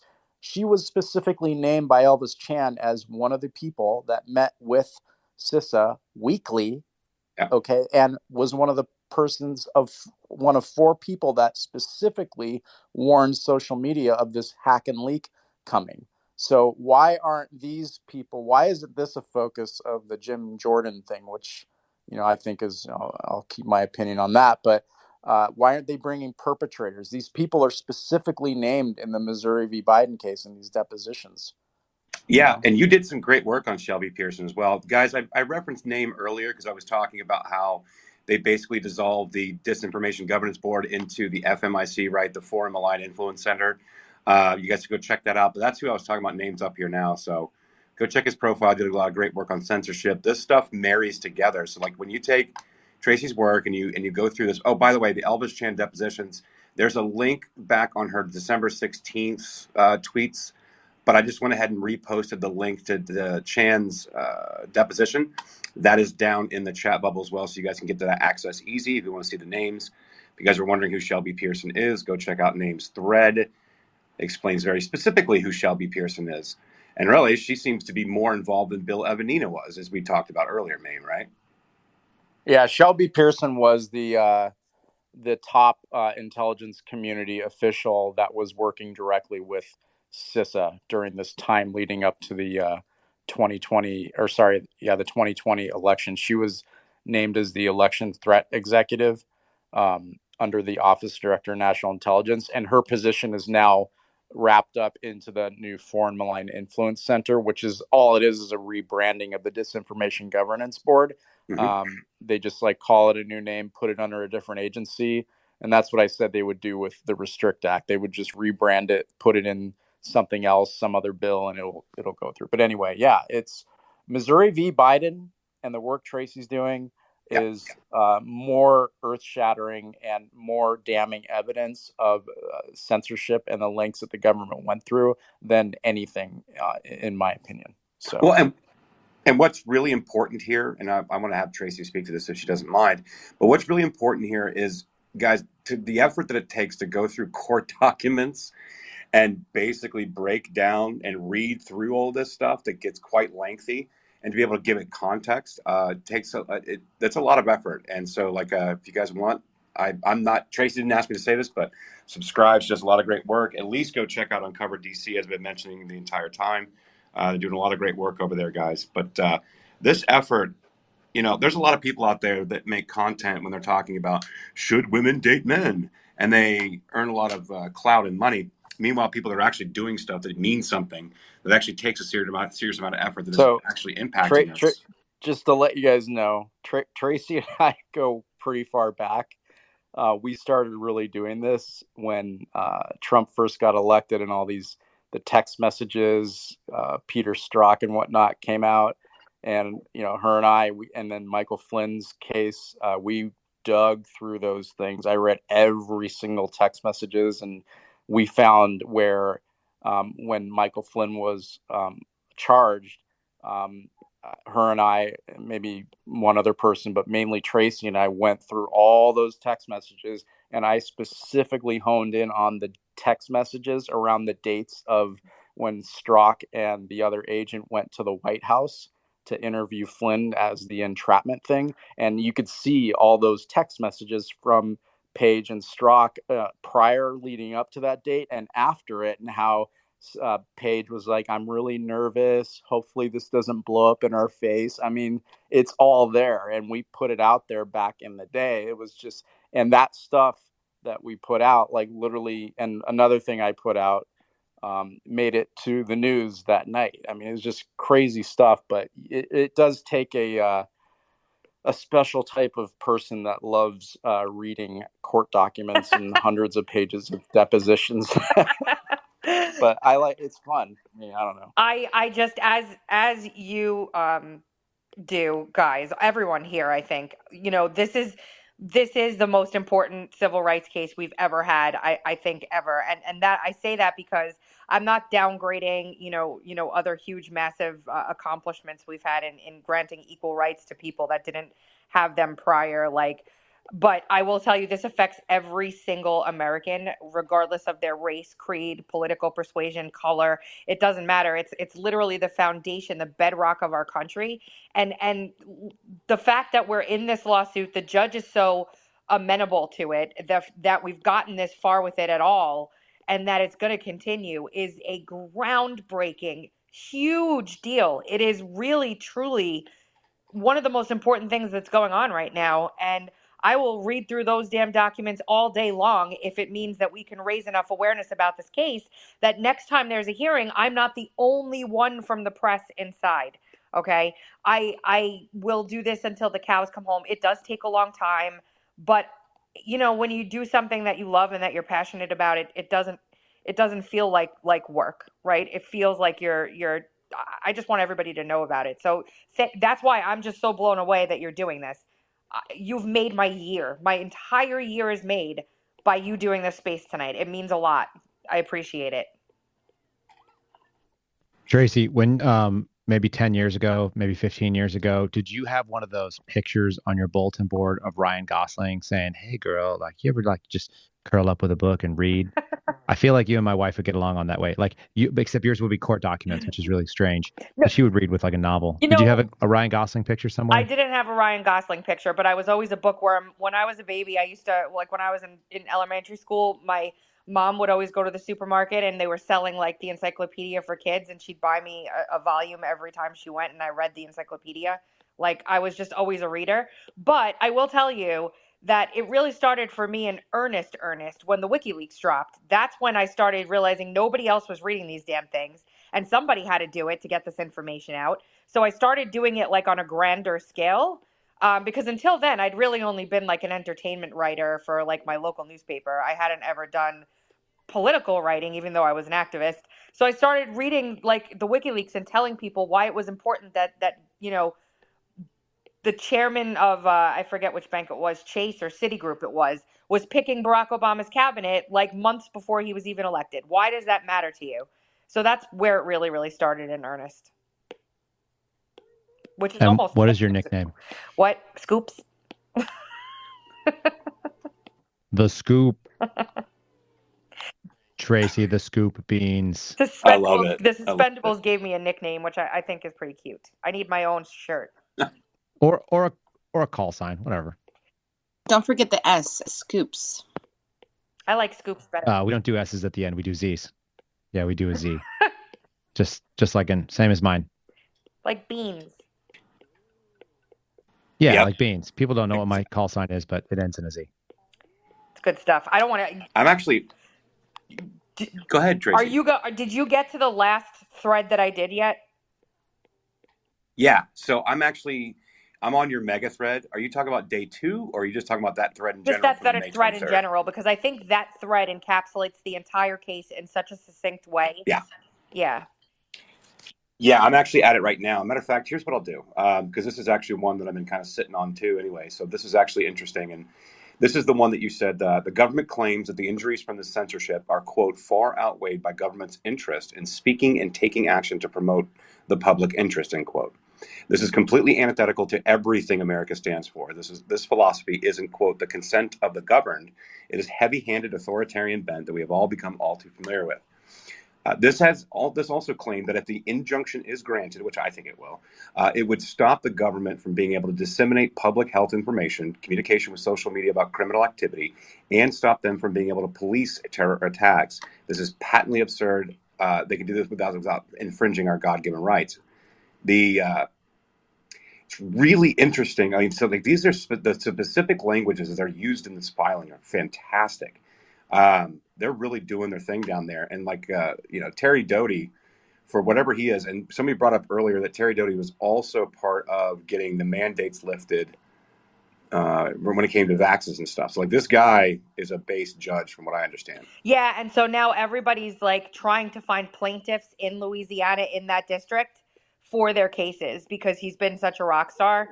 And he doesn't take bullshit from anybody, excuse my French. Like the government was arguing that its right to speech outweighs that of the individual. That its right to speak shouldn't be infringed just as much as our right to speech shouldn't be infringed, or if not more. And the judge wasn't having any of that. He was pushing back against it real hard. And I agree with you. I think that he will grant the injunction. It's going to be immediately appealed. They asked for a 7-day stay if he were to grant it, but they were flat-footed on this and they weren't prepared. They really were not prepared. There's no defense. There's not. When you were going through all this, I'm sorry, Trish. When you were going through all this, and you were probably thinking to yourself, like, yeah, okay, this lines up with things that we kind of knew were going on for the last several years. Did you ever get to a point where you were like, holy shit, this is way worse than we ever imagined it was? Yes, because the level of detail that was there, and the fact that honestly, what blew me away more than anything was that these companies did not want to censor like this. Facebook did not want to censor in this way. They were not like willing participants. Google and YouTube were like right on board. It was like, barely any pushback, if any. There was pushback, but the Facebook and Meta. Gee, I wonder why. Well, yeah, I know. Meta and Twitter really did push back hard against this. And I was pretty surprised to learn that. And I was also pretty surprised at how Rob Flaherty in particular treated these companies like they were his battered wife that he abuses.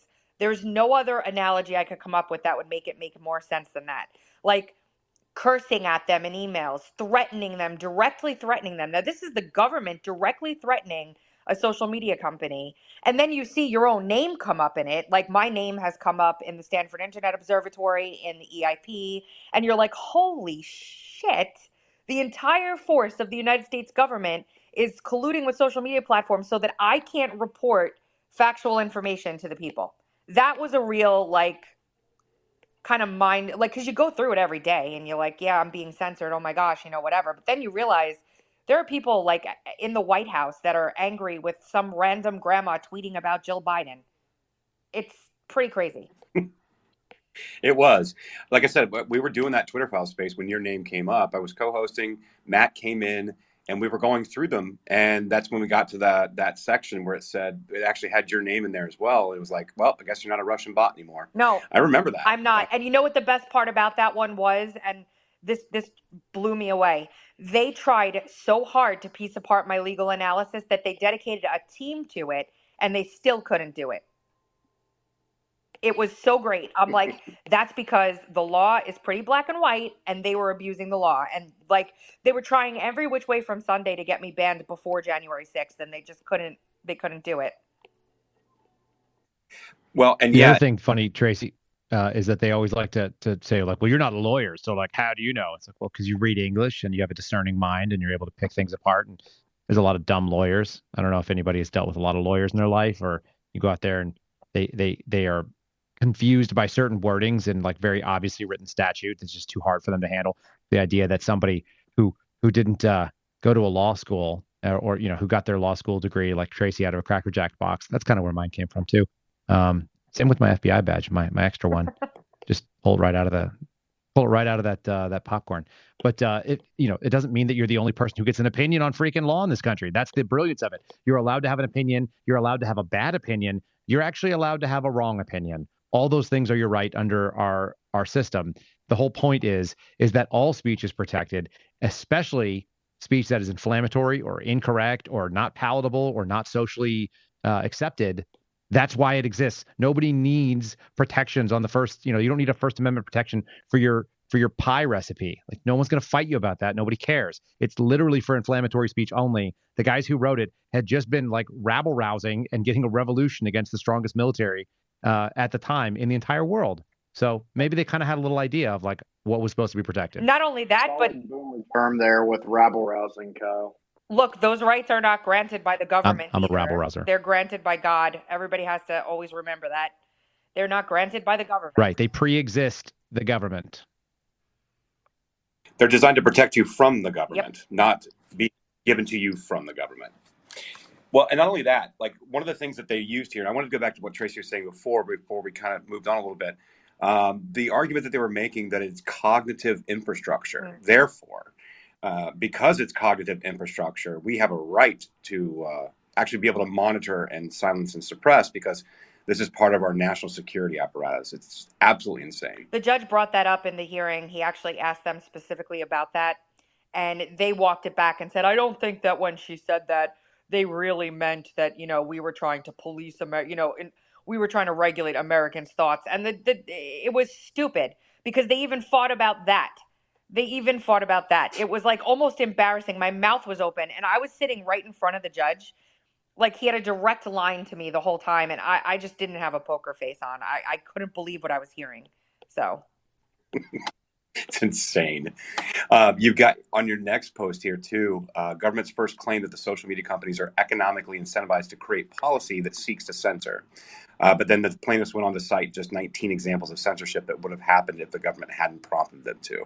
Yeah, well, their argument was that they don't want bad speech on their platforms because they'll lose advertising money, when their business model is actually the opposite, and they would never have censored these 19 things had the government not told them to. And I'm sure you're going to read them now because they're pretty crazy. Yeah, I probably will go ahead and do that. So there's 19 examples. So Facebook's emails with the White House make clear that it deboosted and suppressed Tucker Carlson and Tommy Lahren videos in response to White House demands. Twitter removed the doctored video of Jill Biden despite concluding that it did not violate TOS after Flaherty accused them of Calvin Ball. What was Calvin Ball? Do you remember what that is? It's a Calvin and Hobbes reference. Kyle, I think you told me, or Name, did you tell me what it was? One of you guys did. It wasn't me. Okay. I'll figure it out. Nick Clegg stated that Facebook would acquiesce to particular White House demands for greater censorship, such as moderating non-English vaccine misinformation, ending group recommendations for anti-vaccine groups. So, yeah. But see, a lot of this stuff, they're saying it's misinformation, but a lot of this was actually malinformation when it came to this stuff. If you guys remember, I was talking about it earlier with the malinformation, that it's information that's true, but they don't like how the public would react to it, so they need to suppress that as well. Yes. The vaccine stuff to me was the most heartless and terrible. And as a matter of fact, the Solicitor General from Louisiana has a vaccine-injured son who got myocarditis and was Oh in the ICU for a week after he got the Pfizer vaccine. So this hits particularly close to home for her. man, that's rough. And I have some friends that are as well, and that's well, these guys are in deep shit. Facebook deplatformed the Disinformation Dozen in direct response to the White House pressure after insisting for months that they did not violate the terms of service. Then there's Alex Berenson. You guys all know about Alex Berenson. They suspended him immediately after public pressure on platforms from the White House in July 2021 after declining to do so since April 21. Do you guys remember he actually won that case? That's how he actually got reinstated back onto Twitter, was he took him to court.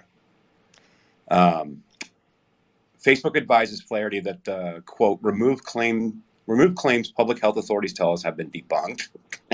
Oh, yes. The public health authorities tell us it's been debunked. So we have to remove those claims. So trash. So that's an example of what came out in Missouri v. Biden, and those emails that I believe it was Landry that put up from White House to Facebook, and then the Facebook response. That's Aaron Berman. They redact his name, but on the YouTube video I found on my Facebook thread on Aaron Berman, he's former CIA guy at Facebook. He's actually the manager of misinformation at Facebook. What he said in the video is verbatim on what is listed in the email to the White House. So their White House is communicating with a former CIA officer. Okay, so they have to redact his name, obviously, but that's who's forming policy. And in the video of Aaron Berman talking about their COVID policy, he's saying these exact things, that anything that is even true and doesn't violate their policy, if it, quote, leads to vaccine hesitancy, they take it down. Well, the judge actually said too, like, why is it the government's concern who is vaccine hesitant and who isn't? And he went into a long diatribe about how the shots don't work. This judge on the bench, it was beautiful. It was inspirational. We shouldn't be happy about it, honestly, Trent. We shouldn't be happy about this. This should just be how it is. But I want everyone to realize, again, this isn't a case of, oh, there's a congressional hearing and look at all this information that came out. This is a case of, this is sitting in front of a judge who's actually ruling the way the law requires and is holding these guys accountable, and it's only the beginning. So it's really amazing.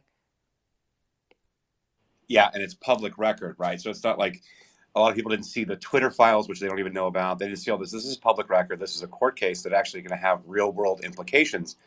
And they brought forth all of it into this case. Like, it's not just like a small piece of it. Man, I really wish they would have gotten the Virality Project in there. Really would have wished they got the GEC in there. I really wish they would have gotten in all these other caveats and how they actually operate. They've got it all in here. Yep. Like, this is insane, Yep. Tracy. Well, it is mentioned in the deposition with Brian Scully. They talk about the election integrity partnership. Yep. And they go into depth on that, about how CISA farmed out a lot of the misinformation work to the EIP, and then it goes into length about the EIP giving their reports to CISA, but also directly to Twitter, and that Twitter sort of made a big deal about it because it was overwhelming. Because technically, I mean, in reality, Twitter is a very small social media company compared to Facebook and Google. And that's why when they got paid the $3 million or $4 million, they were all excited because they finally got paid for spending all of the time doing the government's bidding, and that was in the Twitter files that got released. But this judge, like, the argument was made that EIP was formed as a gap closer between what the government was allowed to do and what they weren't allowed to do. So in terms of censorship, whatever the government wasn't allowed to do, they would farm out to EIP to do it to avoid any scrutiny, but they're all taxpayer funded organizations.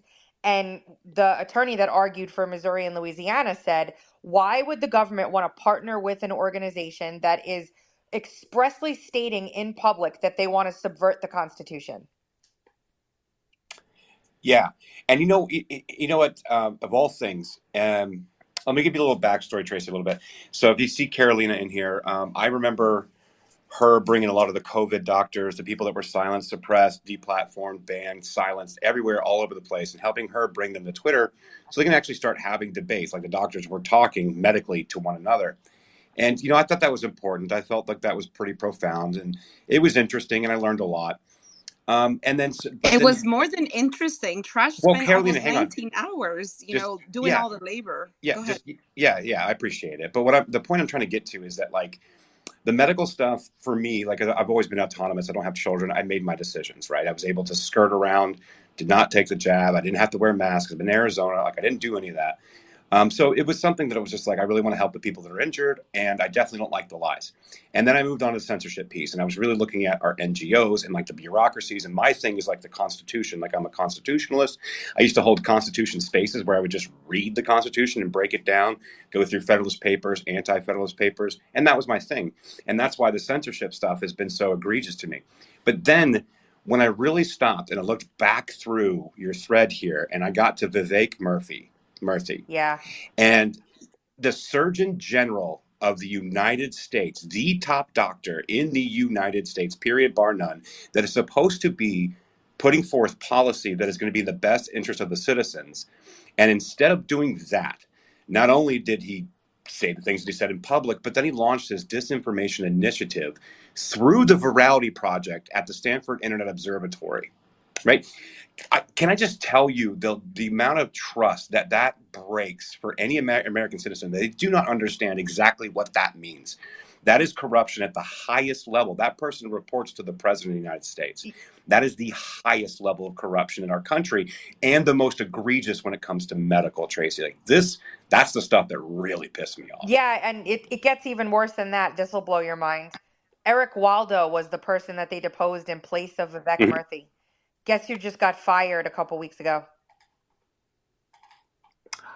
No kidding. Eric Waldo. So are they gonna pull the same Psaki thing? Well, that's what I asked them that question specifically, and they said we're going to be able to get around that. We're not even worried about it. They were like, let them. There's too many people, and they can't fire everybody. So, yeah.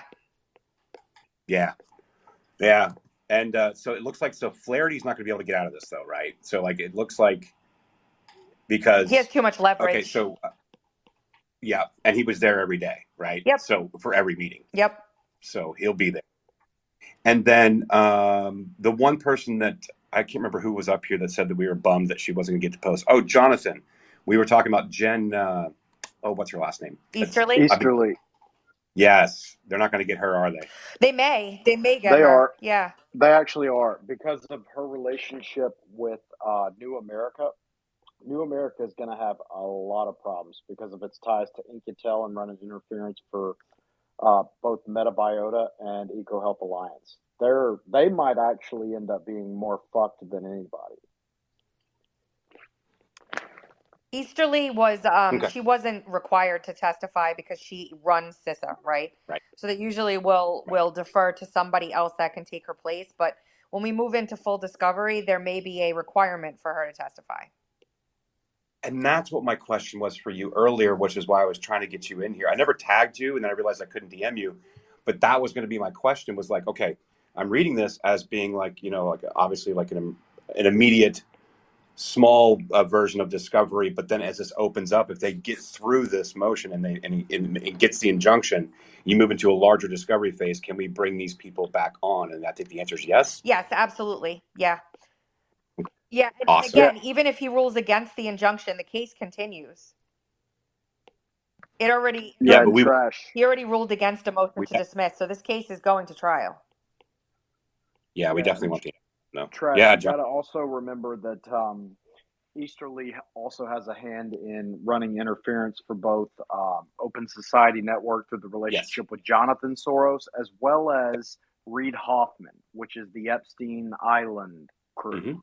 Yep. So that's where they all tie in. She will not be avoiding this. Well, and the other woman that I was really interested in to make sure she was included, and it seemed that she was good old CIA Renee DiResta. Are they going to be able to bring her in on this? Because this woman, Because if they can get her on record But with all this, Aaron, what is a woman really? I mean, what is it really? I mean, other than adult human female, what is it really? The rest is the link between. Well, she kind of stands in the doorway between Peter Hotez and Eric Topol and capital punishment. So if they get her in, you're talking about Chelsea Clinton, Peter Hotez, Rene DeResta, the vaccine hesitancy apparatus that was the CDC and the federal intelligence agencies basically attacking people and weaponizing the federal resources to not only influence elections, but also to completely go after like conservatives and conservative politicians in the lead up to the November 2022 midterms. If they can't get the information they need any other way, then they will be allowed to depose those people. Yes. Right. It's called extraordinary circumstances, right? So Yep. they're saying like, listen, yeah, okay, yeah. So I don't know how you're going to get CIA Renee's deal, but that's the thing. Like, she's also the linchpin between the Stanford Internet Observatory, the whatchamacallit, the Virality Project, which was formerly EIP. Like, she's in the middle of all of that, and so I don't know. I can't imagine if they get to that point and they actually start breaking that down, how she could avoid it. But I'm sure they'll find a way. So They'll fight it real for quick, sure. guys. Oh, 100%. They're fighting. They're going to fight everything. Real quick, guys, just so you know, down in the chat, I did put Elvis Chan's transcript that she had, that Tracy had actually included. I put that so you guys could go there easier, so you guys can see some of the names. Also, just as a side quest, if you guys are feeling adventurous, go check out Marco Polo. Go check out the Biden laptop, and you pull those names that you see. They list. You can find some really interesting stuff, I would imagine, in those emails. A lot of those people will probably be in there. Okay, James, real quick, and then I'm going to get back to this. These are the 19, I'll go back, I'll tell you guys where I'm at. 19 examples of censorship that never would have happened had the government not stepped in. This is part of the filing. Yeah, real quick, just a point of clarity. From the judge's ruling that you read earlier, the judge said that he would re-entertain a motion to dismiss following his ruling on the injunction because they improperly timed and filed it the first time. So it's not 100% out of the woods yet, but I just wanted to clarify if did I mishear that based on what Tracy just said. I don't recall. I was pretty certain that their motion to dismiss was denied, but you may be correct. I have to go back and see. I'll tell you. So what he said was, okay, so they did the motion to dismiss. The problem was they tried to subvert the lower court and go to the Fifth Circuit panel, and the Fifth Circuit said, yep. Yes. So the Fifth Circuit ruling is the Fifth Circuit closed all the mandamus that was open. So if they go back up to the Fifth Circuit after this judge rules, they can bring it again. They went out of order. I understand what he's saying. I thought he was referencing this judge, Terry Doty, but he was referencing the Fifth Circuit of Appeals. Right, because they tried to go around him, and they said, no. You don't get to come up here. You're going to have to address this with the lower court first. So, yeah, that's as of right now, because and the thing is that they made the motion. They said, but you haven't actually filed it with the lower court. So what are we talking about here? And then by then it was too late. That's what I read anyway in the judge's statement. They entered a motion to dismiss and withdrew it twice. These guys, they're so panicked. They don't even know what to do with themselves. Yep. Can you imagine the pressure they're getting? It's crazy. It's a big deal for sure. This is a massive deal. Like, this is a big problem for the government. But again, Biden is losing political capital. A lot of these people are turning on him. I suspect that a lot of the other stuff that we're seeing is because of this case. They're like, all right, I don't know, throw some shit out there. Let them pay attention to something else. Don't let them pay attention to this, because this is the nuts. This is everything. This is everything that I've been talking about for years. Like, it's all here. It's all here. I love that you're as excited about it as I am. I mean, I'm excited about it in a very dark way, but I'm excited about it because it's like, we knew this. Like, we knew this. I just didn't know how. I think another thing that they should be focusing on more than Twitter is Facebook. And Tracy, in the depositions, the ones the snippets of it that I included in my threads were how on the CISA calls with social media, they were held either biweekly or monthly leading up to the 2020 election. It was Brian Scully who said that the industry lead was Facebook, and they would have a separate call. CISA would have a separate call with Facebook about basically the agenda of the industry calls, and then they would have the wider industry calls talk about what disinformation or whatnot they were going to focus on.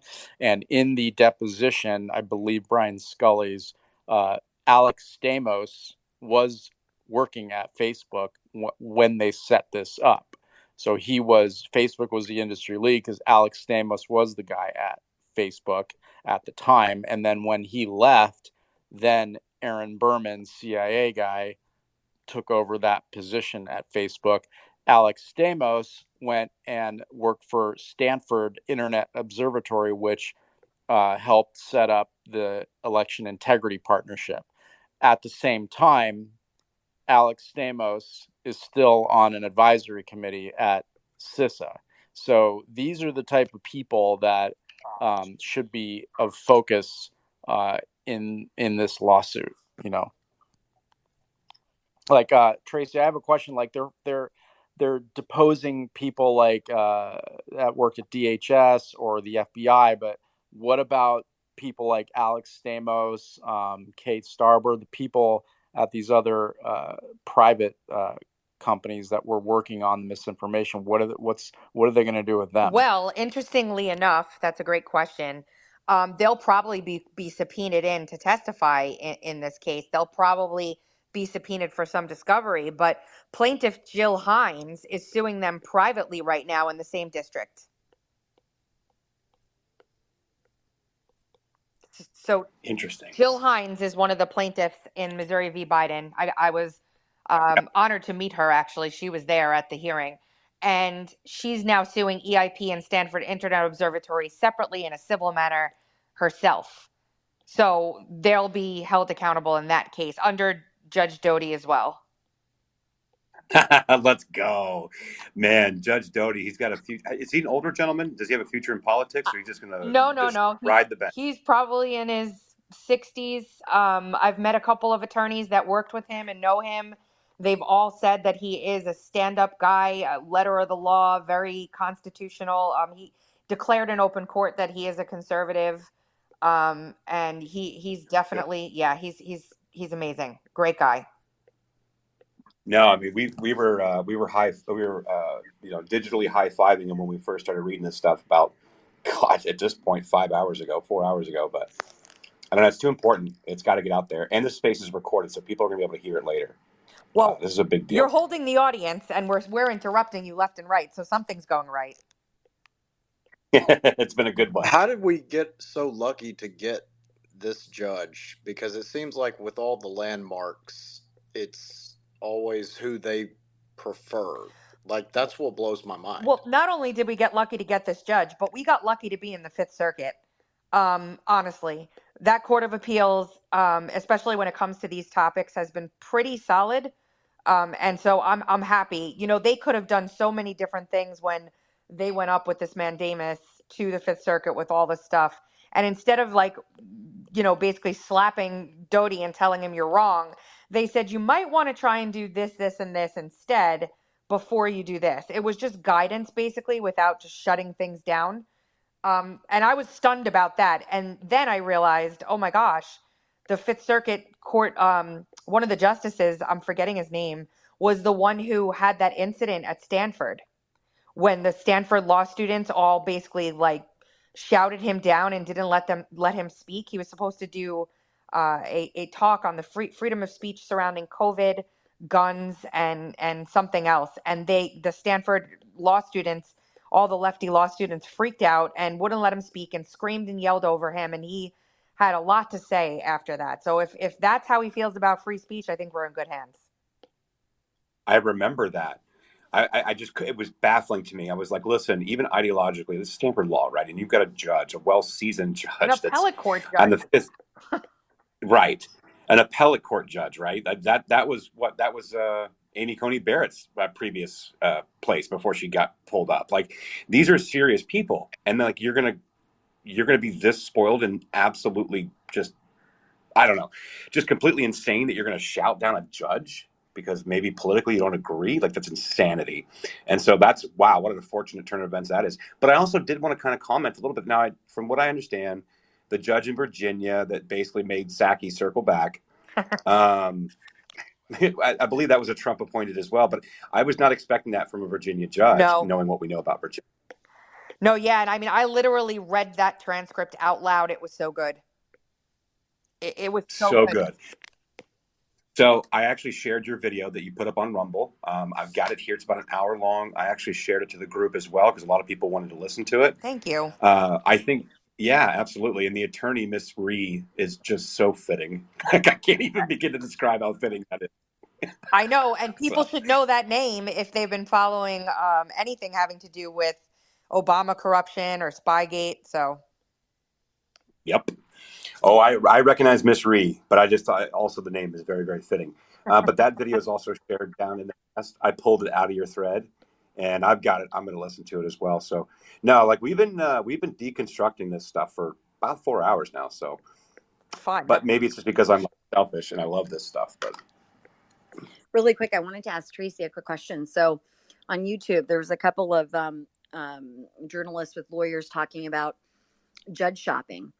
And on the space, they're like, well, let's wait a minute here. The left also judge shops or court shops because they're talking about this particular judge who's so based. I listened to a Senate confirmation hearing this morning and I posted a little blurb of it in the bubble a couple hours ago. But he's great. I mean, his background's like, he's totally conservative. You can totally tell. But he's just like the most common sense guy ever, even during the Senate confirmation hearing. And they're trying to say, oh, the right's trying to judge shop, and they're like, no, the left does it too. This is not how it works. Whether it's court shopping or judge shopping, it's been done for years. This is a new thing. They went over like a list of all these Obama cases and Biden cases that have been doing it, actually outweighing even the more conservative Republican cases. So I just thought that was an interesting point. Yeah, I mean, everybody does that. Everybody does it, and they did it themselves in this case when they went to Virginia. They took this case. Yes, they did. They took this case to Virginia, and the Virginia judge was like, "What do you think you're trying to pull here? If you have an extra minute and you can, stand some 2x speaking, you can get this video done in a half hour, and it'll be well worth your time. I promise. It really is." yeah, and for those listening, if you guys are wanting to watch it, what she did was essentially just take the transcript and just read it. And so it's on video. It's on the Uncover DC Rumble page. And I need to make sure I follow it. So followed. So yeah, I'm going to listen to it tonight, probably on 2x speed, and just get through it because I'm actually very, very interested. And it looks like so I started like clicking just to kind of read what the transcript was saying. You guys definitely need to actually listen to that. There's a lot in there. There sure is. Stealth, you got me fired up. Can you send a link to his confirmation now? Because I might actually nerd out later on and watch that. Oh yeah, I would love to watch his confirmation as well. I think it would inform a lot of this. I'll see if I can find it. We've been BSing back and forth now for like an hour. You haven't gotten even through the 19 things. I know. Let me get to it. Oh, Tracy, you want a copy of the confirmation? I'll send it over to you. 1 second. Oh, can you put it in the nest? Post it in the nest if you don't mind, Yeah, Stealth. I will. Did somebody say something? Oh yeah, to Stealth. Oh, okay. Well, so I actually was just reading through. I'm going to kind of like cherry pick out of the 19 things because some of the stuff's just obvious. And it's really the second part of this. This is more interesting to me. Let's see, social media platforms repeatedly engaged in censorship of content disfavored by Dr. Fauci immediately after Fauci's public attacks on content. Yeah, duh. Brian Scully, again, there's Brian Scully, admits that switchboarding and other flagging by federal officials causes censorship that would not otherwise have occurred. So if you guys remember, I was talking about this earlier with the switchboarding. You guys remember the Jira ticketing system within Twitter, where they were able to actually just directly feed it in, and the EIP and Global Engagement Center were able to basically mass curate these huge tranches of usernames and posts and content, and they were able to just feed it right into the ticketing systems, and they're just boom getting taken out. It was industrialized through the switchboarding. It was like a censorship help desk. Everybody would go to Yeah, CISA with their exactly. censorship requests, and then CISA would take care of it. It's just so crazy, and they had a direct line through these NGOs right into the social media platforms, and just boom, gone. Exchanges of switchboarding emails repeatedly confirm that the platforms took actions in response to flagging communications by federal officials and others. I can't wait till this, because these are all exhibits, I'm assuming, right? 1080, 1068, 1076, 1081. Yep. These are all exhibits? Yep. Yeah. I can't wait to see that stuff. The FBI induced social media censorship of the Hunter Biden laptop story by pushing the platforms to adopt censorship policies to remove, quote, hacked materials, and then repeatedly providing deceptive warnings to the platforms about an expected hack and leak, which is what Name was talking about earlier. And Elvis Chan claims that the FBI has a 50% success rate in getting reported content taken down or censored by platforms. 50%. Elvis Chan concludes that the pressure from federal officials resulted in a dramatic expansion of censorship of election-related speech from 2017 onward. The EIP's founders boast that they successfully pushed platforms to adopt new, more restrictive content moderation policies for election-related speech in 2020, and then successfully pushed the platforms to enforce those policies against domestic speakers and content. The EIP, otherwise known as Election Integrity Partnership, guys, also claims a high censorship success rate, stating that the, quote, 4 major platforms we worked with all had high response rates to our tickets and took action on 35% of the URLs that we reported to them.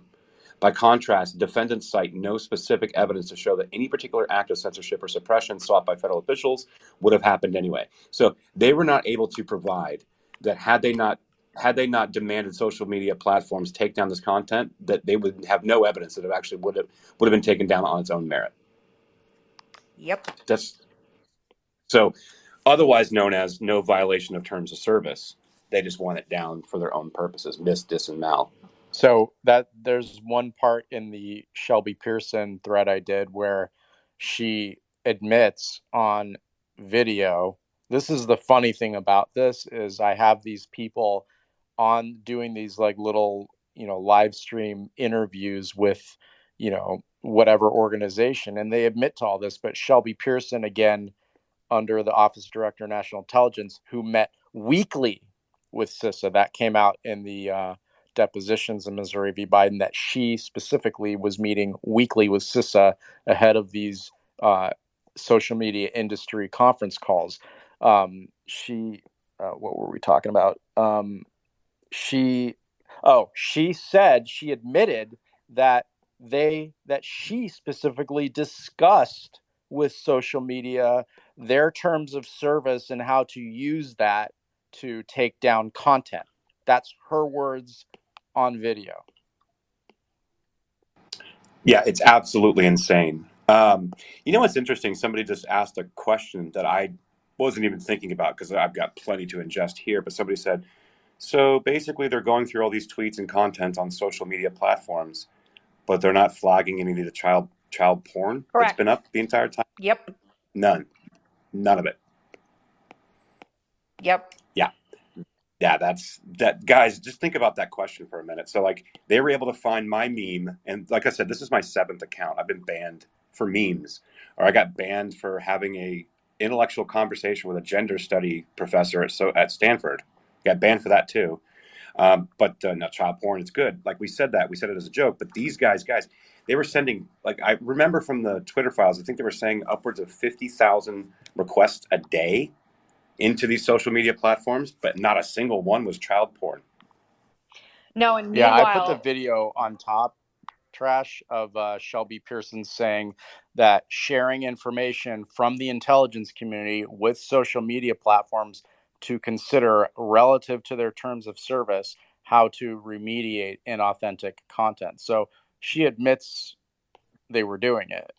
Yeah, John Ratcliffe, in an interview with Bartiromo, says no one from the Office of Director of National Intelligence was authorized to discuss content moderation with social media. Yet you have someone under his wing that admits to actually doing that. So basically, the intelligence community was talking to social media how to use their terms of service to remove content. You were going to say something, Tracy? Yeah, Steve Friend just wrote an article for Uncover DC about how Yep. FBI agents now have something like, I don't know, 23% of their supposed working time to do relaxation things with their, yoga and, meditation and all kinds of other stuff. So they really are not very concerned with child porn at all. Yeah, it's just baffling to me. Like, think about that, right? They're flagging all of our tweets. They're flagging my meme that was making fun of Joe Biden, probably. It's just so ridiculous. I saw myself on a couple of those lists. I had to go check for myself, and sure enough, there I was. Tracy, I'm trying to find the link because okay, let me rephrase that. I've got the link here. People are asking for the video. Guys, I'll take care of it. Sorry, I'm doing like 15,000 things at once. I'm trying to help everybody out here because this is so important. And this is shareable content, right? This is content you can get to people. And listen, I'm going to go watch Tucker Carlson's video. I'm sure it'll be great. But this is, to me, the most important things going on right now. So, guys, if you're looking for the video, just shared it to the chat. So, Tracy, what's next now in Missouri v. Biden? That's what I was going to ask, yeah. What should we look forward to? Well, we're waiting for the judge to rule on the injunction. That's the next thing to happen. So it was 2 weeks ago. Wait, hold on. It was a week ago Friday. Yeah, the 26th was the hearing. So I would assume he would have something by the end of this week, maybe the end of next, max. I expect it any day. But he's going to have to write this order in a way that is impenetrable. Or at least as strong as possible. So it's probably going to take him and his clerks some time. And he actually made the point that he does not, like a lot of these judges will farm out all of the casework to their clerks and have their clerks read all of the attachments. And he said, I'm not ever calling anything in this case ever again a brief because none of it is brief. We're going to start calling them novels. And I've read every single page of every single thing that has been submitted here, which means that he read the entire EIP annual report, which was like 400 and something pages long. He read it all. He said he has personally read every single piece of data that has been filed. And so he's got a really good handle on the case. I mean, he knew what he was talking about. Well, and 10,000 emails, I think, that were submitted, or 10,000 pieces of, I think it was 10,000 emails. Is that correct, Tracy? Or 10,000 questions or pieces of evidence and documents that were submitted? Is that what I read correctly? Well, they were provided 20,000 pages of discovery. God, that's... Yeah, I mean, this case is thousands and thousands and thousands of pages. If you wanted to all the exhibits, I'm the only one who's getting them, but they're all populated into Court Listener because I get them from Pacer and I pay for them and then they populate Court Listener so everybody can go and get them for free and read through them and download them for themselves. The docket is linked in every single thread that I do. Oh, thank you so much. Yep. So I'm going to be doing that. Yeah, because it's going to actually fit in on a lot of different work. That's the thing. It's not just related to this case. It's other things that are going on that it's going to be connected to. So I am 100% in. There's a lot in there. All right, guys. So here's the story, guys. We started this space. Jen, when did we start this? 11 my time, 2 p.m. your time. So we're going on 5 hours. I'll be leaving the office. I mean, I've been basically kind of working also, but I mean, most of my clients are international, so I do WhatsApp and email. But I've got about 30 minutes left in the office before I leave. Obviously, I can't do any more reading. I'll be driving. Probably going to wind this down, but I want to do a part 2 tomorrow. Jen, what do you think? Yeah. Let's do it. I don't know, Tracy, if you're not busy, please come by because I'm gonna go more through this. But Yeah, I mean, I have a space of my own for my subscribers at noon, but after that, I'm pretty free until dinner time. sweet. Yeah, that'll give me time to kind of get through the rest of this, and then day two, because day two is pretty long too. So I'll be able to get through this, and then maybe have some questions, maybe get some Q&A going because there's a lot of stuff here.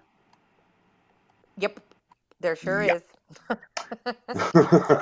So, all right, I'll keep going for now, and then probably shut it down here soon. But so the brief goes on to state that the depositions from the government witnesses dispute the economic incentive excuse.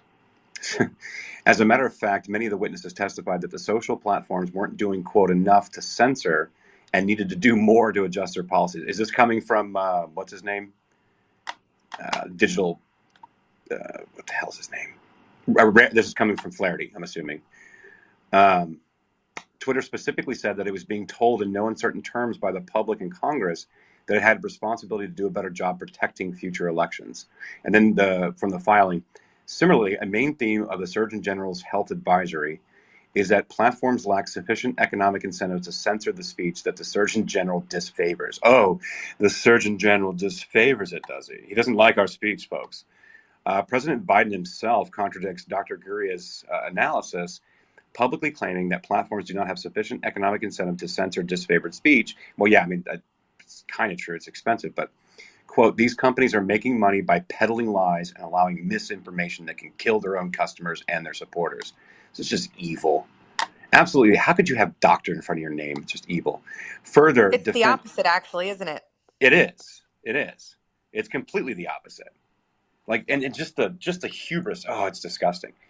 And further, defendants admit, quote, demands for action from Congress had a profound impact on behavior of social media companies, and that, quote, congressional committees repeatedly called social media executives to testify in public hearings about what had gone wrong on their platforms in 2016 and how companies would adjust their policies, end quote. As a result, quote, Twitter understood that it was being told in no uncertain terms by the public and by Congress that it had a responsibility to do a better job protecting future elections. Even defendants don't think economic incentives did the trick. Basically, they were being threatened by Congress. Right. And then Congress would go and have private meetings in California and say, here's this bill I'm working on. So when are you going to take down this, and this? So they would berate them in hearings in front of the American people, tell them they weren't doing enough to censor people, and then follow that up with secret meetings. Congressional Mm-hmm. staff would go and have meetings. Yeah. Yep. And in San Francisco, of course, which is, we know, our favorite person's district. So, I mean, this woman has been her hands in all of this. And then obviously Elvis Chan, right? Elvis Chan's out of the FBI field office in San Francisco. Chan testified that the pressure from Congress, the HPSCI, and the SSCI, including threats of adverse legislative action, prompted social platforms to make changes and censor more and be more, quote, aggressive in account takedowns. Raise your hand if this is you. Yeah, I was in there. So does the testimony of Elvis Chan and the public statements of Alex Stamos and the Virality Project, among others. Chan testified based on personal observation and conversations with both congressional staffers and platform officials involved that, quote, pressure from Congress, specifically the HPSCI and the SSCI, including threats of adverse legal action, induced platforms to censor. Yeah, and then there's more in here too, guys. If you guys want to read the screenshot, put a lot of pressure. Chan's kind of talking about this. I know that Names talked about this. It's been part of the Twitter files. I've actually discussed that quite a bit. And then even Jen Psaki and the White House didn't believe that economic incentives theory, as she lamented that the social media companies weren't doing enough to censor speech. Facebook removed 18 million pieces of COVID, quote, misinformation, but that wasn't enough for Peppermint Commie. I love how Tracy throws in her little editorial comments every now and then. I can't take credit for Peppermint Commie. That came from Kane at Citizen Free Press. Well, we all called her Peppermint Patty, but Peppermint Commie's way better. It's just way better. It just fits. It does. It really does. And then Tracy says, I highly recommend that you take the time to read the entire 125 pages because if I threaded them all, we would be here well into tomorrow. But the behavior of Rob Flaherty from the White House is particularly egregious. Plaintiffs make sure to remind us that the First Amendment doesn't have a pandemic exception. Hey, Yes, Trash.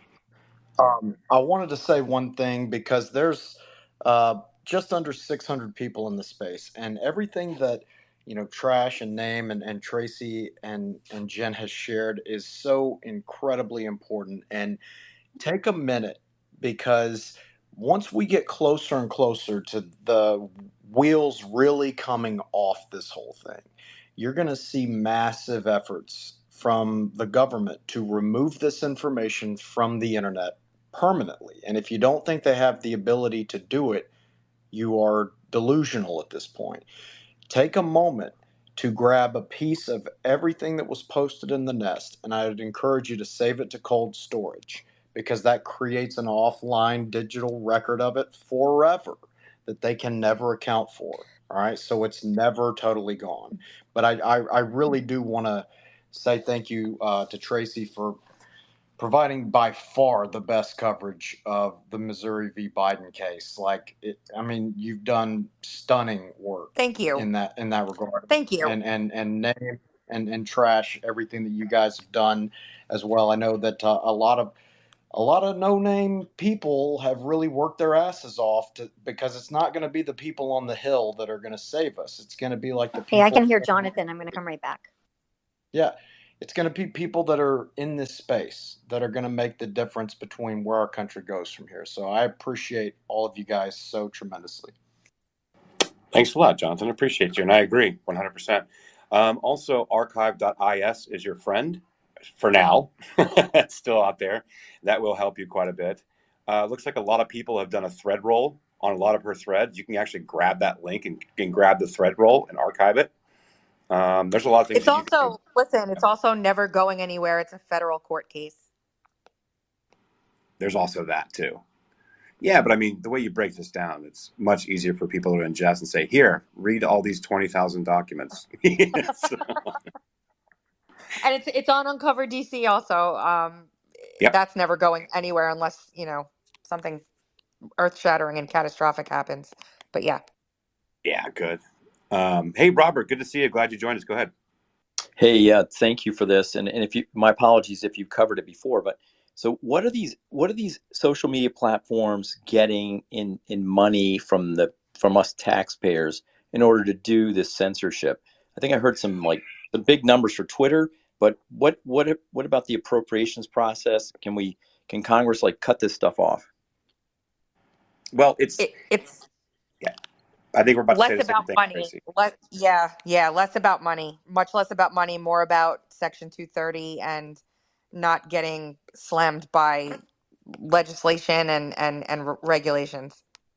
And also, though, the funding, though, to be fair, it's a lot of most of the money that's actually being worked through this is going to the NGOs, these university, Stanford Internet Observatory and the Virality Project and EIP. Well, that's now Virality Project, and a lot of these. That's where the money's really going to. So it's going to be the funding of the NGOs and the funding that's coming through. Like if you go look through the NDAA, a lot of the funding for most of this stuff is actually in there. Even the FMIC, which Name was talking about, the Foreign Malign Influence Center, that came out of the NDAA. So that's kind of where the money is going towards this. But as far as the social media, they're more strong arming them, kind of like the old, mafia trope. It'd be a shame this place burned down type thing. Yeah. So the 2020 National Defense Authorization Act gave the Office of Director of National Intelligence and the Department of Defense the authorization to give out grants and contracts to these private organizations. And that, I assume, will be renewed every year in every NDAA. That's just so they're not directly being funded through the NDAA, but they're giving a government organization like the Office Director of National Intelligence and the Department of Defense the authorization to give funding. So it is taxpayer money that's funding our own censorship, which is it's just disgusting that at the end of the day we're paying for it. Unfortunately, we're paying for our own.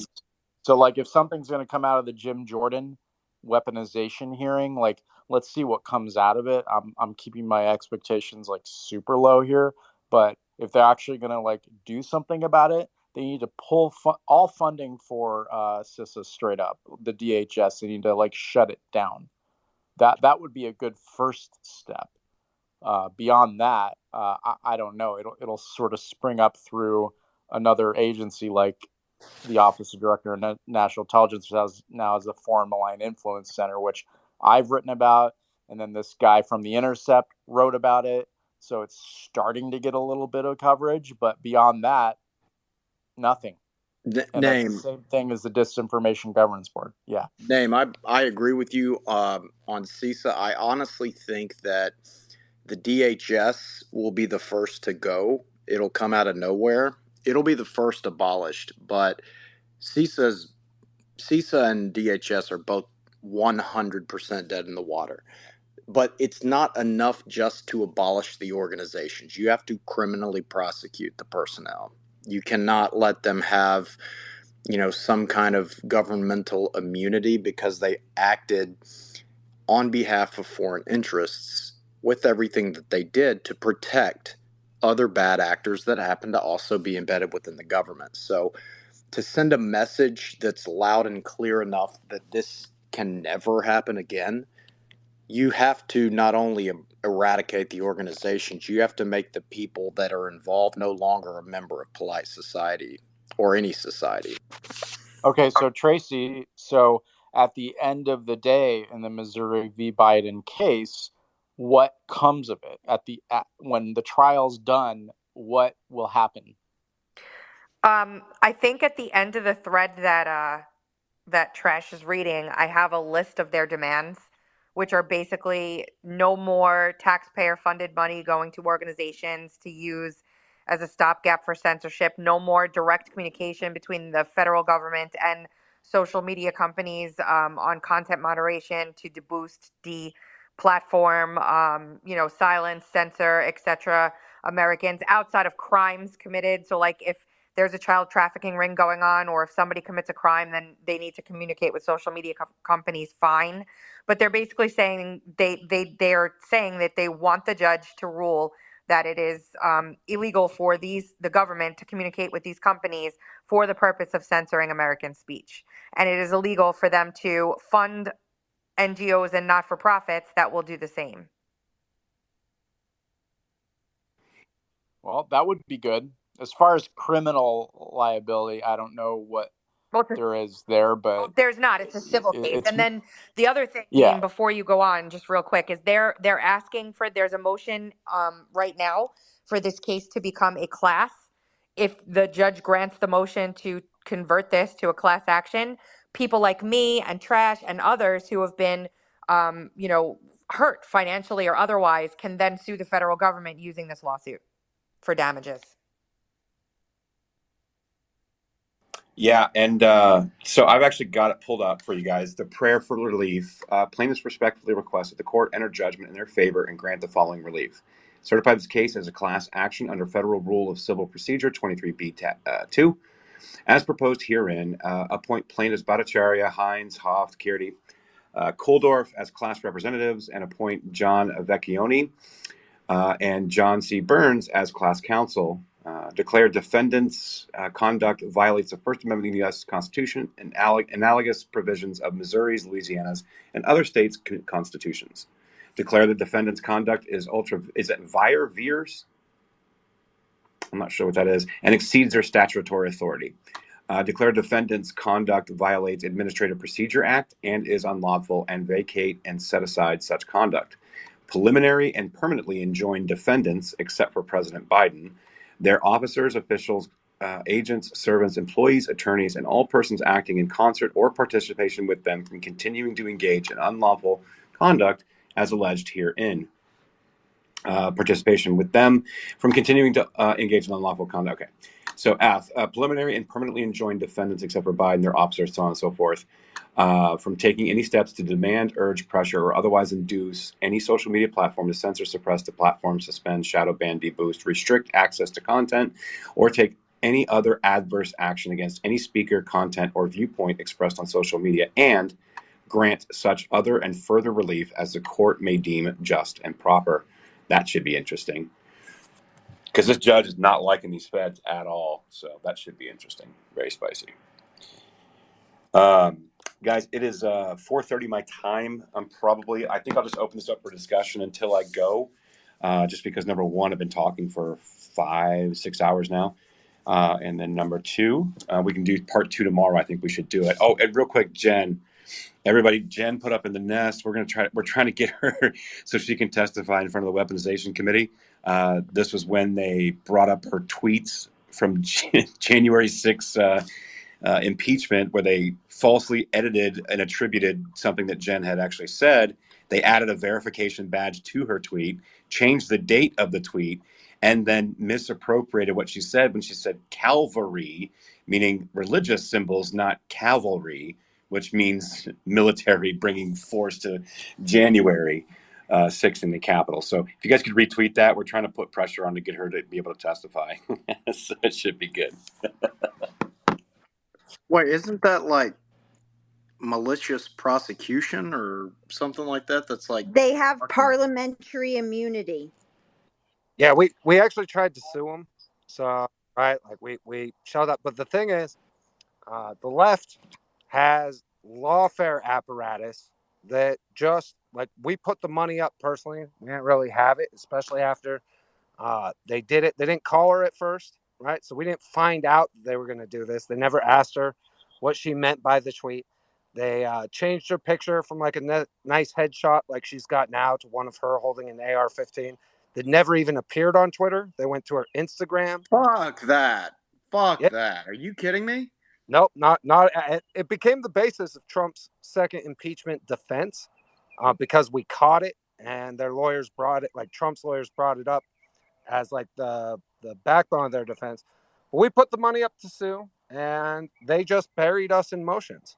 And because we're also censored, our ability to reach out, do all the stuff we normally do, we can't fundraise either because we literally can't reach anybody. And so we end up just not being able to afford to continue to pursue the case against the production company because we couldn't sue Swalwell, we couldn't sue Raskin because of the speech and debate clause, but we could sue the production company that they hired to make these edits. It's the same company they hired to do the January 6th edits, like add the sound effects and the voices and all the other, made for TV bullshit that they did. And so I do believe like the case had merit. And there's a chance we could have gone after the production company, but two people who are no longer able to bank or live trying to like stand up against the left's legal machine was something we couldn't continue to pursue. And so for us, like we've kind of just accepted that the most justice we're going to get out of this thing is being able to tell the story to the world. Because unlike Swalwell, who cries every day on his freaking Twitter account when people say mean things to him on the internet, when they labeled Jen the lead insurrectionist in the second impeachment trial, which went out to the world, I work for one of the largest security firms in the world. We do Chappelle, Chris Rock's, executive protection, Kid Cudi, right? Like a bunch of people. And our company ran a threat assessment and determined I think we had to pay for 3 or 4 months of 24-hour armed security because the threats were credible. And it was unlike Swalwell, the taxpayer didn't foot our bill. We footed it. So it's just incredibly dirty what they did. Jen, how do you not have lead insurrectionist on your like Twitter profile somewhere right now? I don't know. I thought about it a couple of times, but then I kind of like outweighed the benefits and I was like, probably not today. But then right before my birthday on May 20th, I got a call that the Congress, the weaponization committee, was wanting me to come testify, but they haven't reached back out. So I'm trying to show that there's force behind this. Like, they can't just do this to people, and it's really wrong. Yeah, 100%. So you guys retweet that. Let's put some pressure on it. I'm going to come to you, Robert, in a minute. Tracy, again, I can't thank you enough for showing up and like talking with me about all the work that you did. Like, this has been, it's been an incredible space. We led off with kind of like, some of the Devin Archer, Hunter Biden stuff, and kind of how the pay for play scheme that Hunter Biden was involved in, plus the whistleblower that Anna Paulina Luna was talking about, and how the FBI said they can't protect her. But I really wanted to get into the nitty gritty on this case, so I kind of got through all of that just to get to this. We've been talking about what your work and this case now for 4 hours, give or take. And so I want to do part 2 tomorrow. And everybody go follow Tracy. Go to Uncover DC. Check out the Rumble channel. I tried to link everything out separately, guys. There's so many people asking me to dig out when Tracy has done the work and provided the thread. I've reposted the thread. I tried to pick out what you guys are asking for. Do us a favor. Go in there and go read for yourself. Go grab those links. Go share those out with your friends. The work was supposed to be shared. Get in there and get in there. So, again, Tracy, I can't thank you enough. I really appreciate you. Thank you. I'm honored. I'm just honored you guys are amplifying it. Just keep sharing it everywhere. It's amazing. And God bless you. I'm interested to hear what Robert has to say. Hey, Tracy, a question for you about Missouri v. Biden again. With the thousands and thousands of emails, do you think they'll be put up on a site where we can search them for other election-related suppression? And then secondly, anything in Missouri v. Biden on the Fourth Amendment and the whole kind of evil bargain of Patriot Act? I haven't seen anything regards to that yet. And in terms of the emails, I think the best we have at this point in time is they're on both the AG of Missouri and Louisiana's website in snippets. But the exhibits are all there. All it would really take at this point is somebody who can catalog them all and upload them somewhere in a searchable format. That is way above my pay grade. I don't know how to do that. But they're freely available for anyone who wants them in the exhibits. Awesome. Just like we did with, or Garrett Ziegler did with the emails and photos, right? We get something put those out there, Yeah, right? absolutely. Yep. Everything that has been used in a filing is on the docket now. So, and there's a lot. And again, for all you guys out there that are like, okay, you know what? I want to start getting into citizen journalism. I want to start getting into content creation. What Tracy's provided here is a great jumping off point. What Marco Polo and Garrett, what he's done over there, you can go search the Hunter Biden emails. So you're like, well, Aaron, what do you mean by these two different things? They're not related. But they are. See, if you go through the transcripts and you look at the names that are mentioned, you can actually go search Hunter Biden's laptop, and I bet you're going to find some stuff in there of a story that's not been told where those people are actually connected over there. And you can really blow this thing wide open. So for the citizen journalists out there, content creators, and trust me, when I find time, because I do spend a lot of time doing this, but when I find time, I'm going to be doing that as well, because I have a few stories on my back pocket that I've been working on. Not really stories, but like I have pieces of information that I have not been able to connect yet. If you guys remember when Charles McGonigal was arrested, this was a huge piece for me because I was able to put together a lot of stuff that I was looking at through the Southern District of New York FBI field office, and a lot of stuff that was going on there, and I was able to connect a lot of dots, and it actually all did connect as well to Hunter Biden and all the stuff that I've done with that. And so if you guys want to know content, go through what Tracy, I provided all of it. Tracy put a mega thread together. She's got all the links. We got everything in there. Go to Marco Polo, go to Hunter Biden's laptop report. You can find it. You can cross-search all of this stuff. And I'm telling you, there's more stories in here. It's all there. It's all there. So again, thank you so much, Tracy. Hey, Tracy, I did put in the bubble for you his confirmation hearing, and the vote was 98-0. So I thought that was pretty interesting. If I dig up anything else, then send it over. But it's up there, the whole hearing. 98-0. It's fucking awesome. Right? That's what I'm telling you. He's so based. He's great. We love Terry Dowdy. We love him. So you guys know about him passing this $192 million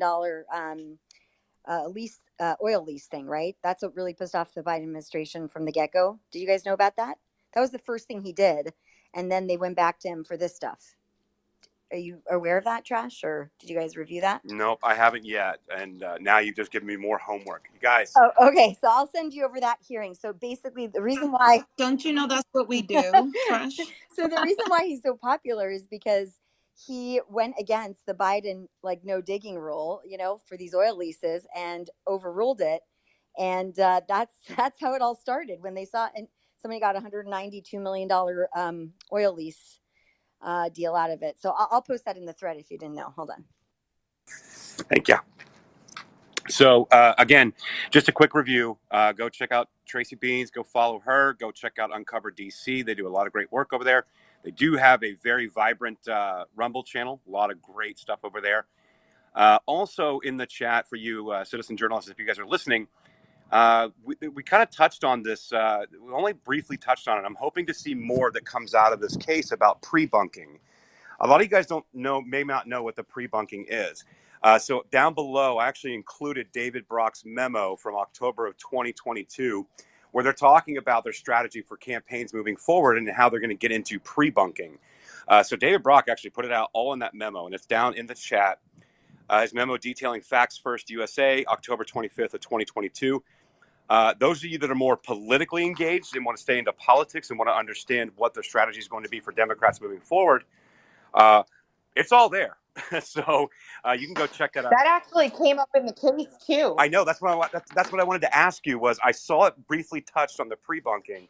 Are they going to go into that more? Because that's actually part of this. Oh, yeah, they definitely are. That just came up at the last minute in last minute discovery, and they threw it in this last motion they filed. But yep. Mm-hmm. That's important because they're colluding with the American Bar Association to go after conservative attorneys and have them disbarred. So I'm glad they got that in there. Hey, can I read this real quick, Trash? This is from the judge. I guess. Okay, thank you. Okay, so the judge's order that forced the Biden administration to resume sales of oil and gas leases on federal land and waters was vacated Wednesday by a federal appeals court in New Orleans. However, it was at least a temporary victory for President Joe Biden, but the immediate effect was unclear. The much heralded climate bill that Biden signed in law Tuesday. Okay, forget about that. Let's go back here. Biden had signed an executive order that suspended new lease sales soon after taking office in 2021. The following judge in March, U.S. District Judge Terry Doughty in Monroe, Louisiana, blocked the policy, siding with more than a dozen Republican-leaning states opposed to Biden's move. The appeals court in New Orleans on Wednesday said that the judge's reasons were unclear and sent the case back to him. So it's back in his back pocket again. But it still approved a lease for $190-something million to somebody. So that still went through. I'll send this over. Somebody can read through this. The law requires the government to reinstate the $192 million leases in the Gulf of Mexico that were blocked by another court ruling last year, and it requires 2 more sales in the Gulf and 1 in Alaska in October of 2023. Those sales had been canceled under Biden. The provision reviving them was inserted into the law at the insistence of West Virginia Democrat Senator Joe Manchin, an advocate for fossil fuels. Okay, I'll send this over. This is good. This is really good. Yeah, I want to check that out because you know how much I do with geopolitics, energy policy stuff. So please send that over. I need to look at that. And I just wanted to, I've seen a lot of comments here, and frankly, I feel like I did not give our honored guests enough attention that they deserved. We actually have Speaker McConnell and Marjorie Taylor Greene both on stage, ladies and gentlemen. Folks, this is what kind of content you can expect moving forward again. We are back. We're back doing this full time. And frankly, I just want to welcome the turtle, and I want to welcome, Marjorie Taylor Greene's press release. So thanks, guys. Thanks for showing up on the panel. We appreciate you. Also, on a more non-serious note, Catherine Brodsky and myself, we're going to start doing satire spaces once a week. I'm going to tell you guys it's satire because it's damn hilarious. We're going to be doing it with the U.S. Ministry of Truth. If you guys just need a laugh for like an hour, there's not enough satire out there, and it's deadpan. It's fantastic. But otherwise, this is what I'm trying to. I don't know if I can come back and do these daily, especially marathon spaces like this, but try to at least do one for 2 or 3 hours a day. So going to try to get back to that. Anyway, Tracy, do you have any final thoughts before everybody signs off? Because I know there's so many questions down in the chat. Name, Robert, anybody have any final thoughts before we check out? I'm chewing on granola. I will. Sorry, I'll go through the thread and see if there's anything I can answer. And happy to be here, and I'll come back tomorrow for sure. Super awesome space. Thank you so much, Trash and Jennifer and all of you guys. I mean, it wouldn't have been possible without you, so I really appreciate it. I hope you do come back when you can. No, obviously no expectations, but we're going to be here still grinding it out. So appreciate you. All right, guys. Anybody else? Any final thoughts? I have something, Trash. Hey, Tracy, from now on, like, if you have a tweet. Oh, she left. Never mind.